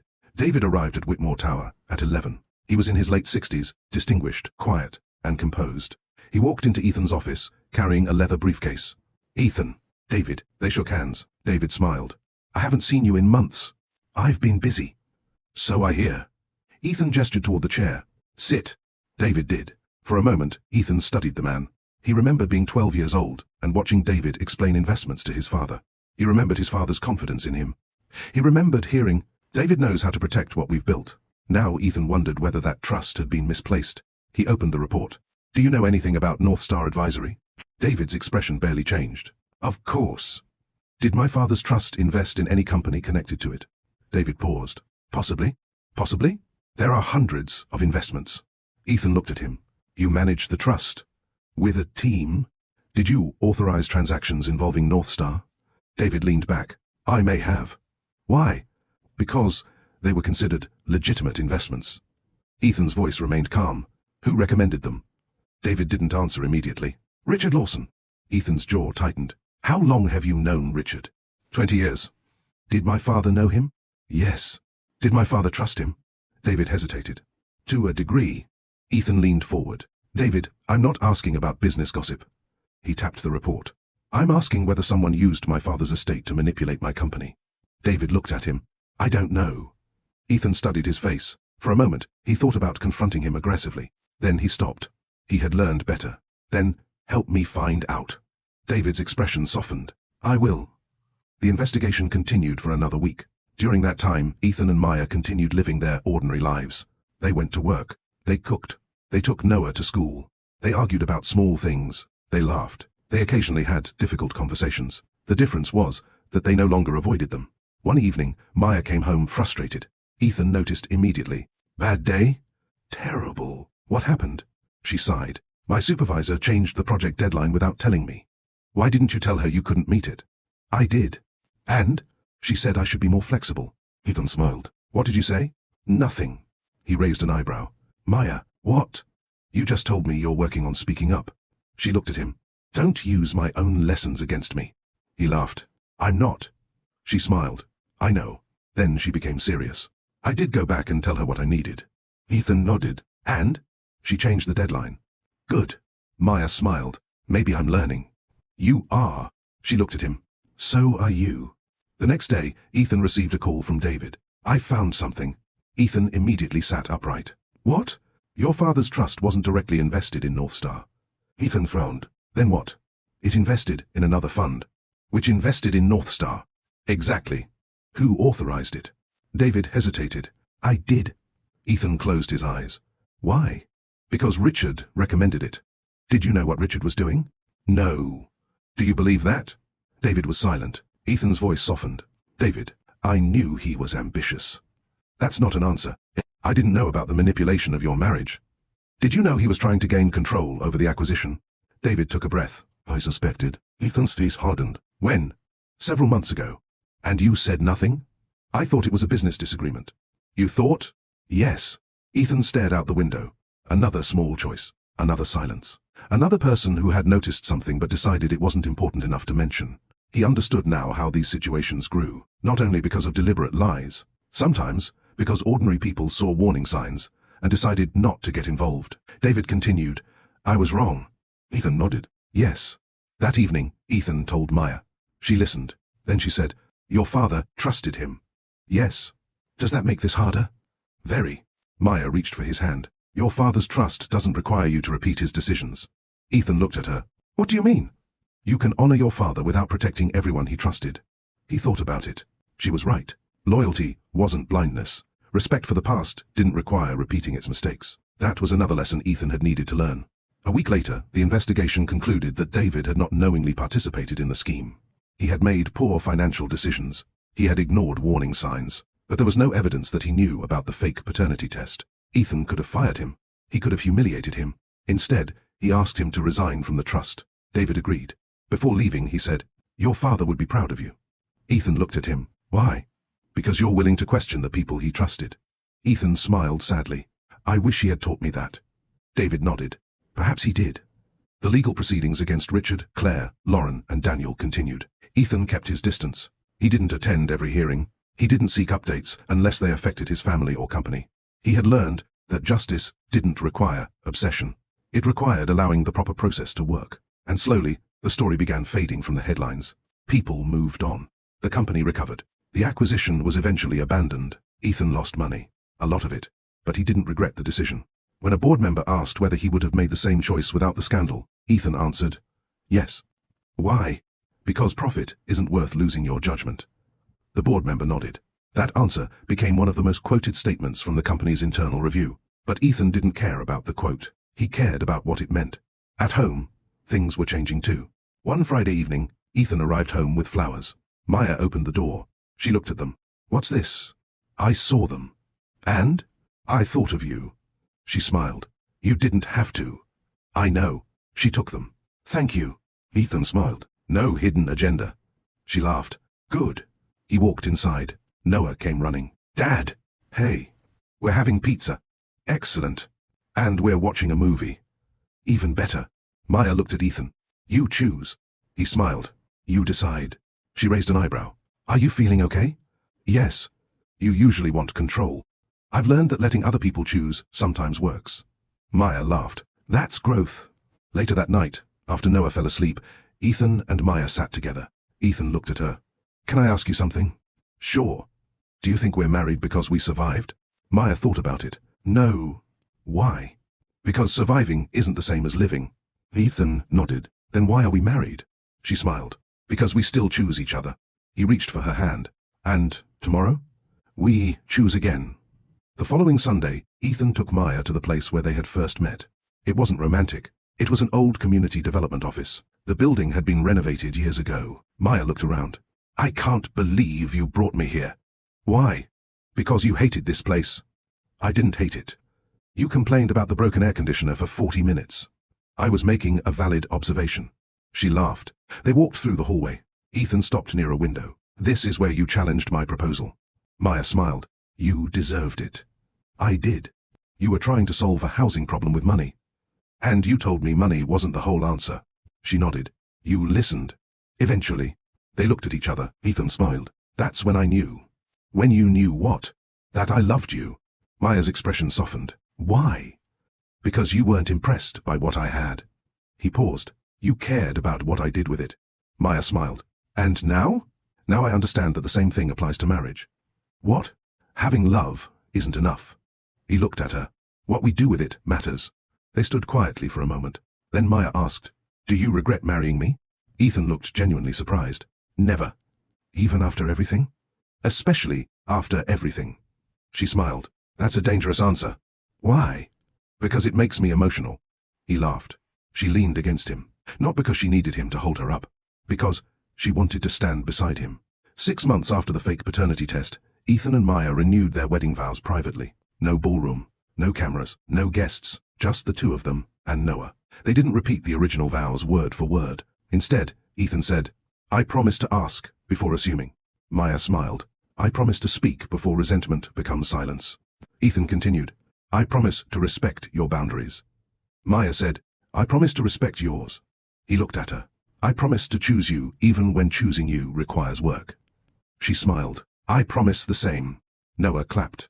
Are you married again? They laughed. Maya hugged him. We're still married. Noah looked confused. Then why did you do that? Ethan smiled. Because sometimes people need to remind themselves what they chose. Noah nodded, as though that made perfect sense. That night, Ethan and Maya sat outside. The city lights stretched across the horizon. Ethan looked at his wife. I used to think the biggest threat to a marriage was betrayal. Maya waited. Now I think it's neglect. She nodded. Sometimes. The things we don't say. The conversations we postpone. The assumptions we let grow. The boundaries we ignore. The apologies we delay. Ethan smiled. Small things. Small things become big things. He took her hand. And big things can begin with small choices. Maya looked at him. Like throwing away an envelope. Ethan laughed. Exactly. They sat together. The fake paternity test had been exposed. The people responsible had faced consequences. The marriage had survived. But neither Ethan nor Maya believed survival was the ending. They had something harder to do. Live differently. And they intended to. 1 year later, Noah brought home another science project. This time, it was a model of a house. Ethan looked at it. What is this? Our family. Maya smiled. Noah pointed at the foundation. This is the most important part. Ethan crouched beside him. Why? Because if the foundation is strong, the house stays strong. Ethan looked at Maya. She smiled. Your son is getting wise. Noah grinned. I know. Ethan laughed. He looked at the little model house, then at his wife, then at his son. He finally understood what the fake paternity test had almost taken from him. Not simply a marriage, a home. And home wasn't a mansion. It wasn't the billions in his bank account. It wasn't the company bearing his name. Home was trust, respect, communication, the freedom to speak without fear, the confidence to set boundaries without guilt, the willingness to admit when you were wrong, and the courage to choose love without surrendering your dignity. Ethan placed his hand on Noah's shoulder. That's a strong foundation. Noah smiled. Yeah. Maya looked at Ethan. And we have to keep maintaining it. Ethan nodded. Every day. The story could have ended there. The billionaire exposed the lie. The jealous woman faced consequences. The marriage survived. The family remained together. But the most important lesson was not that truth eventually won. Truth doesn't always arrive automatically. Sometimes people have to choose to search for it. Sometimes they have to choose to listen. Sometimes they have to choose to admit they were wrong. And sometimes they have to choose themselves. Maya had learned that forgiveness didn't require surrendering boundaries. Ethan had learned that trust didn't mean ignoring evidence. Noah had learned, in his own innocent way, that strong structures need support. And Claire had learned the hardest lesson of all.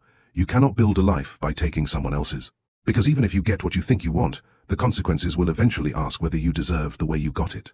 One evening, long after the scandal had disappeared from the news, Ethan and Maya stood in the kitchen preparing dinner. Maya handed him a bowl. Can you stir this? Ethan looked at it. Of course.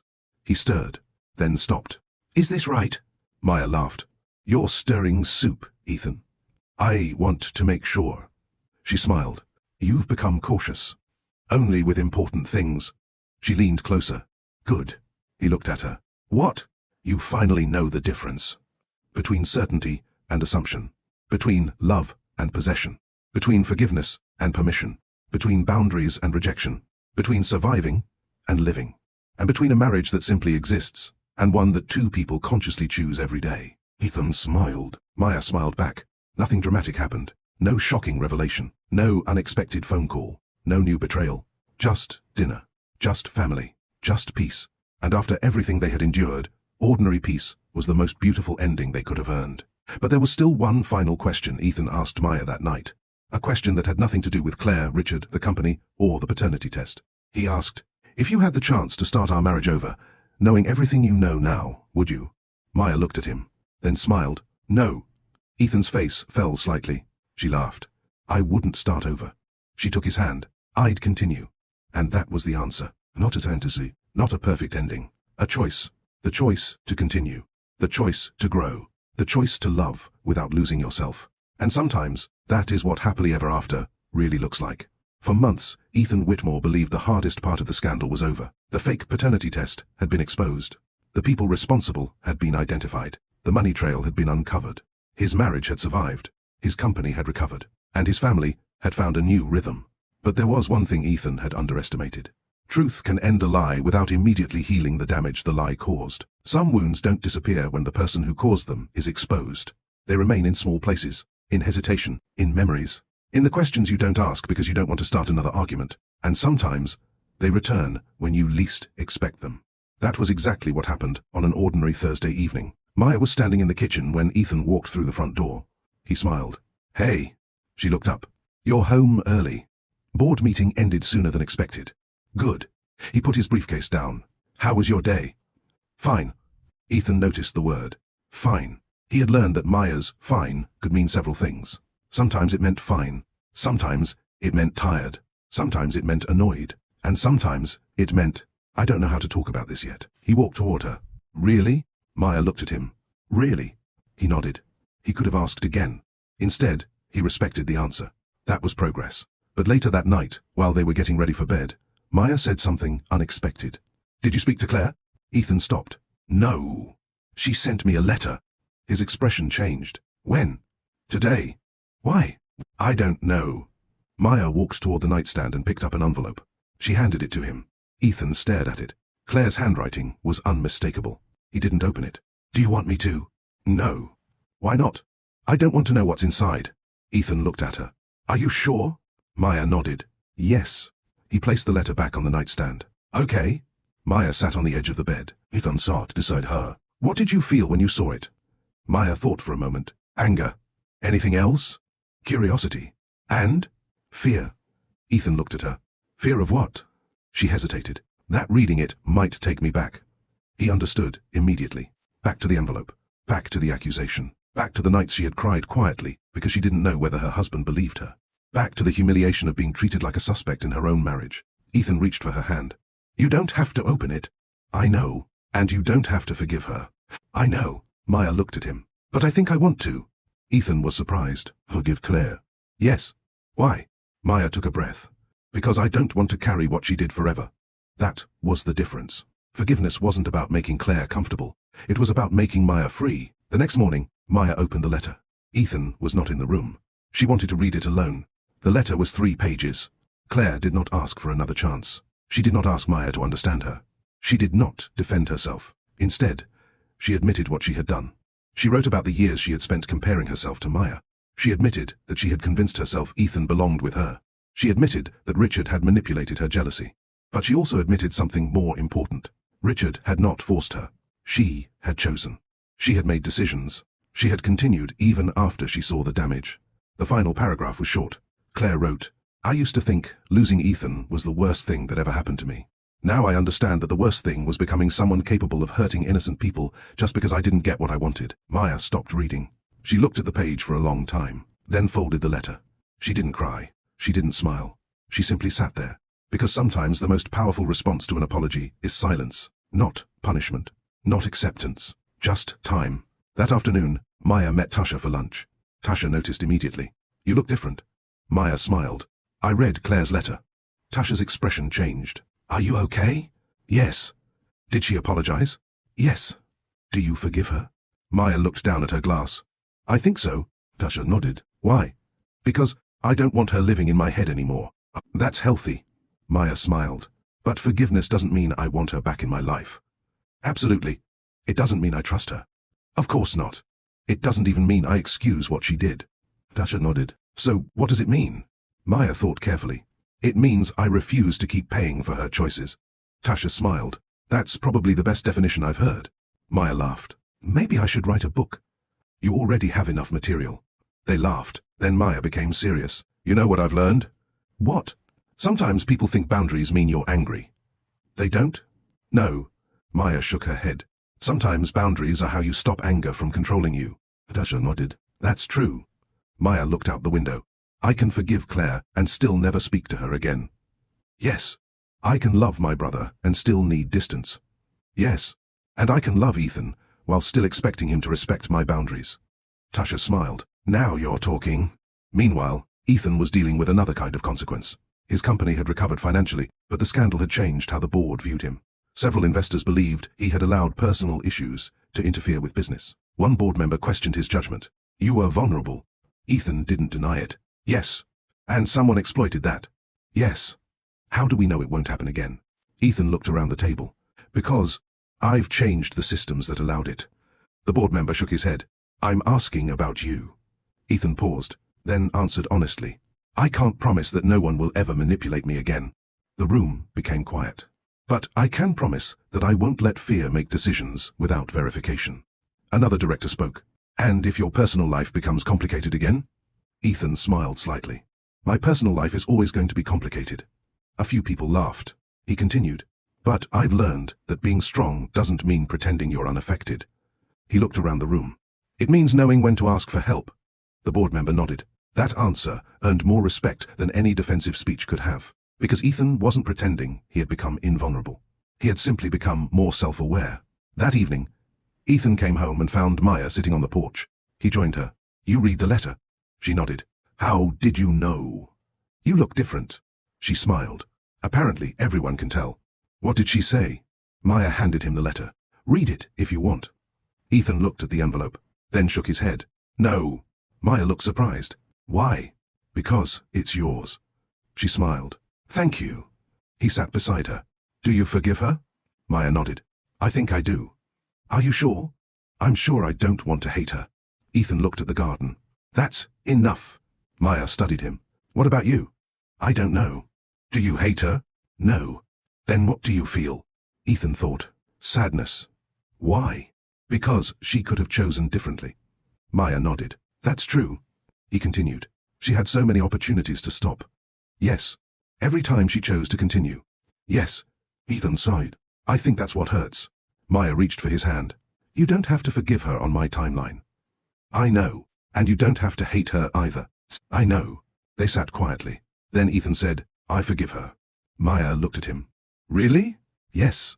Why? Because I don't want anger deciding who I become. Maya smiled. Now you understand. A week later, Claire was released from the legal process under strict conditions while the remaining financial investigation continued. She left the courthouse alone. No friends waited outside. No family. No Ethan. No Maya. She walked to her car and sat behind the wheel. For years, Claire had imagined this moment differently. She had imagined Ethan standing beside her. She had imagined Maya gone. She had imagined herself finally receiving the life she believed she deserved. Instead, she was alone. And strangely, she didn't feel angry. She felt tired. Claire looked at her reflection in the rearview mirror. For the first time, she didn't see the woman who had been betrayed. She saw the woman who had made choices. That realization was painful. But it was also the beginning of accountability. She started the car. She didn't know what her future would look like. But for the first time, she wasn't trying to control someone else's future. She was going to have to build her own. Months later, Maya received another letter. This one was from Marcus, her brother. He had returned the money. He had cooperated with the investigation. He had taken responsibility. But he wasn't asking Maya to forgive him. He simply wrote, I understand if you need more time. Maya read the letter twice. Then, she called him. Marcus answered nervously. Hello? It's me. May. I got your letter. I'm sorry. I know. Silence. I don't know when things will feel normal again. I understand. But I don't want us to become strangers. Marcus's voice broke. Neither do I. So, we'll start slowly. Okay? One conversation at a time. Okay? And no secrets. I promise. Maya smiled. Good. She ended the call. She didn't immediately restore the relationship to what it had been. That would have been unrealistic. Instead, she gave it a chance to become something new. That was another form of forgiveness. Not pretending nothing happened.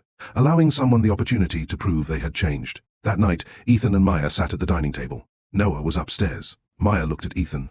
Do you think people can really change? Ethan thought. Yes. Even after doing terrible things? Yes. But should everyone get another chance? No. Maya nodded. What's the difference? Whether they take responsibility. She looked at him. Explain. If someone says, I hurt you, but here's why you made me do it, that's not accountability. Maya nodded. But if they say, I hurt you, and it was my choice, that's different. Exactly. They have to accept consequences. Yes. And prove through behavior that they've changed. Yes. Maya smiled. You're getting good at this. Ethan laughed. I've had a lot of practice. Their conversation turned toward their own marriage. Maya asked, Do you think I've forgiven you completely?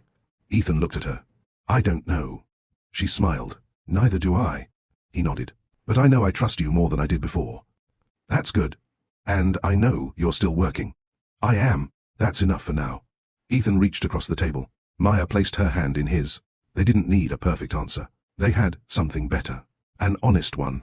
1 year after the fake paternity test, Ethan and Maya returned to the laboratory where they had taken the real test. They didn't tell Noah why they were going. They simply wanted to visit the place where everything had changed. The technician who had handled their case recognized them. "It's good to see you both." Maya smiled. "Good to see you too." Ethan looked around the room. It was exactly as he remembered. Clean. Quiet. Ordinary. He realized something. The room had never been the dramatic part of the story. The result had been important. But the real transformation had happened afterward. The test had answered one question. It hadn't answered how Ethan would treat Maya. It hadn't answered whether their marriage would survive. It hadn't answered whether they would learn from what happened. Those answers came from choices. Small choices. Every day. On the drive home, Noah asked, "Why did we go there?" Ethan looked at Maya. She smiled. "Because sometimes it's good to remember where you came from." Noah nodded. "Like history?" "Exactly." Ethan smiled. "Some lessons are easier to remember when you know the story behind them." Noah thought about it. "What's the lesson?" Ethan glanced at Maya. She answered, "Don't believe everything you hear without checking." Ethan added, "And don't assume someone is guilty just because you're afraid."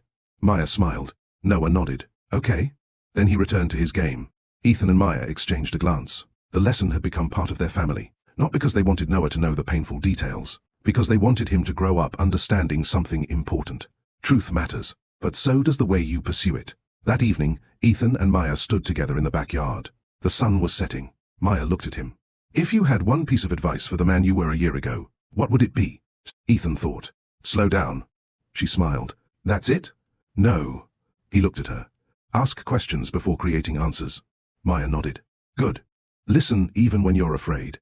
"Good. Never confuse love with ownership." She smiled. "And?" Ethan took her hand. "Choose people who choose you freely." Maya squeezed his hand. "That's the best one." They stood quietly. The marriage had survived.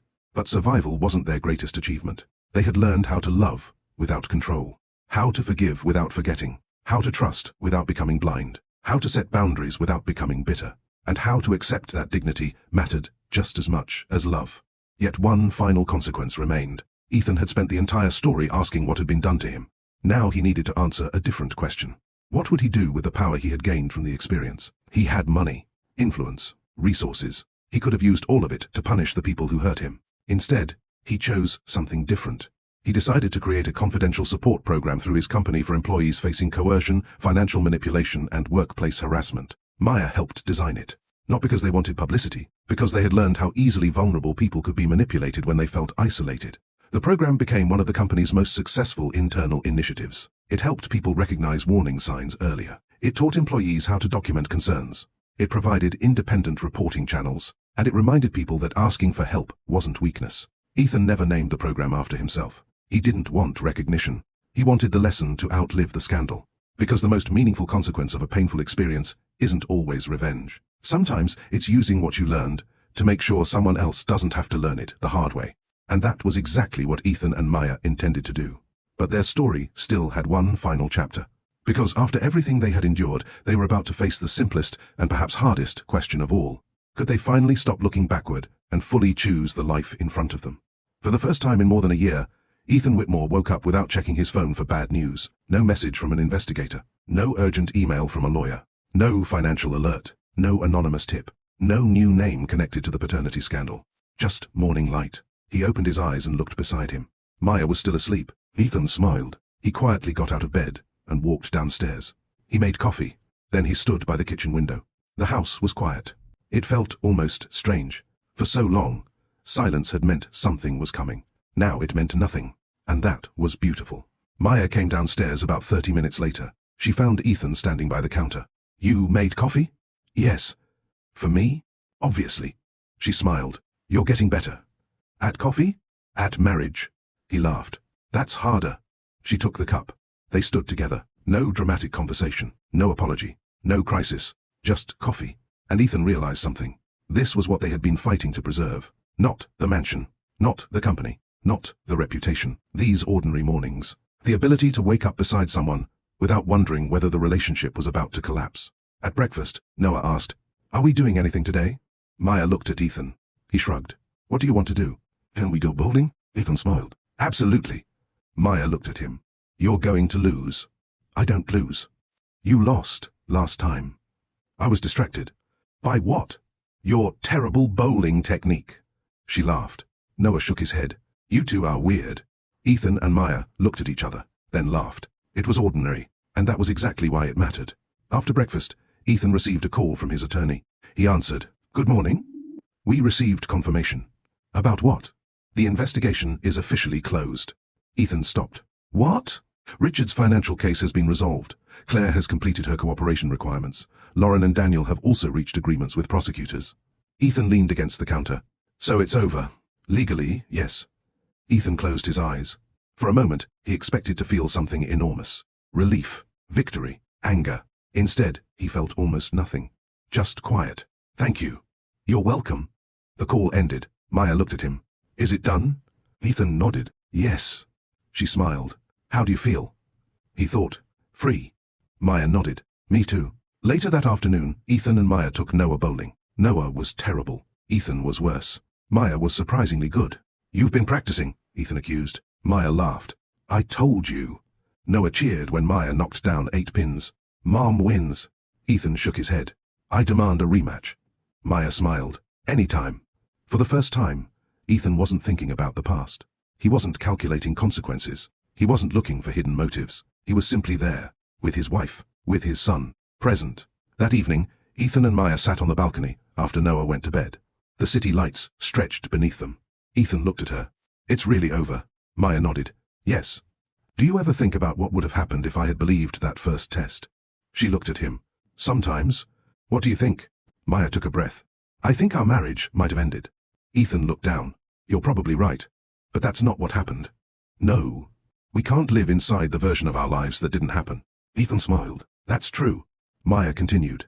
We have to live inside the one we chose. He looked at her. That's harder. Yes. Because we have to keep choosing. Exactly. Ethan had once believed that a happy ending meant getting everything back. His old marriage, his old confidence, his old certainty. He now understood. That wasn't possible. Some things couldn't be restored. They had to be replaced with something better. His old confidence had become humility. His old certainty had become discernment. His old need for control had become respect for boundaries. His old idea of love had become something more mature. Love wasn't, I know you would never hurt me. It was, if something concerns me, I will talk to you instead of creating a story in my head. Love wasn't, you belong to me. It was, you choose me freely, and I choose you freely. Love wasn't, I will protect you from every consequence. It was, I will stand beside you while you face the consequences of your choices. And love wasn't, we will never hurt each other. It was, when we hurt each other, we will take responsibility and repair what we can. Several months later, Claire sent one final message. Not to Ethan. To Maya. It was short. I don't expect a response. I only wanted you to know that I'm doing the work. Therapy. Accountability. Starting over. I understand now that wanting someone doesn't give you the right to interfere with their life. I'm sorry. Maya read the message. Then she put the phone down. She didn't reply. Not because she hated Claire. Because she had nothing left to say. That was closure. Not always a conversation. Sometimes, it was simply deciding that the story no longer needed another chapter. Maya's relationship with Marcus slowly improved too. They began with short phone calls, then lunch, then family gatherings. It took time. There were awkward moments. There were difficult conversations. There were reminders of what had happened. But Marcus didn't demand that Maya forget. He didn't say, "You're my sister. You should trust me." Instead, he said, "I know I broke your trust. I'll let my actions rebuild it." That was the right approach. Because trust wasn't something someone could demand. Ethan noticed the difference. One evening he said, "Your brother is trying." Maya nodded. "I know. Do you trust him?" She smiled, more than before. "That's progress." "Yes. But not all the way." "No." Ethan nodded. "That's okay." Maya looked at him. "Would you have said that a year ago?" "Absolutely not." She laughed. "You've changed." "So have you." She nodded. "I think pain changes people." "How?" "It forces you to decide what you're going to carry." Ethan looked at her. "And what are you carrying?" Maya smiled. "The lesson." "And the rest?" "I'm leaving it behind." The following month, Ethan and Maya hosted a small dinner for close friends. Nothing extravagant, no celebrities, no business associates, just people they trusted. After dinner, one of the guests asked Ethan, "How did you two survive everything?" Ethan looked at Maya. She smiled. He answered, "We stopped trying to prove who was right. The guest frowned. What do you mean? We started trying to understand what happened. Maya added, and we learned to separate accountability from punishment. Ethan nodded. That's important. The guest looked curious. What's the difference? Maya answered, accountability asks someone to face what they did. She paused. Punishment sometimes asks them to suffer simply because we're suffering. The table became quiet. Ethan smiled. My wife has a way of making complicated things simple. Maya laughed. Somebody has to. That night, after everyone left, Ethan helped Maya clean the kitchen. She handed him plates. You don't have to. I know, she smiled. You're different. How? You used to disappear after dinner. Work. Exactly. He placed a plate in the cabinet. I'm trying to stay. Maya looked at him. That's what matters. He closed the cabinet, then walked toward her. Can I ask you something? Yes. Are you happy? Maya thought about it. Yes. Ethan smiled. Really? Yes. Even after everything? She nodded. Because happiness isn't pretending nothing bad happened. She took his hand. It's being grateful that the bad thing didn't get the final word. Ethan looked at her. That was it. The final word belonged to them. Not Claire. Not Richard. Not the fake test. Not fear. Not the past. Them. A few weeks later, Ethan surprised Maya with a trip. Not an extravagant vacation. Just a quiet weekend at a small coastal town. No assistants. No security team unless necessary. No business calls. No schedules. They walked along the beach. They ate at small restaurants. They talked. They laughed. One evening they sat on a bench watching the sunset. Ethan looked at Maya. Do you remember what I asked you? What? Whether you'd marry me again. She smiled. You said you'd continue. Yes. I remember. Ethan looked at the ocean. I think I understand what you meant now. What? You weren't choosing the wedding again. No. You were choosing the life. Exactly. He took her hand. Then I choose it. Maya smiled. So do I. The next morning, they walked along the beach. Ethan stopped. What?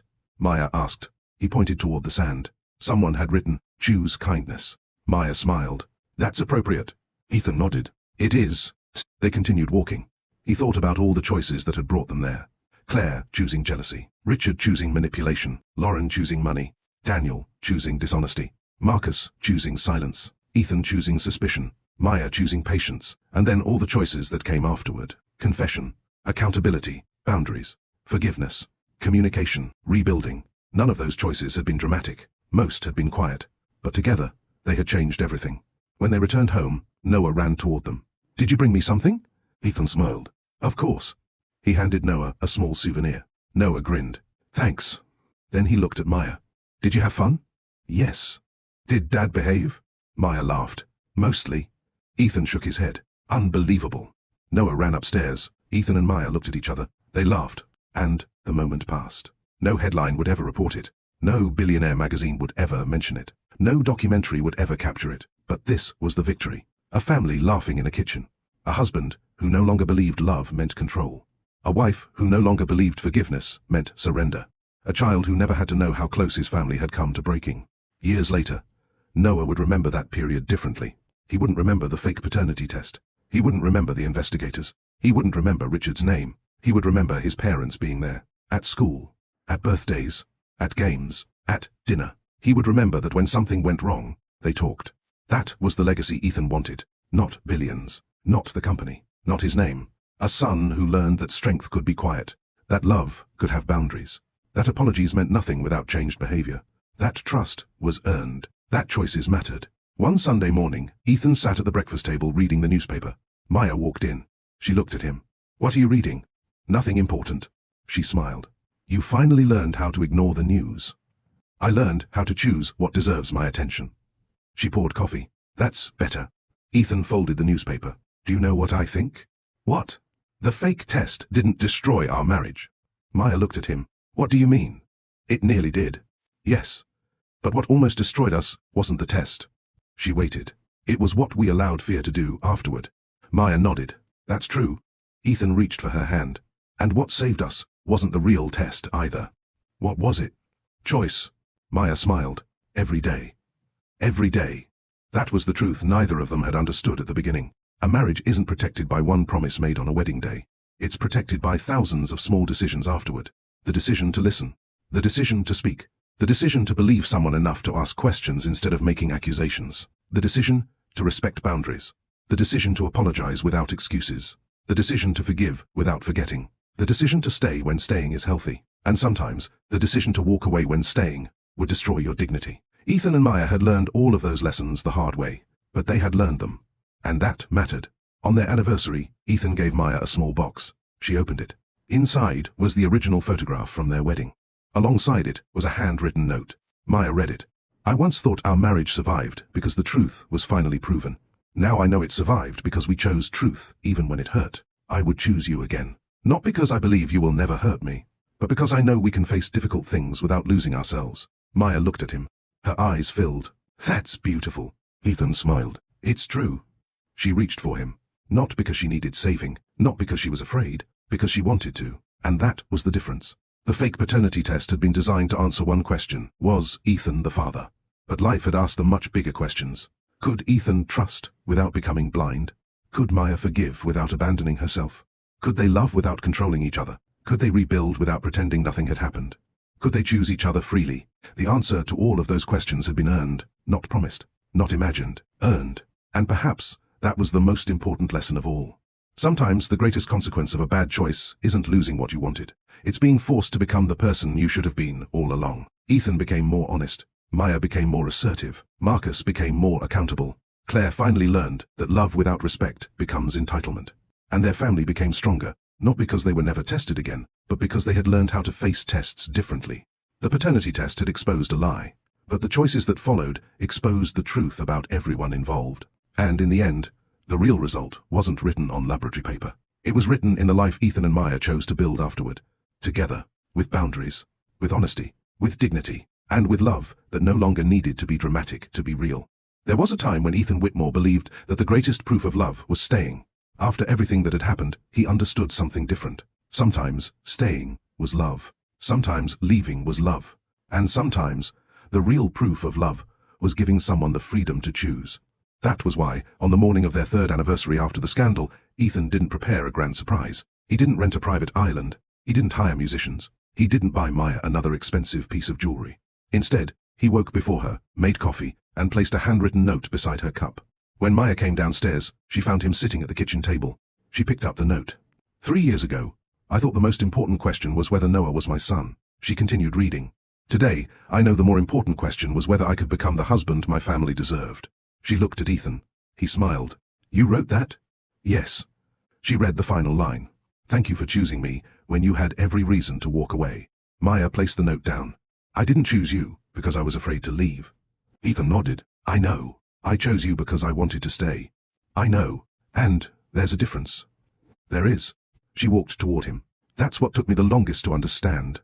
Ethan looked at her. What? Love isn't staying because you have nowhere else to go. She paused. Love is staying when you have the freedom to leave. Ethan smiled. That's what I wanted this morning to be about. Maya sat beside him. Then you succeeded. They had learned that the strongest relationships were not built by eliminating every possibility of loss. They were built by making the relationship worth choosing, every day. Not perfectly, not effortlessly, but deliberately. Their lives had changed in other ways too. Ethan no longer worked every night. Maya no longer swallowed difficult feelings simply to keep the peace. They had disagreements, sometimes serious ones, but disagreements no longer automatically became threats to the marriage. One evening, Ethan could say, I don't agree. And Maya could answer, that's okay. Another day Maya could say, that hurt me. And Ethan could respond, tell me why.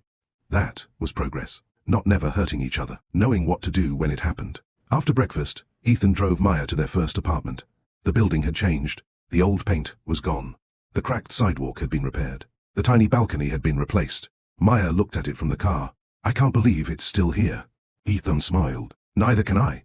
They got out. The landlord had given them permission to walk through the apartment. It was empty. The room seemed smaller than they remembered. Maya stood in the living room. We were happy here. Ethan nodded. We were broke here.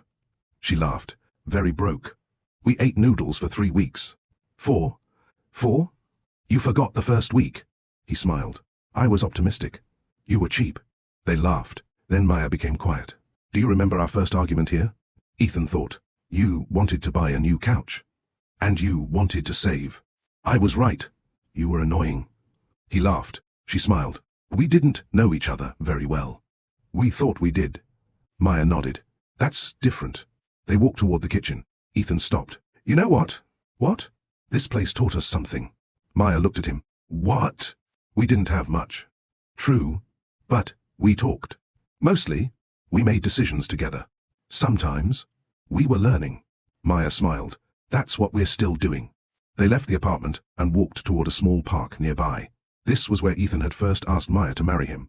There was no crowd, no photographer, no elaborate setup, just a bench. Maya looked at it. I remember. Ethan smiled. You cried. I did not. You absolutely did. I had something in my eye. It was a ring. She laughed. He sat beside her. I've thought about that day a lot. Why? Because I made a promise I didn't fully understand. Maya looked at him. What promise? Forever. She smiled. That's a big word. It is. I think most people say it without understanding what it costs. Ethan nodded. Exactly. He looked at her. Forever isn't one decision. No. It's thousands of decisions. Every day. Sometimes every hour. She smiled. Especially when you're arguing. Especially then. They sat quietly. Then Ethan asked, do you ever wish we hadn't gone through all of this? Maya looked at the trees. Yes. He waited. Sometimes I wish the envelope had never arrived. So do I. I wish Claire had never met you. Definitely. I wish Richard had never become part of our lives. Absolutely. She turned toward him. But I don't wish I had become someone else because of it. Ethan looked at her. What do you mean? I like who I became. He smiled. You became stronger. I became clearer. About what? About what I will and won't accept.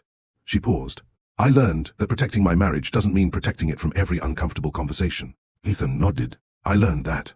I learned that I can love someone and still say no. I've learned that too. And I learned that forgiveness isn't permission. Ethan smiled. That's a good one. It's an important one. A week later, Maya received an invitation. It was from a women's leadership organization. They wanted her to speak about resilience, boundaries, and rebuilding after betrayal. She almost declined. Public speaking wasn't her favorite thing. She called Ethan. They want me to speak. That's great. I don't think I'm qualified. Ethan smiled. Why? Because I'm not an expert. You don't have to be. What would I talk about? Your experience. Maya was quiet. I don't want people to know everything. You don't have to tell them everything. What if they judge me? Ethan's answer was immediate. Then let them. She smiled. Easy for you to say. True. He paused. But you don't have to tell your story to earn anyone's approval. Maya thought about it. What would you do? I'd speak if it felt meaningful. And if it didn't? Say no. She smiled. That's why I called you. Why? Because I knew you'd tell me I could choose. Ethan looked at her. You should always know that. Maya accepted the invitation. She prepared for weeks. She didn't reveal private details. She didn't name Claire. She didn't discuss Ethan's wealth. She didn't turn the experience into gossip. Instead, she talked about something more useful. How people often ignore small violations because they don't want conflict. How silence can become resentment. How boundaries are easier to establish before they are desperately needed. How forgiveness doesn't require restoring access. And how self-respect and love can exist in the same relationship. At the end of the presentation, a young woman approached her. Can I ask you something? Of course. How do you know when to stay? Maya paused. It was the question she had asked herself many times. She smiled. You don't always know. The woman looked surprised. Maya continued. Sometimes you look at the person's behavior. How they treat you. Whether they accept responsibility. Whether they respect your boundaries. Whether they are willing to change. And whether you can still be yourself around them. The woman nodded. But what if you still love them? Maya smiled gently. Love is important. But love isn't the only question. What else? Ask whether the relationship is healthy. She paused. Ask whether you're safe emotionally. Ask whether you're respected. Ask whether you're being honest with yourself. And ask whether staying is a choice or a fear. The young woman looked thoughtful. Maya smiled. That's something I learned the hard way. When Maya returned home, Ethan was waiting. How did it go? Good. Just good. She smiled. Very good. He hugged her. She rested against him. Someone asked me how I knew when to stay. What did you say? I said, I didn't always know. Ethan smiled. That's honest. Then I told her that staying has to be a choice. He looked at her. That's our whole story. That evening, Ethan received an email. It was from the foundation his company had established after the scandal. The employee support program had expanded. Thousands of employees had used the confidential reporting system. Several people had received help before situations became serious. Ethan read the report. Maya watched him. Good news? He nodded. Very. What? The program is working. She smiled. That's wonderful. He looked at her. Do you know what I like most? What? We took something painful and turned it into something useful. Maya nodded. That's what healing should do. The next year brought another change. Noah started high school. He was taller, more independent, more opinionated, and increasingly uninterested in his parents' advice. One morning, Ethan stood at the front door. Did you pack your lunch? Noah sighed. Yes. Your homework? Yes. Your dad? Ethan stopped. I know. Noah smiled. You ask too many questions. Maya laughed from behind them. He gets that from you. Ethan looked at her. Excuse me. She smiled. You ask questions when you're nervous. Ethan laughed. Fair. Noah opened the door. See you later. Have a good day. The door closed. Ethan looked at Maya. Our baby is growing up. Yes. He sighed. I don't like it. You don't get to choose. He smiled. I know. Maya touched his arm. That's another lesson. That afternoon, Ethan received a message from Noah. Dad, can we talk tonight? Ethan immediately replied. Of course. When Noah came home, he sat across from his father. I need advice. Ethan nodded. About what? A friend. Ethan listened. Noah explained that his friend had lied to him about something important. He wanted to know whether he should forgive him. Ethan didn't immediately answer. Instead, he asked, did he admit what he did? Yes. Did he blame you? No. Did he apologize? Yes. Did he change? I don't know. Ethan nodded. Then don't decide everything today. Noah looked at him. What should I do? Give him the chance to show you. And if he doesn't, then you decide how much access he gets to you. Noah nodded. Like boundaries? Exactly. Can you forgive someone and still not be friends? Absolutely. Noah thought about it. That's confusing. It can be, but it's fair. Ethan smiled. Yes. Noah stood. Thanks, Dad. Anytime. As Noah walked away, Ethan looked toward the doorway. Maya was standing there. She had heard everything. She smiled. You taught him well. Ethan shook his head. We both did. That night, Ethan and Maya sat outside. The conversation with Noah had stayed with Ethan. He asked me about forgiveness. Maya smiled. He came to the right person. Why? You've had plenty of practice. Ethan laughed. That's true. He looked at her. Do you think we taught him enough? Maya considered it. We taught him what we could. And the rest? He'll learn through his own choices. Ethan nodded. That was another difficult truth. Parents could guide.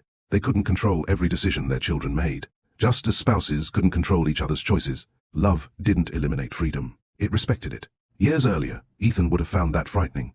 Now, he found it beautiful. Maya could leave. She could disagree. She could say no. She could choose herself. And she still chose him. That was more meaningful than any promise based on obligation. Ethan looked at her. I think I finally understand why you stayed. Maya smiled. Why? Because you didn't have to. She nodded. Exactly. And that's why I don't take it for granted anymore. She reached for his hand. Good. Their story had started with a small decision. An envelope. A moment when Ethan almost threw away a piece of mail. That decision had eventually led to a fake paternity test. The fake test had exposed a conspiracy. The conspiracy had exposed weaknesses. Those weaknesses had forced two people to examine their marriage. And the marriage had forced them to examine themselves. It was strange how life worked. The biggest consequences didn't always begin with the biggest choices. Sometimes they began with something almost invisible. A sentence, a silence, a message, a decision to stay quiet, a decision to ask, a decision not to ask, a decision to forgive, a decision to walk away, and sometimes a decision to try again. One evening, Ethan and Maya sat at their dining table. Noah was upstairs. The house was quiet. Ethan looked at his wife. Are you happy? Maya smiled. Yes. Still? Still. He smiled. Good. She looked at him. What about you? Ethan thought about the question. He didn't answer quickly. Then he said, yes. Why? He looked around the room. Because I stopped measuring happiness by how much I could control. Maya smiled. And? Because I learned that peace isn't the absence of problems. He reached for her hand. It's knowing that when problems come, I don't have to face them alone. Maya squeezed his hand. That's a good answer. Ethan smiled. I've had a good teacher. She laughed. Don't get sentimental. Too late. They sat there for several minutes. Then Maya said, do you remember what you told me after the real test? What? You said you wanted the report because you wanted proof that you hadn't lost everything. Ethan nodded. I remember. I think you were wrong. He looked at her. How? You didn't need the report to know what you had. What did I have? Maya smiled. You had a wife who was sitting right in front of you. Ethan's eyes softened. And I almost lost her. Yes. But you stayed. I chose to. He nodded. And I'll spend the rest of my life respecting that choice. Maya smiled. That's all I ever wanted. The following morning, Ethan woke early again. He walked downstairs, made coffee, opened the curtains. The sun came through the windows. Maya came down. She smiled. Good morning. Good morning. She picked up her coffee. He looked at her. Ready? For what? Another day. She smiled. Yes.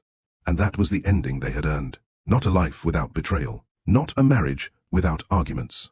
Not a future without uncertainty. Something more realistic. A life where both people understood that love required maintenance. A marriage where boundaries were respected. A family where truth was valued. A home where apologies were followed by action. A relationship where staying was never demanded. It was chosen, again, and again, and again. Because in the end, the fake paternity test had answered the wrong question. The real question had never been, is Ethan the father? The real question had been, what kind of man will Ethan become when the person he loves is placed in doubt? And the answer wasn't found in a laboratory. It was found in the choices he made afterward. He chose honesty over assumptions, accountability over revenge, boundaries over bitterness, forgiveness over hatred, and love without surrendering his dignity. Maya made her own choices too. She chose forgiveness without forgetting, love without losing herself, family without abandoning boundaries, and a future without allowing the past to control it. Their story didn't end because everything became perfect. It ended because they finally understood that perfection had never been the goal. The goal was to keep choosing wisely, to recognize that small decisions matter, to understand that trust is built quietly, and to remember that sometimes the greatest act of love is not holding on tighter. It is giving someone the freedom to choose you, and becoming someone worth choosing. And every morning after that, Ethan and Maya made the same choice. Each other. And just like that, Ethan and Maya's journey comes to an end. But their lesson is one that can stay with us long after the story is over. A fake paternity test nearly destroyed a family. But the real damage came from fear, assumptions, silence, and choices made without understanding their consequences. So let me ask you, if you were Maya, would you have forgiven Ethan after he doubted you? And if you were Ethan, would you have forgiven Claire after everything she did? Most importantly, what lesson did this story teach you about trust, forgiveness, boundaries, and the small choices that shape our lives? Share your thoughts in the comments. I genuinely want to hear your perspective. If this story touched you, please like this video, share it with someone who needs to hear this message, and subscribe to Love Stories by Mr. Johnson for more emotional stories filled with powerful life lessons. And remember, never let fear make a decision that truth hasn't been given a chance to answer. Sometimes one small choice can change an entire life. Thank you for staying with Ethan and Maya until the very end. Until our next story, remember to choose wisely, love honestly, protect your dignity, and never forget. The smallest choices can create the biggest consequences.